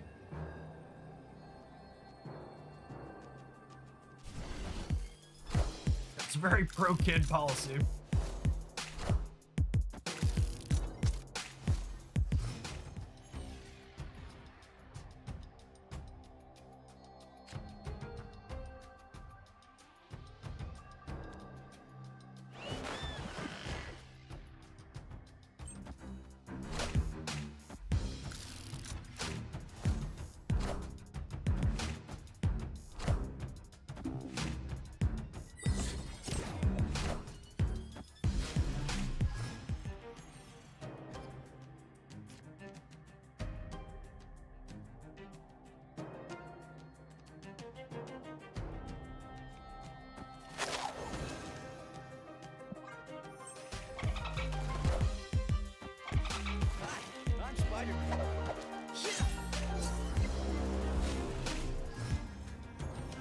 Wonder who just bought stock in a needle manufacturer. Fuck, I hate how right you are.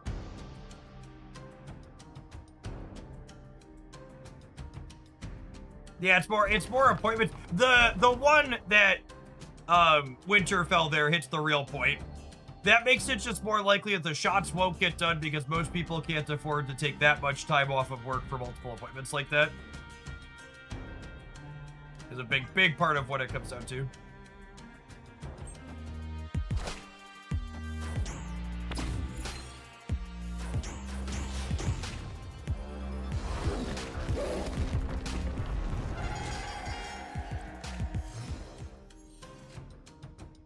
Prodigy was a stellar draw here. So I get to do this now.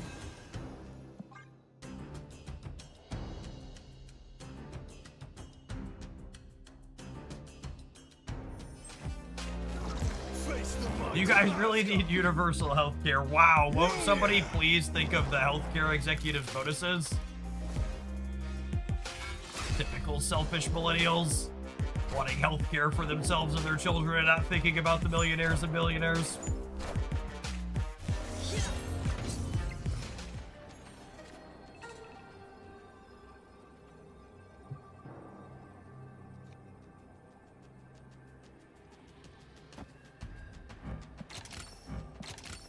I only buy Trump-branded vaccines and I schedule my appointment on my gold phone.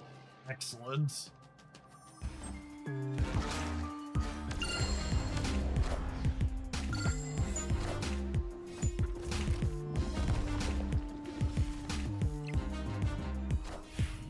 Is Zombie Scarlet Witch worth the tokens if I have fantastic giant man and hunger and Venus? Yeah, the zombies deck is pretty consistent.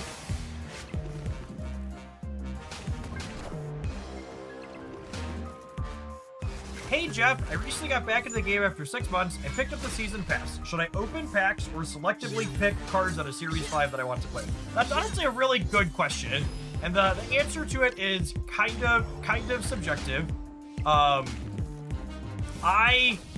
In my opinion, most people are probably better off buying singles they want. And what it comes down to decide, like, what's the better choice for you, is you should look at all the Series 5 cards that you're missing and figure out how many of these cards do I actually want to play with. And I would bet the answer to that question is lower than you'd expect. Because remember, the packs are like, they're like somewhere between like a 33 and 40% discount once you factor in the extras that they give you. But like a 40% discount on something when you don't want half or more of the things that you could get out of it is still bad value.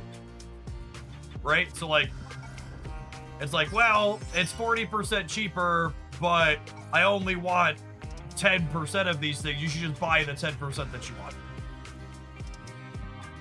I know the rotator is annoying to wait for. Having to be patient sucks, but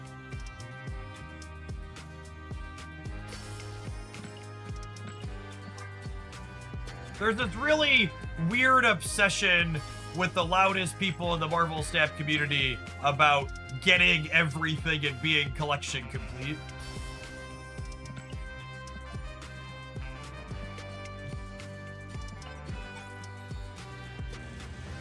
When the reality is most people have no need for that. Is the best use of gold just buying tokens? Absolutely not. You should be buying high value bundles. Can I post links in my own YouTube chat? You should check out this economy video, and you should check out economy video, and then what was it? How to evaluate bundles. Have you tried Agamotto Thanos? I don't know why I would want to play a Thanos deck where I'm less likely to draw Thanos.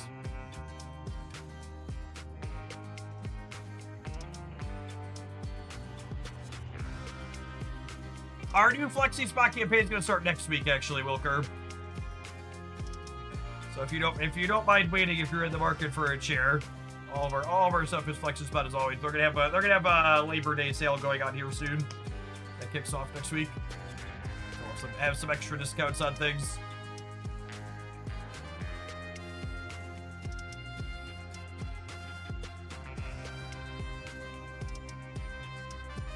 Oh, you know, I think the bundle is bugged. I was confused that it was going to let me buy it again, and I think it's not going to let me buy it again. 100% what happened there.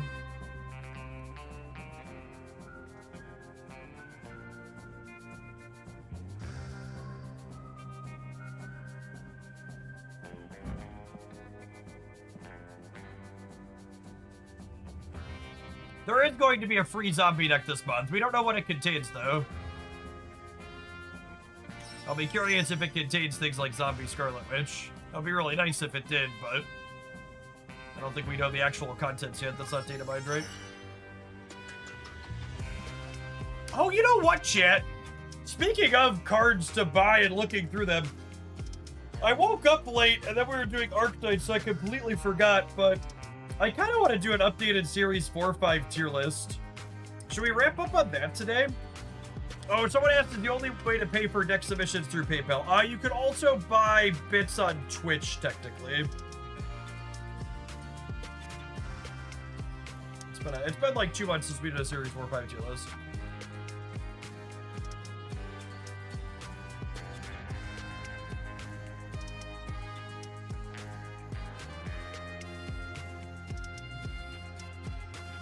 Well, let me check. I think Not My Dance usually has an updated Series 4-5 tier list. Let me see if this is current.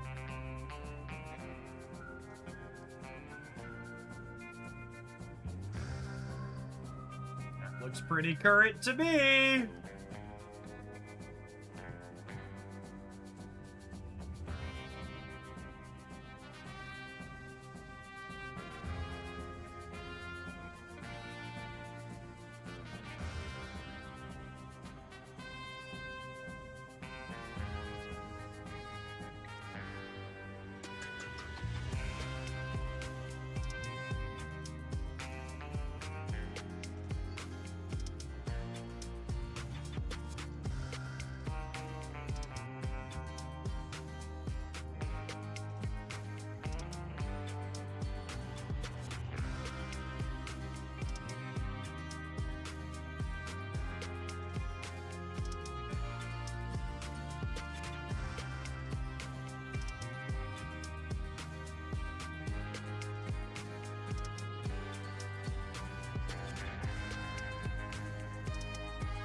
Oh, it's so many cards. Alright, hold on. I need to...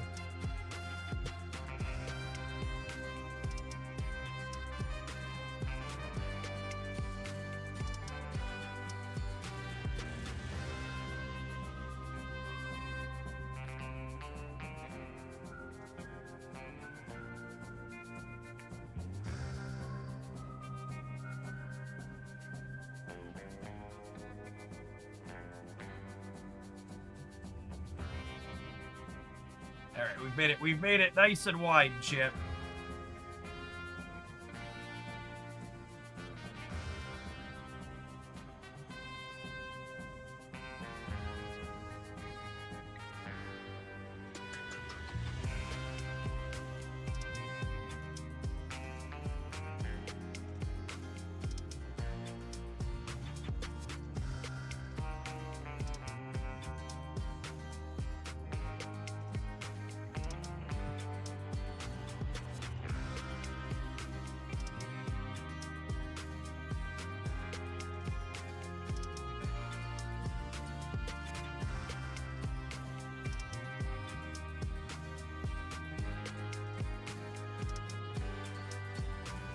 Series drop when? Never. Actual never, just so we're clear. Series drops are not a thing anymore.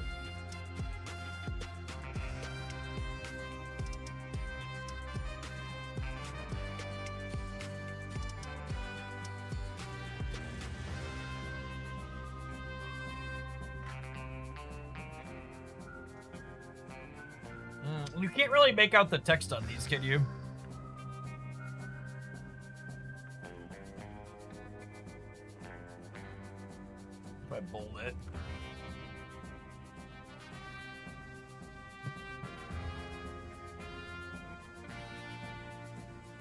Looks kind of bad on my preview. I guess it's fine. It's not great. Fine. I guess I can zoom in technically.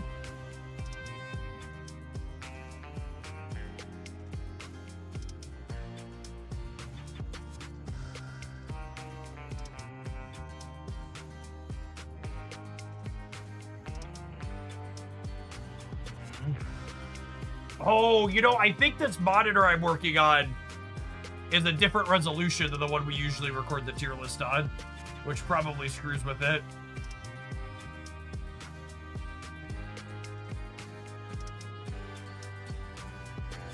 I guess the aspect ratio is the same.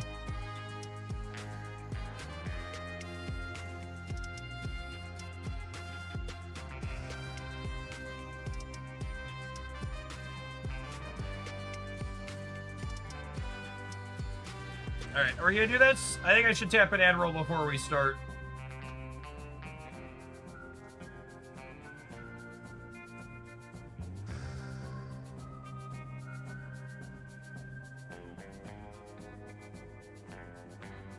Oh yeah, there are all the cards for this season on here. We'll skip over the cards for this season that haven't released yet.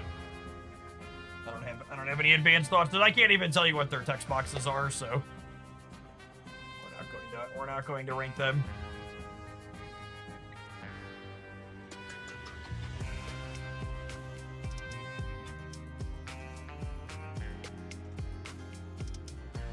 Alright, have an end roll. I'm gonna finish spacing the last couple of these things, then we'll do this. Where do I want to be?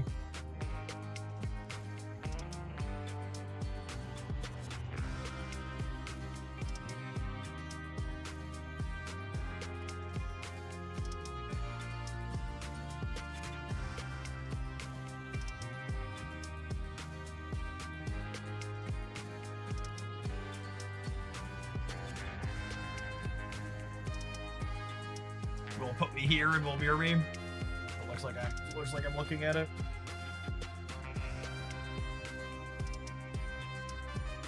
Have come down from the ceiling. I'm secretly Spider-Man. Secretly Spider-Man.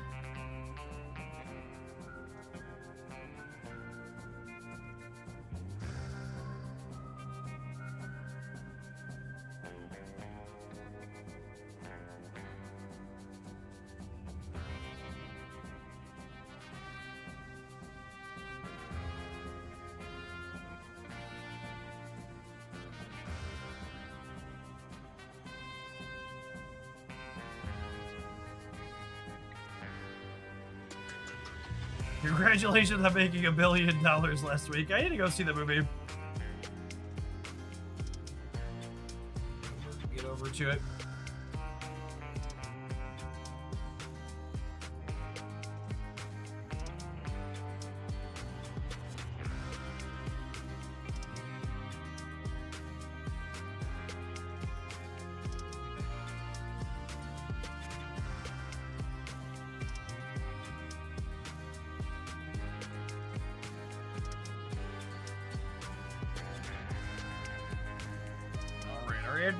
How long? Any bets on how long this is gonna take?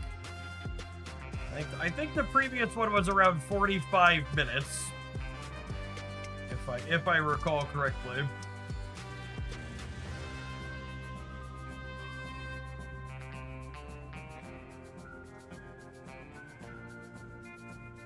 Set a line and ring it for Kalashi. It's funny because it's sad.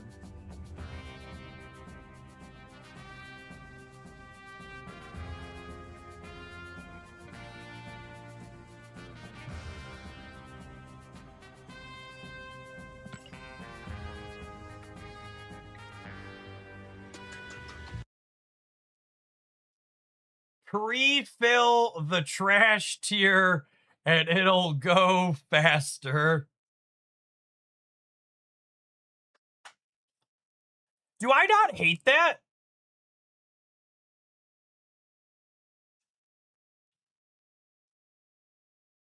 I kind of don't hate that. What if we did that?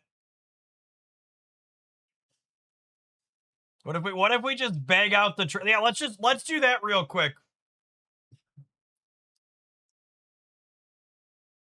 Yeah, I just want to include that. No, I do a summary at the top usually, but even the rest of it'll be long. Or don't rank them. It's convenient for I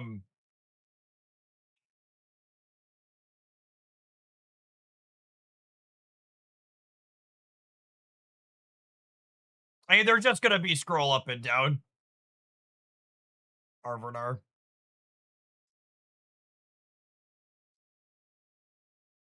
Should we have discussion for new trash cards? I don't think so, really.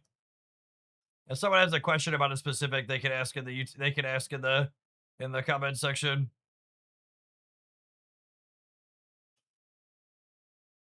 Hey, yeet! Thanks for the 20 months. Appreciate that. Welcome back. Oh, it's boomerang trash. Yeah, probably.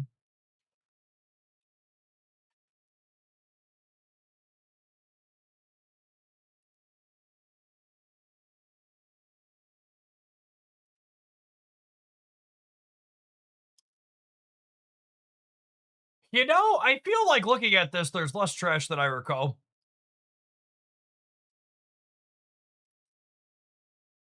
Oh, yeah, Mother House County's probably trash. That's a good call.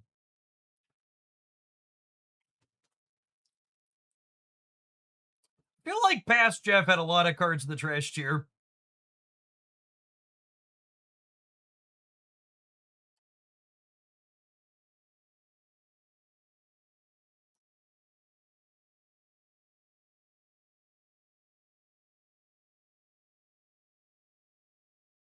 Hmm.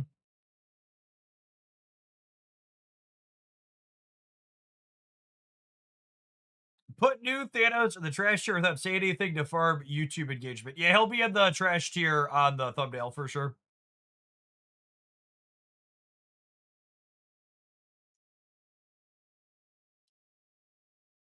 That's thumbnail bait right there.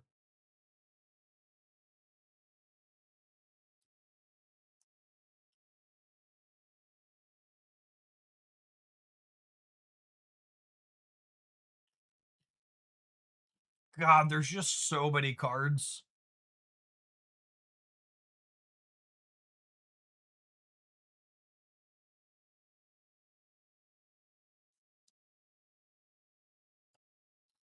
I feel like I'm having paralysis just from staring them all down.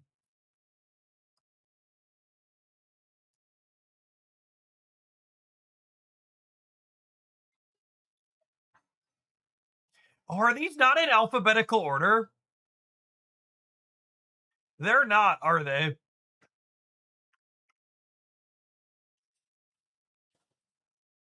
Are they now? I think they are now.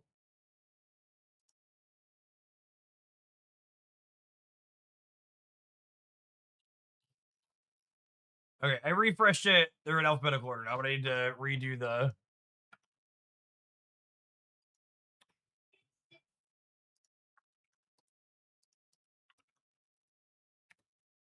do that. Okay. Better.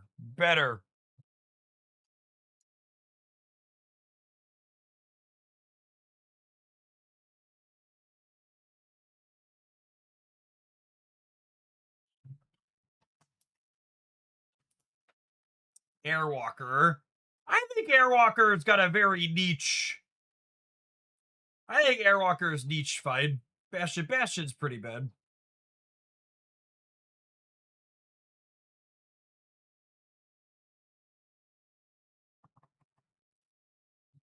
Black Knight has no home. Chameleon's bad.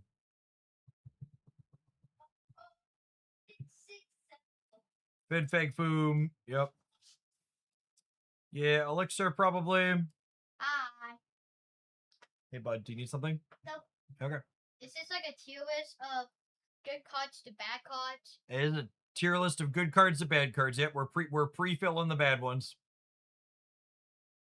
What's the worst card? What's the worst card? I don't know. There's a lot of them.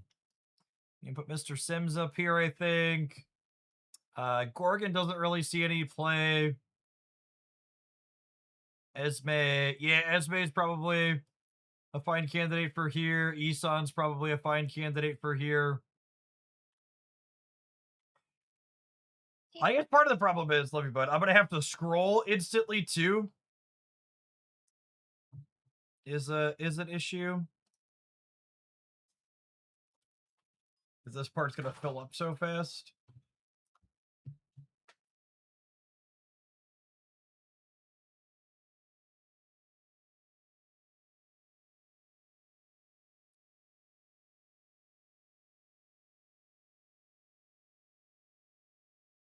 Yeah, Hulkling's fine. Hulkling's a fine 6-drop. Fanfei sucks. Elsa's kind of fine these days. Diamondback is fine. Copycat. Colonel America. Yeah, none of the discard stuff wants Colonel. That's a good call.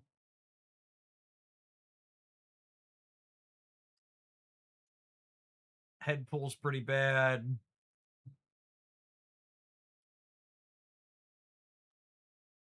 Frankie Ray Nova. Yeah, I mean, when you're right, you're right. Yeah, Jim Hammond's kind of bad. Jack Flag's kind of bad. Kahori, Kang.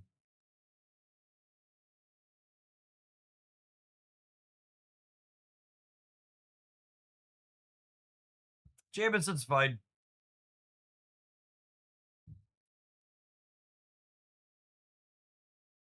That's a wrong Human Torch. I mean, they both belong there. Where's the other one?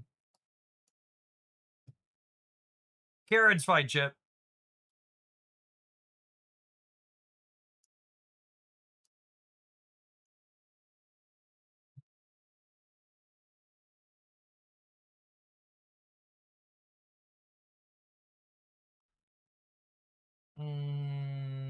Scrolling along.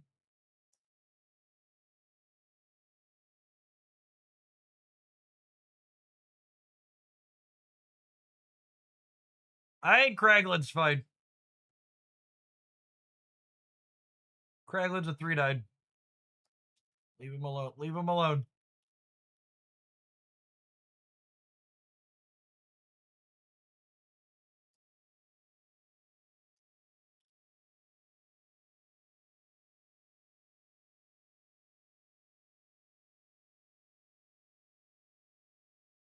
All right, I think I'm ready to start from there.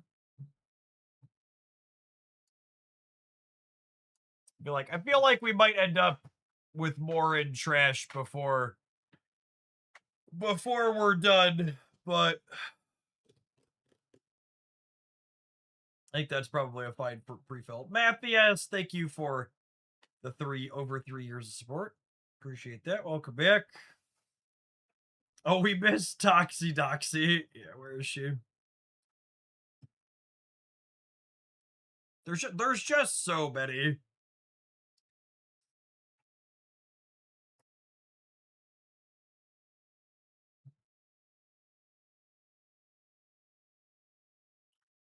Major victory. Yeah, let's see. Look at them.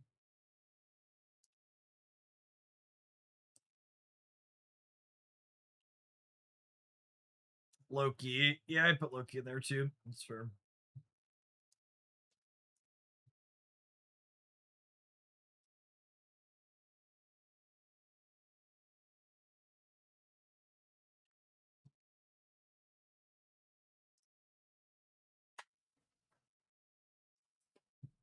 All right, let's do it.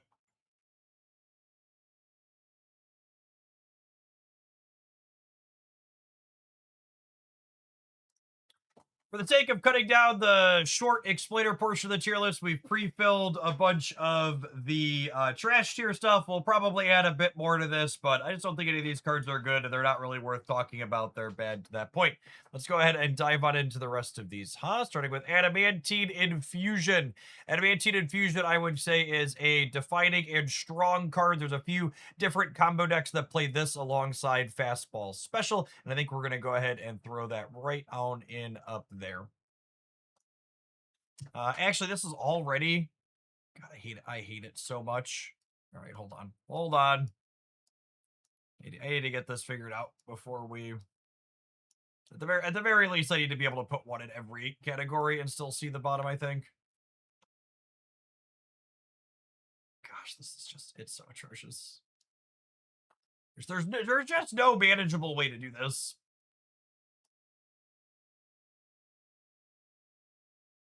I don't think...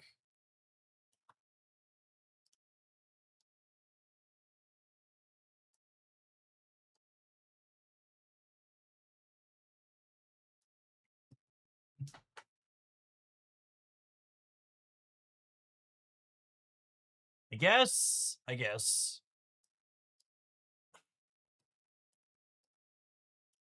Oh, I should close my office door before we start too. Because children. Put the trash tier at the top so we can have a bottom-up approach.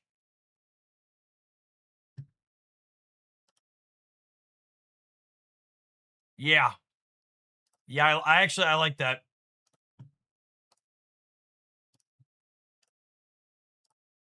It'll be extra confusing. It'll be extra confusing for the dickheads who like to just read a tier list from the top down. But yeah. I think that's big rig. As the kids would say.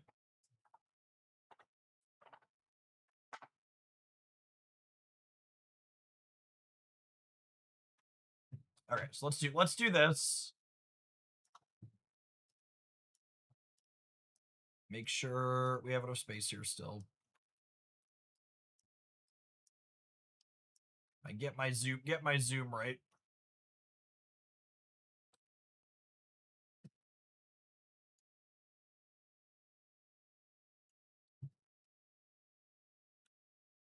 Okay, I think this will work. I think this will work.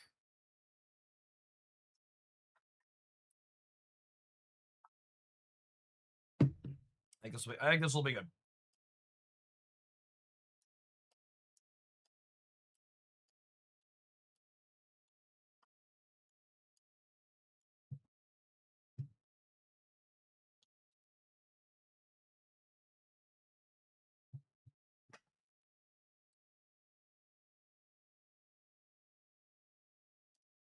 Welcome to the explainer portion. For our tier list, we're going to be sorting all of the giant pile of Series 4 and 5 cards into whether or not I think you should just buy them outright versus whether they're cards that define their decks and what their power level is, or if they're cards that are good, bad, or otherwise and easily replaceable.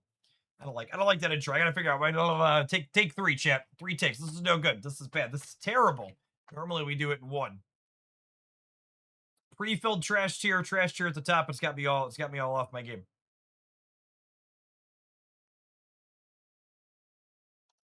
Let's dive on into ranking all of the far too many Series 4 and 5 cards in Marvel Snap. I've pre-filled a bunch of things in the trash tier that I'm going to scroll away at the top. I'm not going to spend a lot of time talking about the cards that I think are just not particularly playable and why. If you're curious as to why one of your favorites is up there, feel free to drop a comment down below and we can have a discussion about it offline after the fact. I'm going to go ahead and scroll those away. Let's go ahead and dive on in with Adamantine Infusion to start here, which I think is a defining and strong card. Just a quick reminder, cards that are defining are ones that are kind of key and you build your deck around. And Adamantine Infusion is one where you're bringing back something big typically. And this one gets paired with Fastball Special here. I'm going to drag this up right next to it too. These are usually a 1-2 punch. You'll Fastball Special away something big and then your Adamantine Infusion it back, allowing you to kind of dominate 2 lanes with one big threat and then these 2 cards to follow it up here. Alliath. This is a tech/interactive card. If you're looking to blow away cards your opponent has at the end of the game, that is a card that allows you to do that. Annihilus.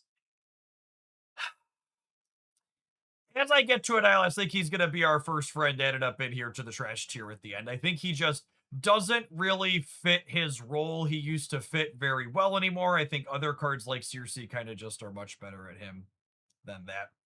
Agony. I think Agony is a really sweet card that tends to be pretty powerful even after she was downgraded to 2. She tends to be replaceable, though, as well. While she's pretty efficient at 1 energy, subbing her out for something like a Hulk Buster or a Forge usually isn't too big of a downgrade.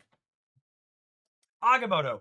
Agamotto is a very unique and novel card, but he's also never been particularly powerful. So while you build your deck around him, typically he's just fine in terms of strength. I just realized I didn't bold these, so I'm going to do that real quick.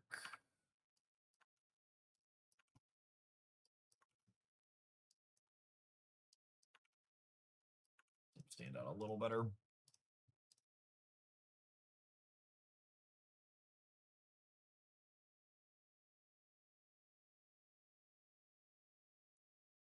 Airwalker, very similar to Agamotto. Usually you build your deck around it, looking to fish up a very specific 4-drop.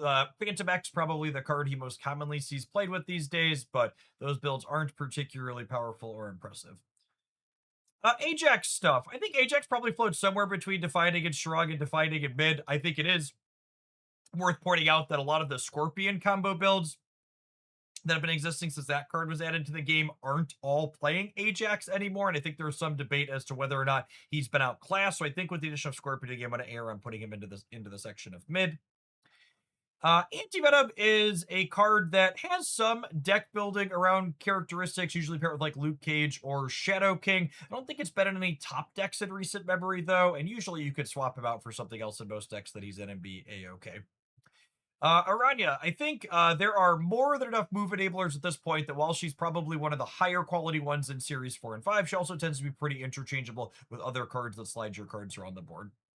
Ares, just part of that group of like 4 cost, double-digit points worth of power cards. Very reasonable, but pretty interchangeable with other things like Crossbones and lower series cards in your collection that fill that same role. Airship. As much as it pains me to say this is your sign that my tier list tends to remain pretty objective, I think this is a pretty strong card. It very consistently shows up in the Marvel Snap community run tournaments. It's a card that's very powerful due to its randomness and its ability to slam lots of tech cards down. Ascati's Son. Replaceable but fine. Sees play inside of like the Super Giant interactive decks, but not inside of all of them. And I think if you're missing him, you can usually sub him out in a given list. Aurora. Aurora is one of those cards that they have come out with a nerf bat multiple times now, and she is still just trucking along as one of the more consistent and powerful things in the game. She has both Thanos and non-Thanos builds, just really powerful top-end 6-drop. Awesome Andy. He sees play in some of those Aurora builds, but he's also definitely not a must-have. I think he's fine, but pretty replaceable in most of his decks. Baron Zemo's pretty trash. Incredible that I missed him on my first pass there. Batroc decks have been consistently stellar. The Spider-Man Brand New Day season was super kind to them. Really can't replace him in any of his decks. I like him a lot. Beta Ray Bill, I've been having a ton of fun playing Thors this season alongside Thanos stuff, and I think they're probably a little bit more powerful, these things I have down here in the fine category, so I'm going to put him in mid. Black Swan, my beloved, you are trash. Blink, she sees play in some ramp decks, usually building around her a little bit, also sees play in stuff like Hela. I think she has a few decks that are pretty strong. Blob, very similar to like the Ares style cards, only in the 6-drop slot on your curve. So usually sub him out for something like a Magneto or even a regular Hulk, but there's a few decks where he's definitely best in slot. Bruce Banner. Sees play in some of the end of turn decks, but there's also plenty of successful end of turn builds that don't play him. I think he's better than trash, but I think replaceable but fine's likely where he belongs.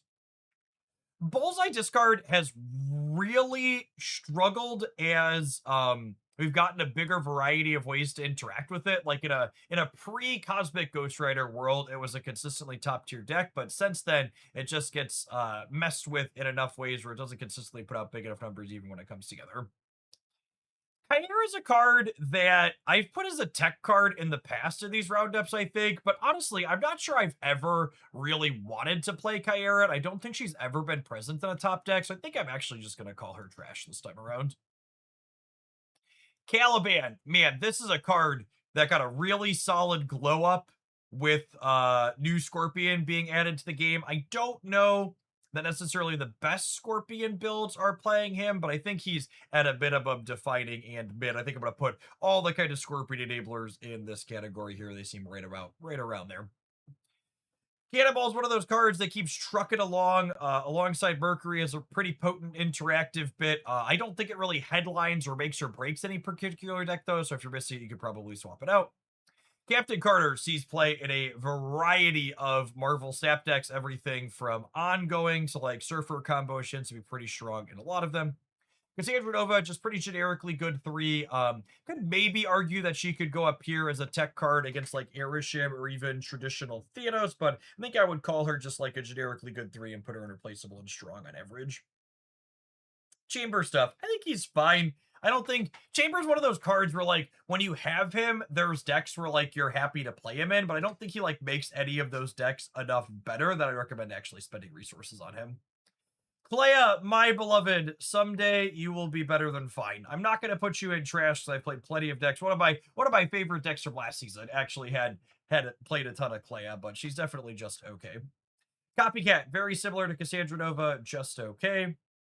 Corvus stuff. I think a lot of the discard stuff is probably right around the fine tier. I don't think it's unplayable, but I don't think it's particularly top tier and hasn't been for a little bit. Cosmic Ghost Raider. I think I could justify Cosmic Ghost Rider still being a buy these category. He's not as common as he once was, but I think he's just one of the just better cards you could have in the average Marvel Snap collection. There's a good chance that like you're going to reach for him at some point and be pretty happy to have access to him. Cole's, though, they're one of those 410s. Dakin in here with the rest of the lower tier discard stuff. Darkhawk is one of those cards that I frequently talk about. I think it's better than its play rate implies, but honestly, the last couple of times I've played Darkhawk, I've really felt like I've kind of struggled with him, and I think he's probably somewhere here in like the discard too. What does buy these mean? I just want you to know I paused my recording to time you out because I just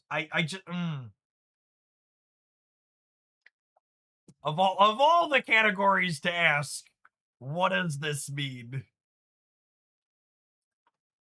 That feels like the one that's most explanatory. All right, okay.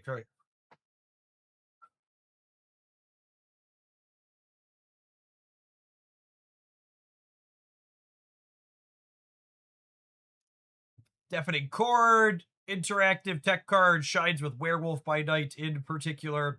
Diamondback, probably like an Ajax tier card. Some of the Scorpion builds have enjoyed playing her, but she's just kind of okay. Honestly, I think there's probably a compelling argument that we have enough Afflict things that a lot of the Afflict enablers are just kind of replaceable and strong or fine. I think I'm going to go ahead and put them in here, actually. We'll put stuff like Man-Thing and others down here with her as well, I think is my game plan. Doom 99 continues to be a consistent good thing. There's some Doom 99 builds playing Aurora, just top-tier deck every season for the last few seasons. I think it's probably a big part of why she's taken so many nerfs around her. Dragon Lord, there is an Ensabador Dragon Lord not ramp deck that plays a bunch of big things that's consistently put up really good stats and stat for a few seasons. So I think he's a key card there. We're going to put him into fighting and strong. Dormammu is one of my favorite cope cards in Marvel Snap, but I'm just going to say we're defining and fine here. I think destroy stuff in general is just only okay. It's competitive if you really like blowing up your own stuff for fun and profit, but not crazy like it once was. Drax, Avatar of Life, very reasonable Marvel Snap card. Elsa Bloodstone, I think she's actually better than trash. I think in a post-Venus world, you could play Elsa Bloodstone and not be embarrassed by it, but she's also not 100% necessary in anything that you're doing. I really like Ensabador. I think he's a card that's aged incredibly well, just like has his original text box and stats. There's this Dragon Lord build. He sees play in some Thor builds as well. I think he's really a solid quality card. Fallen One feels like a similar tier to most of the stuff here in the fine category. Fantasticar. I actually think I would put Fantasticar in replaceable at this point. I think it's very similar to Bruce Banner in like There's end of turn builds that are happy to play Fantastic card. If you really like the idea of the card, you could register it and play a very competitive deck with it. But also, there's plenty of end of turn builds that, like, there's enough good end of turn cards that you can build the deck well without Fantastic card at this point. Phantom X. I think he's probably pretty similar power level to these. There's usually a very interactive heavy build, often playing Gambit and Shadow King, that puts up pretty consistent results. I think it's probably not quite strong, but not quite fine. Fenris Wolf. I think I'm going to call Fenris Wolf a tech card. You can definitely build your deck around him a little bit in a synergy with, like, blowing your opponent's cards up or making them discard with things like Moon Knight, but it's also like an anti-Hela card in case that card ever rears her ugly head. Fire hair stuff is super fun, and I wish it was a little bit more competitive than it was, but I think it's probably like Dormammu here with just, like, various discard stuff. The new Dr. Octopus is an interesting one. I don't think he's bad, but he also has, like, some interesting or tough sequencing decisions. Like, you just actively don't want to play him and put yourself down a draw in games where you're, like, looking for a key card, but he's also pretty powerful when you're, like, putting his extra points of power on things like Brood or Captain Carter or a Maverick. I think I'm going to put him in replaceable and fine. I think there's decks where you could be happy to play him, but you could also swap him out and still be very fine with it. Frigga. You know, Bastion is up in the trash tier, and I kind of feel like Victoria hand stuff has kind of been nerfed to the point where Victoria's not even played in a lot of those decks. I guess the Gambit builds do still often play Frigga. I think I'm going to put Gambit Horseman stuff in here. But honestly, I think when we get down to, maybe I'll just do that now while we're thinking about it. But yeah, I think Victoria hand, I'm going to drop her in trash these days.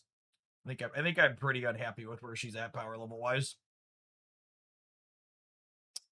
Galacta. I played some buff stuff decks with her, and she's fine. Galactus is a card that's defining and probably mid. I played a Nimrod build that had pretty reasonable stats and felt all right, but nothing too crazy with him at the moment.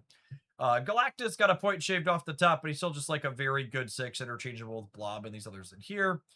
Gilgamesh, how'd you make it out of the trash tier, bud? Get out of here. Gladiator, pretty generically good 3 energy card. Goliath, absolutely love ongoing stuff. He also sees playing like some Moonstone combo decks. I'm gonna put him in Defining and Strong. Gore's honestly a card that feels like it kind of hasn't aged particularly well. They buffed his base points of power up to 1 at one point, and the last time I tried to play him inside of a Thor's deck, I kind of was pretty whelmed by it. I might slide him up here, honestly. I don't think there's any decks I love Gore in at the moment. Grandmaster. I honestly love Grandmaster. I think I would call him strong. I think he's a little bit interchangeable with like some other things that double up your ongoing effects at this point, but I think I'd put him down here. Gwenpool. She's like a Galacta tier card. I guess Zombie Galacti usually plays her, and I think Zombie Galacti's pretty good, but I think you could also probably get away with playing Zombie Galacti without her, so I'm going to put her down here. Hellion. He's an okay move enabler. I think he's lower tier than Aranya, but I wouldn't put him in trash. I think replaceable and fine's probably good. I think Kirby's a generically pretty good too. He sees regular play inside of Aurora, but you can also tend to sub him out. I think High Evolutionary is literally one of the best cards newer accounts can add to their deck. He's like a good deck in a can. Absolutely love him in Defining and Strong. Hitmonkey. Bounce stuff is Cope again with new Thanos Fractured Frontier. So I'm gonna put him in fine. Hope Summers. I think I might have ranked Hope inside of the trash tier the last time we did one of these, but I think the addition of Venus to the game really did a lot for making her more reasonable and relevant, because Venus put cards like Elsa and Kitty Pryde and stuff back on the map. So I think I'm gonna promote Hope back up to here and replaceable and strong. Hulkling, generically fine 6-drop, has good cube equity inside of Conquest especially. Hunger. I think zombie stuff is pretty all right. I don't know that I would put it in the same tier as this stuff up here, but I think it's probably comparable to what's going on here. I think we're going to put all the zombie generators here. Hydra Bomb, generically fine 1 energy card, pretty replaceable. Hydra Stomper, up here in the good stuff with Batroc, love that. Infinity Ultron, I refuse to put him in the trash tier. Judge me accordingly. Akari, it's an okay Afflict card. It's a little bit worse than the other 410s. Invisible Woman, I think end of turn stuff in general is fine. Not a top tier deck, but you can play it and feel competitive, I think. Iron Lad adds a neat amount of consistency to a lot of decks. I've really loved him in the Stick Jubilee Silver Surfer decks in particular, so I think I'm going to put him in replaceable but strong.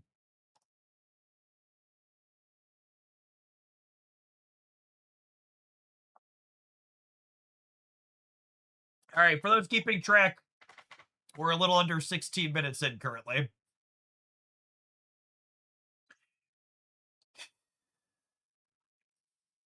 Slow and steady, slow and steady.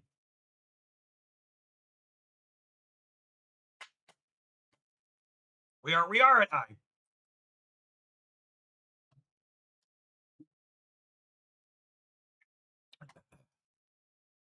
We are at I already.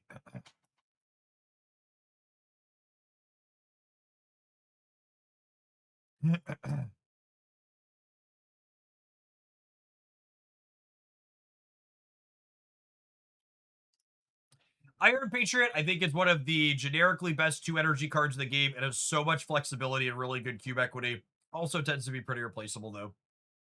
Iska is so good. She's good at end of turn. She's just a generically good 4. I think she defines a lot of decks. She's playing Aurora.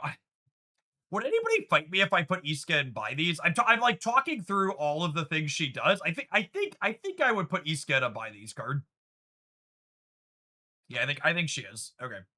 Jeff the Baby Land Shark, fine 2-drop as a 2-4. Jennifer Kale, fine ramp card as a 2-3. J. Jonah Jameson. I'm going to put this in replaceable and strong. I think Jonah is really good inside of Spectrum, and he's fine inside of Aurora, but you can also play those decks without him. Joaquin Torres. Replaceable, but fine. I think if you're a huge Joaquin stan, he is better than a lot of the cards in the trash tier. You can play him with like Iceman and other disruptive stuff, and it's fine.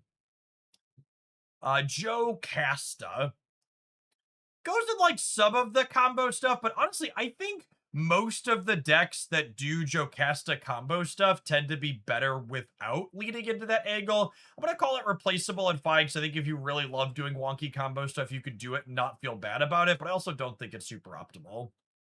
Karen Page, chat. They said she would be too strong with the 6 point of power, and now we're here. I think I'm going to put her in replaceable and fine. I think she's okay. Kate Bishop. I think Kate Bishop's like an Iron Patriot level card. Has some cute synergies. Is a generically alright too. Hydro Man. I didn't put him in the trash tier earlier, but I think realistically he probably should be thinking about it. Jane Foster Fractured Frontiers. Honestly, I think Jade's just another pretty generically good 3. She's decently on rate when you draw her late, and when you have the quick draw and the board is set up. Yeah, I think she's replaceable and strong. I think she's a card that you have, well, plenty of places where you could play her, but also if like she's missing in your collection, you could still swap her out and play decks with her pretty happily. That would have her pretty happily. Juggernaut. Juggernaut's an interesting one. I have played a lot of decks that have wanted this type of effect that he just feels like he doesn't fit. They could probably make him a base 2-3 and then he sees some play, but for now I think I'm putting him up there. Cotton Shoe. I think I'm putting him here with the rest of the discard stuff. Discard stuff is just only okay right now. Kid Omega, discard and destroy, living and defining and fine. King Atiri. I think King Atiri, Itri, whatever you want to call him, is really solid. He sees plays with Thors, which are just okay, but Shadowlands Daredevil has been a consistently very good card since it released, and King goes with that one. So I think I'm going to put him in the strong category. Kraglin is a generically good 3 energy card. Fight me, nerds. Lady Bullseye, she's a fine afflict card. Lasher, more like Trasher, chat. My trash tier is going to keep growing. Laufey, I think Laufey goes down here with the fairly replaceable but okay afflict cards. Legion is a card that's great for getting people. Lin Lee Iron Fist.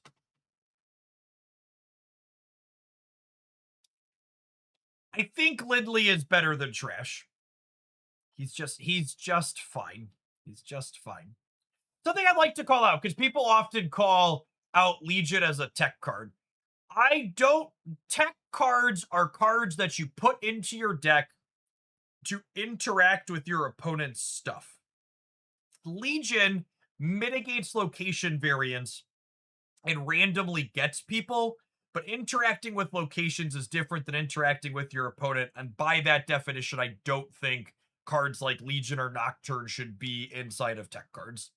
Feel free to disagree. It's somewhat of a fine hair, but yeah. I think it's kind of an interactive card, but not really a tech card. Like, what you're interacting with isn't your opponent.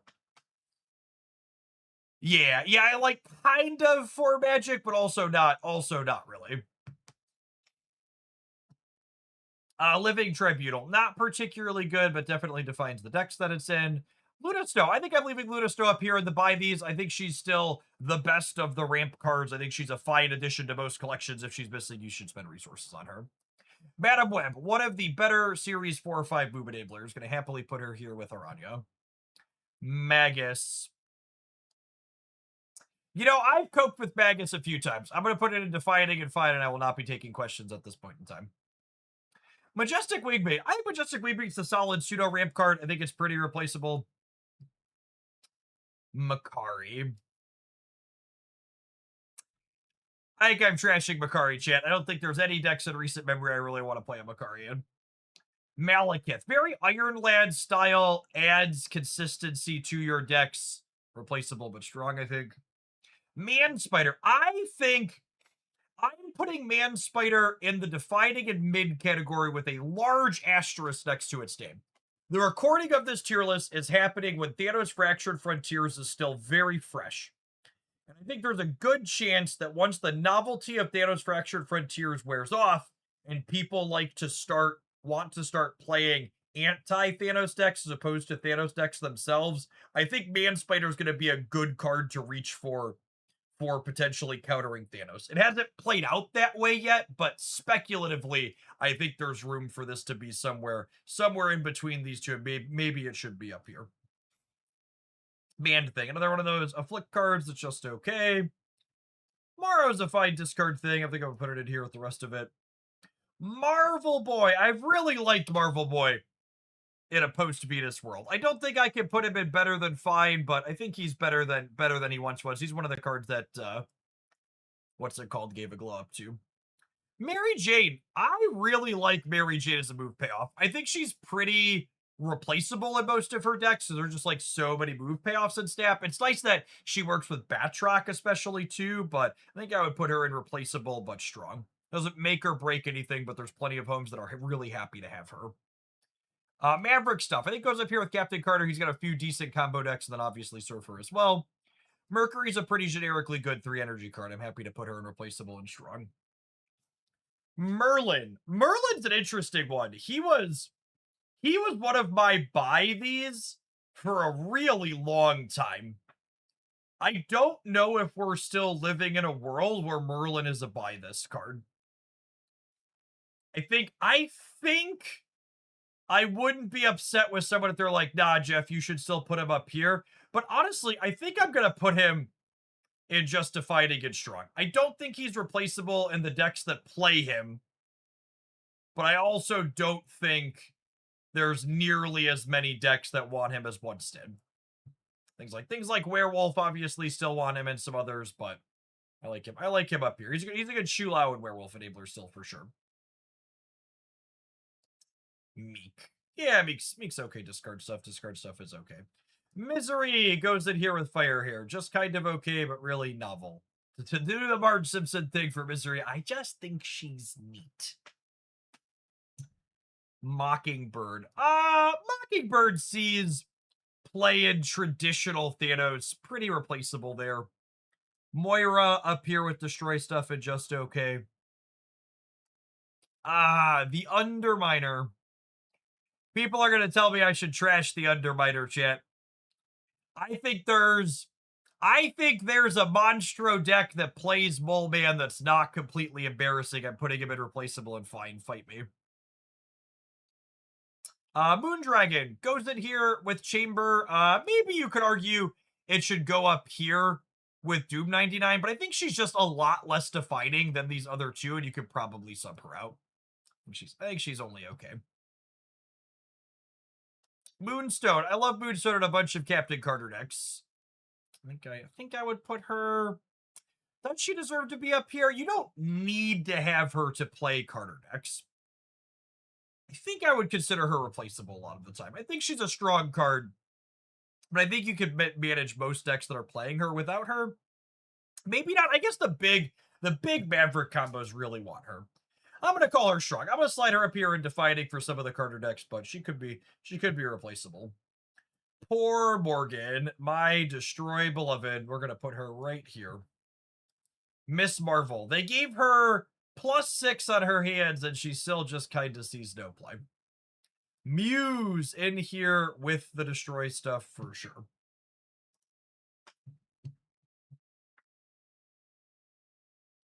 We're zooming out again. We're zooming out again. Heidi-ho, the cherry-o. We're zooming out again.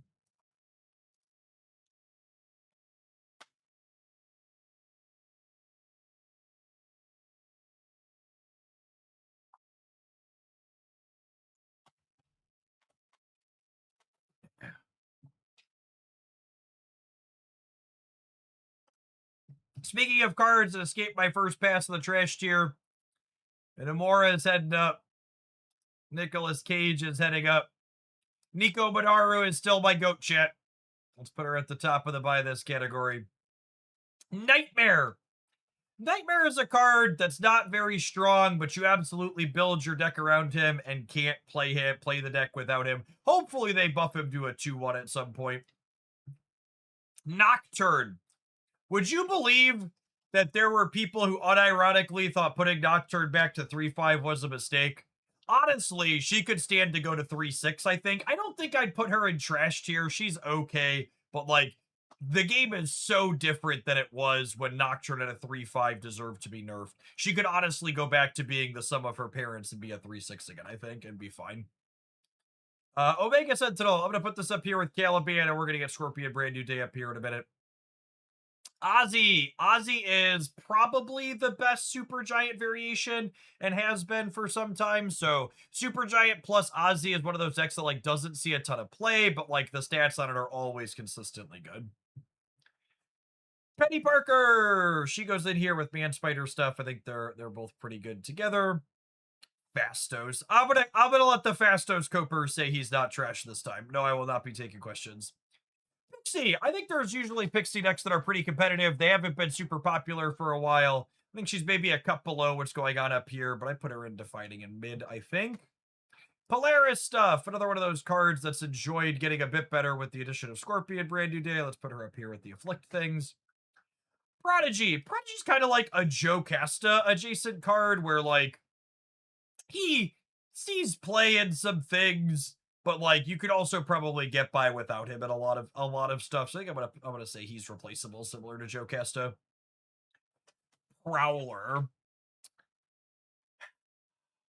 Prowler's a card that when I reach for it, it's usually pretty novel and useful, but it's also pretty replaceable. It's one of those cards where like if you open it, you can play it happily, but I also probably wouldn't recommend you spend resources on it. Proxima in here with the rest of our discard friends.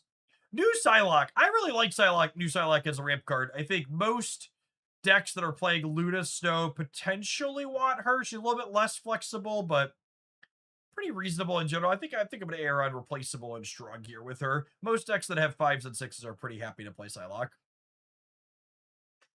Punisher War Machine. Some people were suggesting I put this in the trash tier when we were preloading that. I think he's actually okay.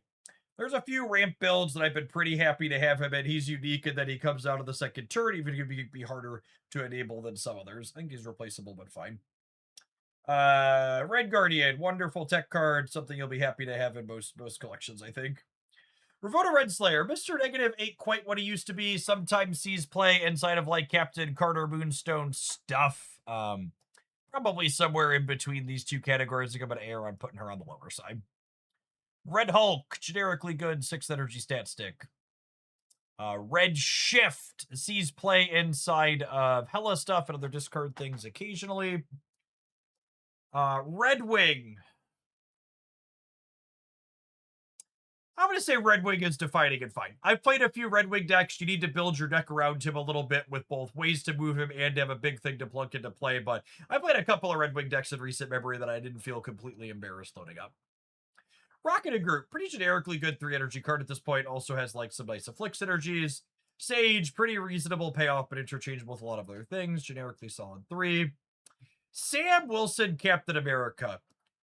I think I really like Sam as a buy these still. I think he has a lot of good synergy inside of a lot of decks where he's not replaceable. And between like Captain Carter and Prodigy and just ongoing things, and he's an on reveal, he enables Batroc, like he just does a lot.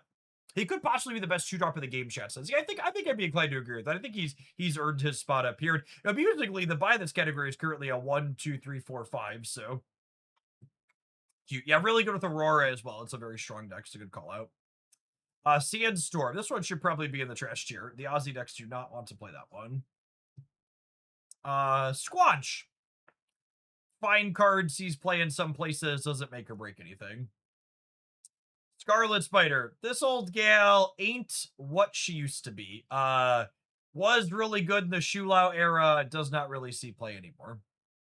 Scorn in here with discard stuff. Scorpion, Brand New Day. Up here with the rest of his Afflict guys and gals. Scream. It's been a long time since I think Scream was serviceable. She could honestly probably go back to 2-2 or maybe even 2-3. I'm going to throw her in the trash tier. Sebastian Shaw. Fine 3 energy card. Has some okay synergies. Easily replaceable in most spots. Celine. I've played Celine decks in recent memory that weren't completely embarrassing. I'm going to say she's replaceable and fine.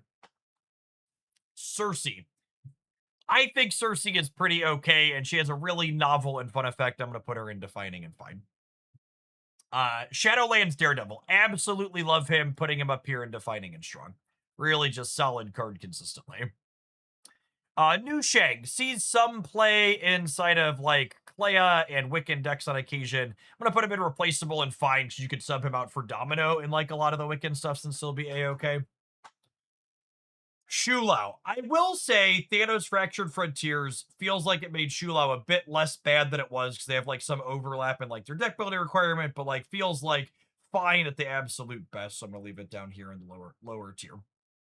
Silver Sable, pretty generically reasonable 1 energy card. Replaceable but strong. Silver Surfer First Step. She's like a Grandmaster style card. I think she's like a generically solid 3 that has really good synergy with a variety of on-reveal 4s especially. Sinister 6. I don't know how I feel about Sinister 6 a couple of weeks after release. My gut check is probably somewhere in here with like Scorpion, Brand New Day, Man Spider, power level card seems to be doing okay. Scar stuff. I really like Scar Daredevil stuff. Daredevil has a few different ways to play him, but I think like the Scar Virus stuff is probably the best, and I'm going to put Virus up here with them as well when we get to that one. Sparky, another one of the better move enablers. I'm going to put him in here with Madam Web and Aranya. Speed, pretty generically good 3 energy card. Spider-Man Brand New Day. I think one of the best 1-drops in the game now. He has some good synergies you can build around, puts a solid amount of stats out for a 1-drop, but also pretty replaceable by, you know, Nightcrawler or another one in most of his decks.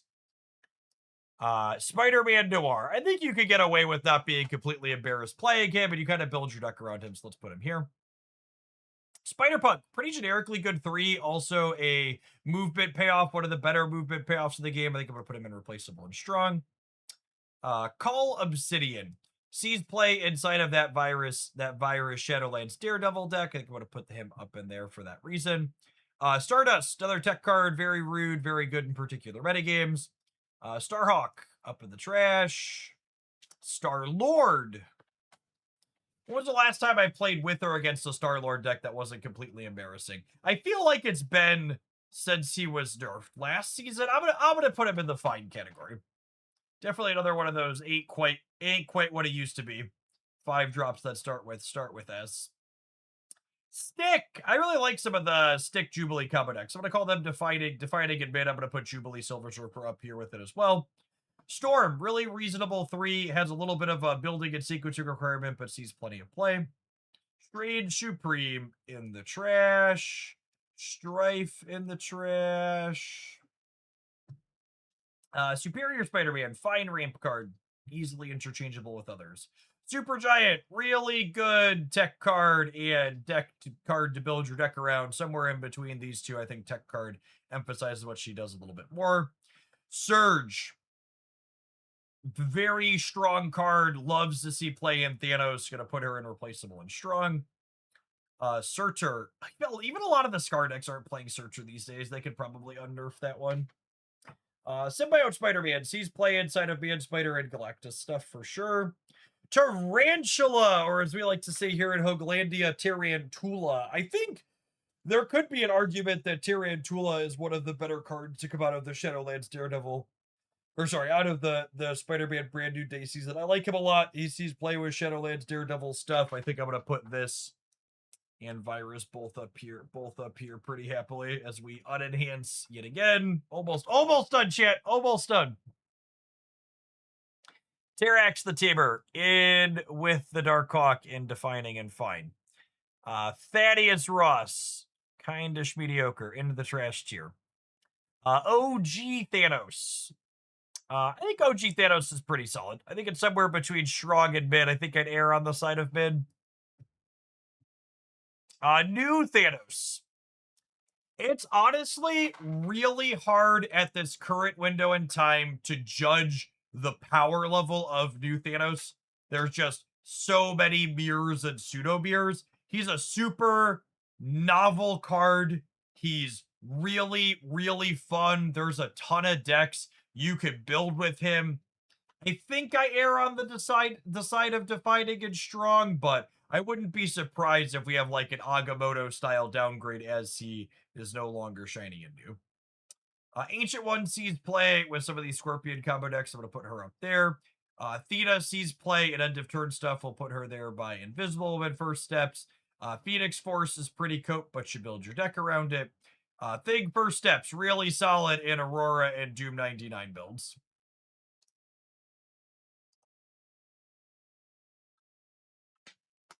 Build a deck with 9 cards from the trash tier. Okay, I think we're going to wait till tomorrow to do that. I don't know that we're going to be live long enough to do a full deck set today, but yeah, we could do that.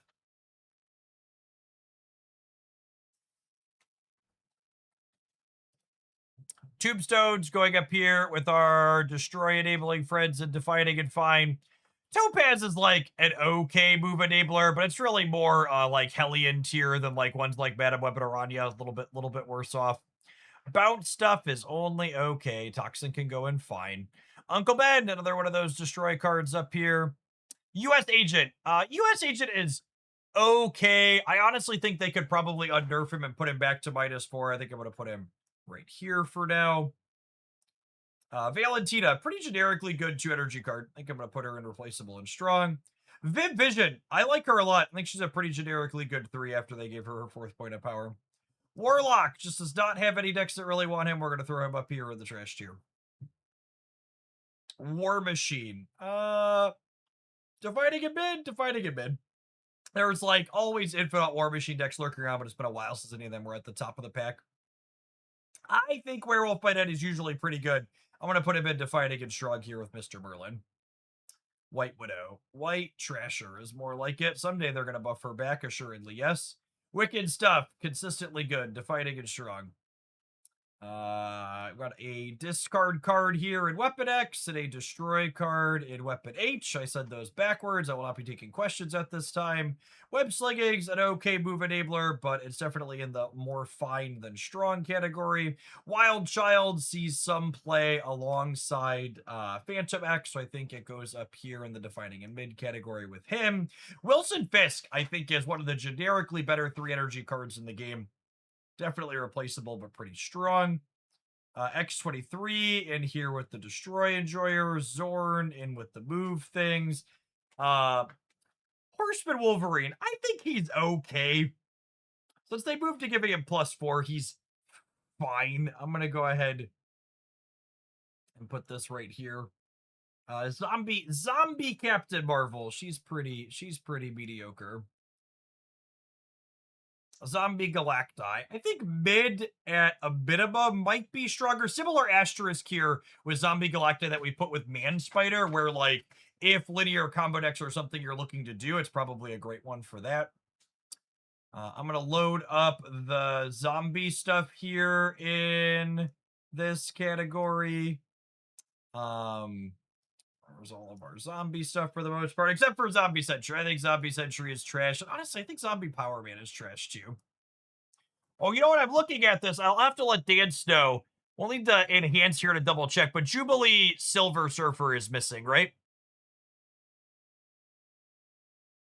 I think I would put her in defining and mid. I've really liked her in a few of those like Zabu combo focus decks.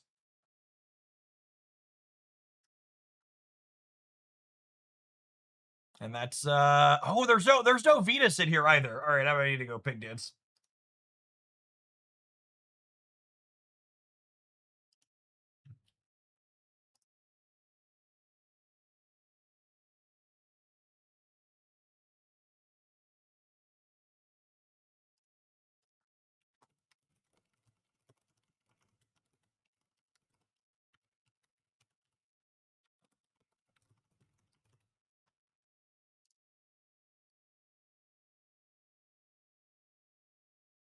Maverick is in here, yeah.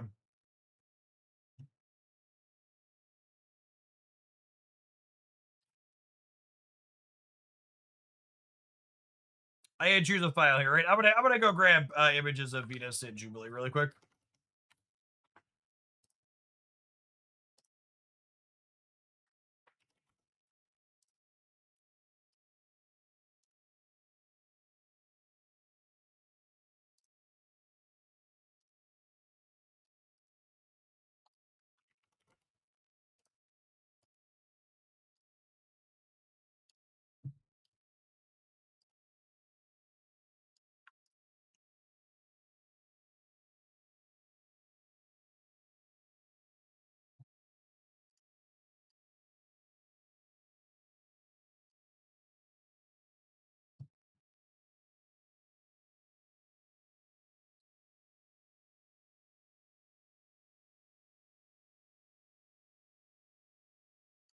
All right, we've added Jubilee Silver Surfer and Venus.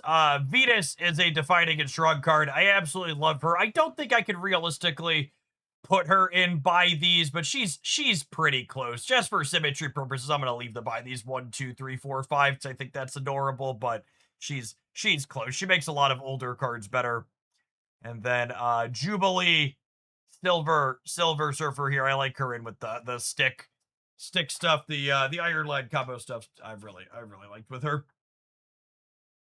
And all right, that's the Series 4-5 tier list. Only just over 40 minutes to explain them all. Preloading the trash tier saved us some time. If you watch this on YouTube and you enjoyed it, make sure you tap the like button on the video that's in front of you. Make sure you subscribe here to Hoaglandia Stamp for other Marvel Stamp game news updates and more like this one. Thanks everybody for watching all the way through to the end, and I hope your next Stamp pack is an excellent one.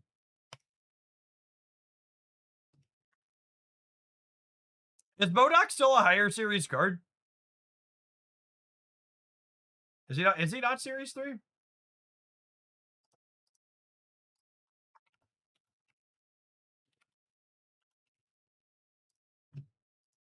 Yeah, MODOK is series 3. Don't confuse me, gamers.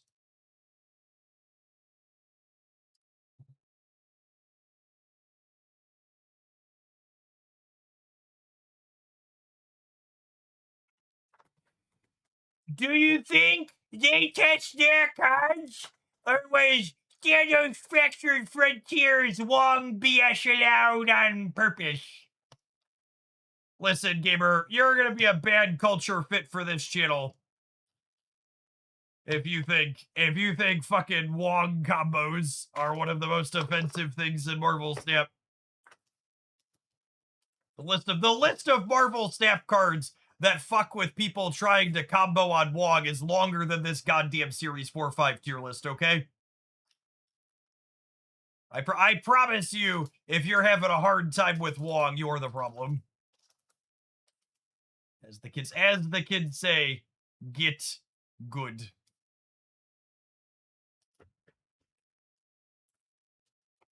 Takes me back to all the people who wanted Wong nerf back when this game released.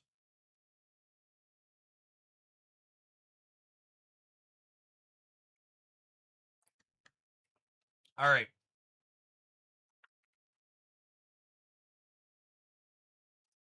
Now we just need to record the top of the tier list where we zoom and we show everything as a summary. Will this be uploaded on Twitter? It'll be on the YouTube channel.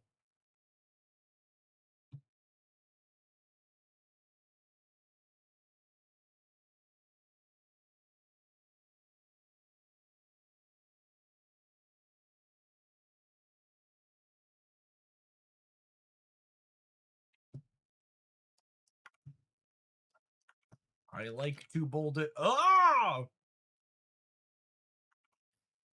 Control C and Control B.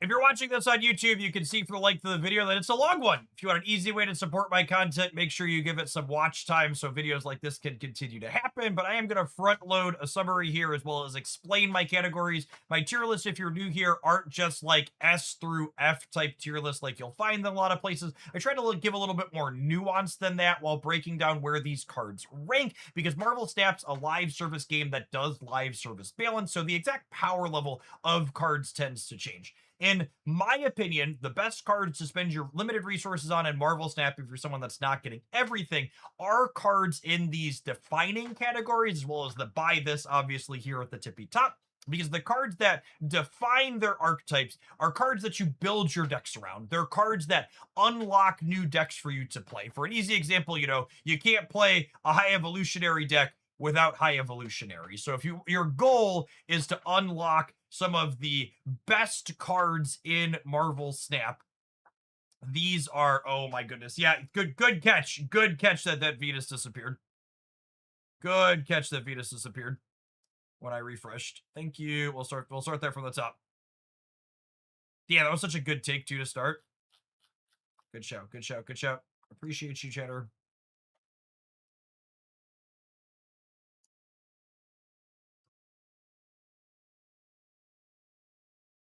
All right, once more with feeling. You ready? Oh, Dolphin Jeff is missing too. Is there anything else from that season that's missing? Great catch.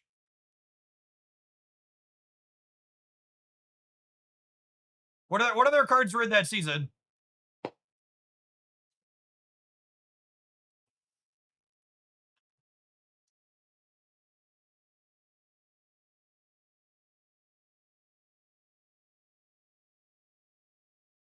Submariner Monstro. Yep. Okay. Yeah. Have an ad roll while Dance fixes this for us.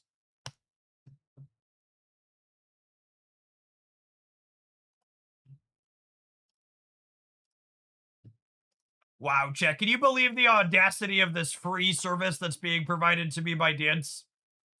I, for one, cannot believe that this very handy free service was anything less than perfect.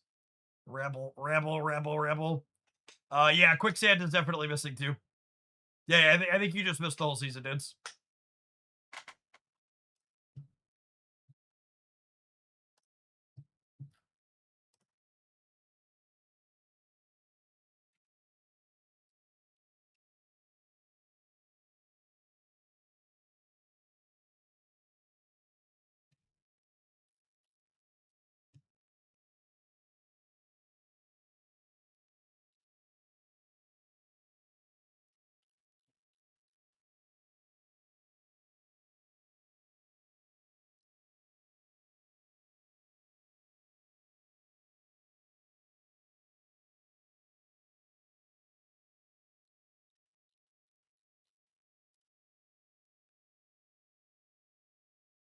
That was the best season for variants, though.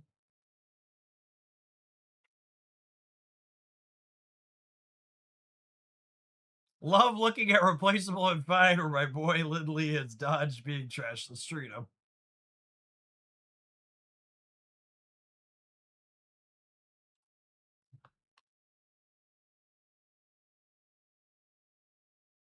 Just the facts.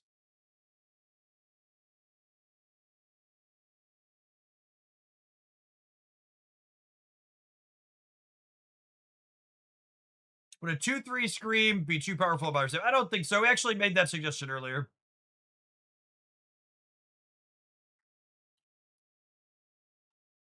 Okay. I'm not going back and adding these. I'm just going to add them in the summary. This is you're officially watching the director's cut for the tier list, chat. It's not gonna make it into the YouTube video. It sounds like too much work.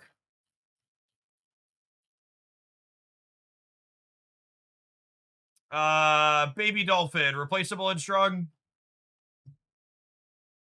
Where's Monstro at? Submariner and Triton.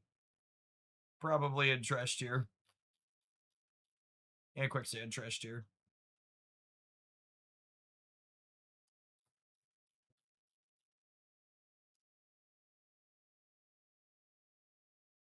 Defining and mid? Yeah, I'd buy Defining and mid.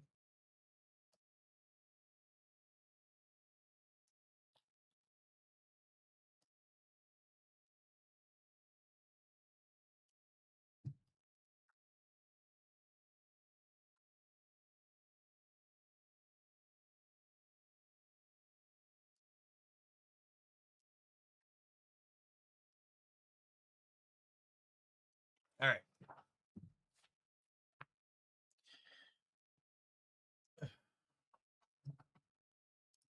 It's Series 4-5 tier list time for Marvel Snap. As you can see from the length of this video on YouTube, it's quite long. That being said, I'm going to front load a quick review here as well as give an explainer of my categories since I don't use a typical S through F tier list ranking, which try and add a little bit of nuance to help you gain some understanding on the best cards to be picking up for Marvel Snap. If you enjoy the content, one of the best ways for you to support it is just give the video some watch time after the fact and not just click off it after the summary is done. To dive in, I think some of the best cards you can spend your resources on in Stat, past the buy these and tech cards category here, are the ones that I'm calling defining. Defining cards are ones that headline their archetypes and are not replaceable, i.e. you can't play a high evolutionary deck without high evolutionary in your collection. The exact strength, whether they're defining and strong, like this first group, or defining and mid, or defining and fine here, is, you know, they move back and forth between these different groupings based on Marvel Snap's live service balance. So they're not going to live inside of a permanent grouping at any given point. It's really more fluid as things go up, down, all around with the balance. But any of these cards in here, if you like the idea of their decks, they're great ones to end up picking up, in my opinion.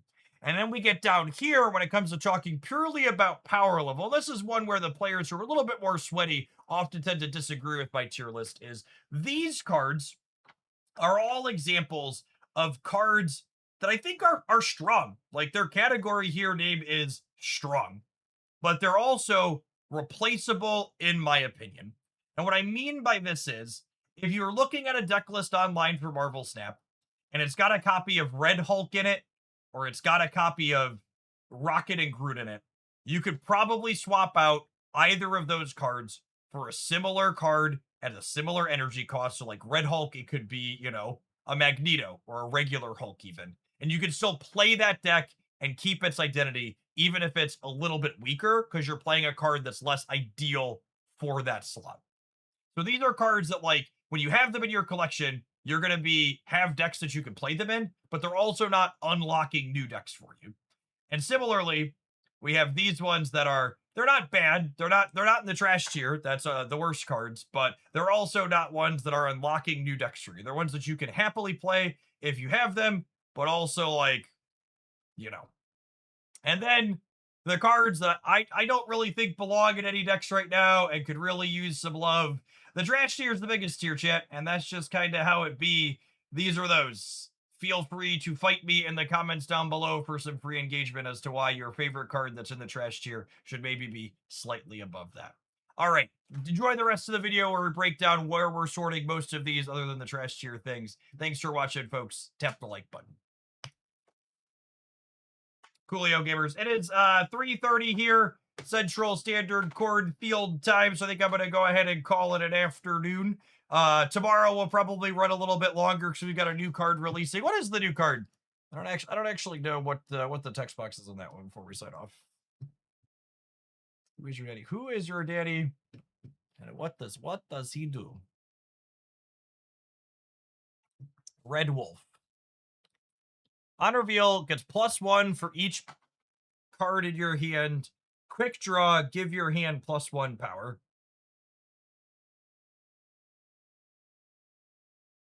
That does seem like a kind of fun bounce card, yeah. Sweet. Yeah, I don't know if that would be good, bad, or otherwise, but it's potentially a lot of stats. Trying to maximize getting those stats onto the board should be a fun puzzle. All right, gamers, I'll be back tomorrow. Peace.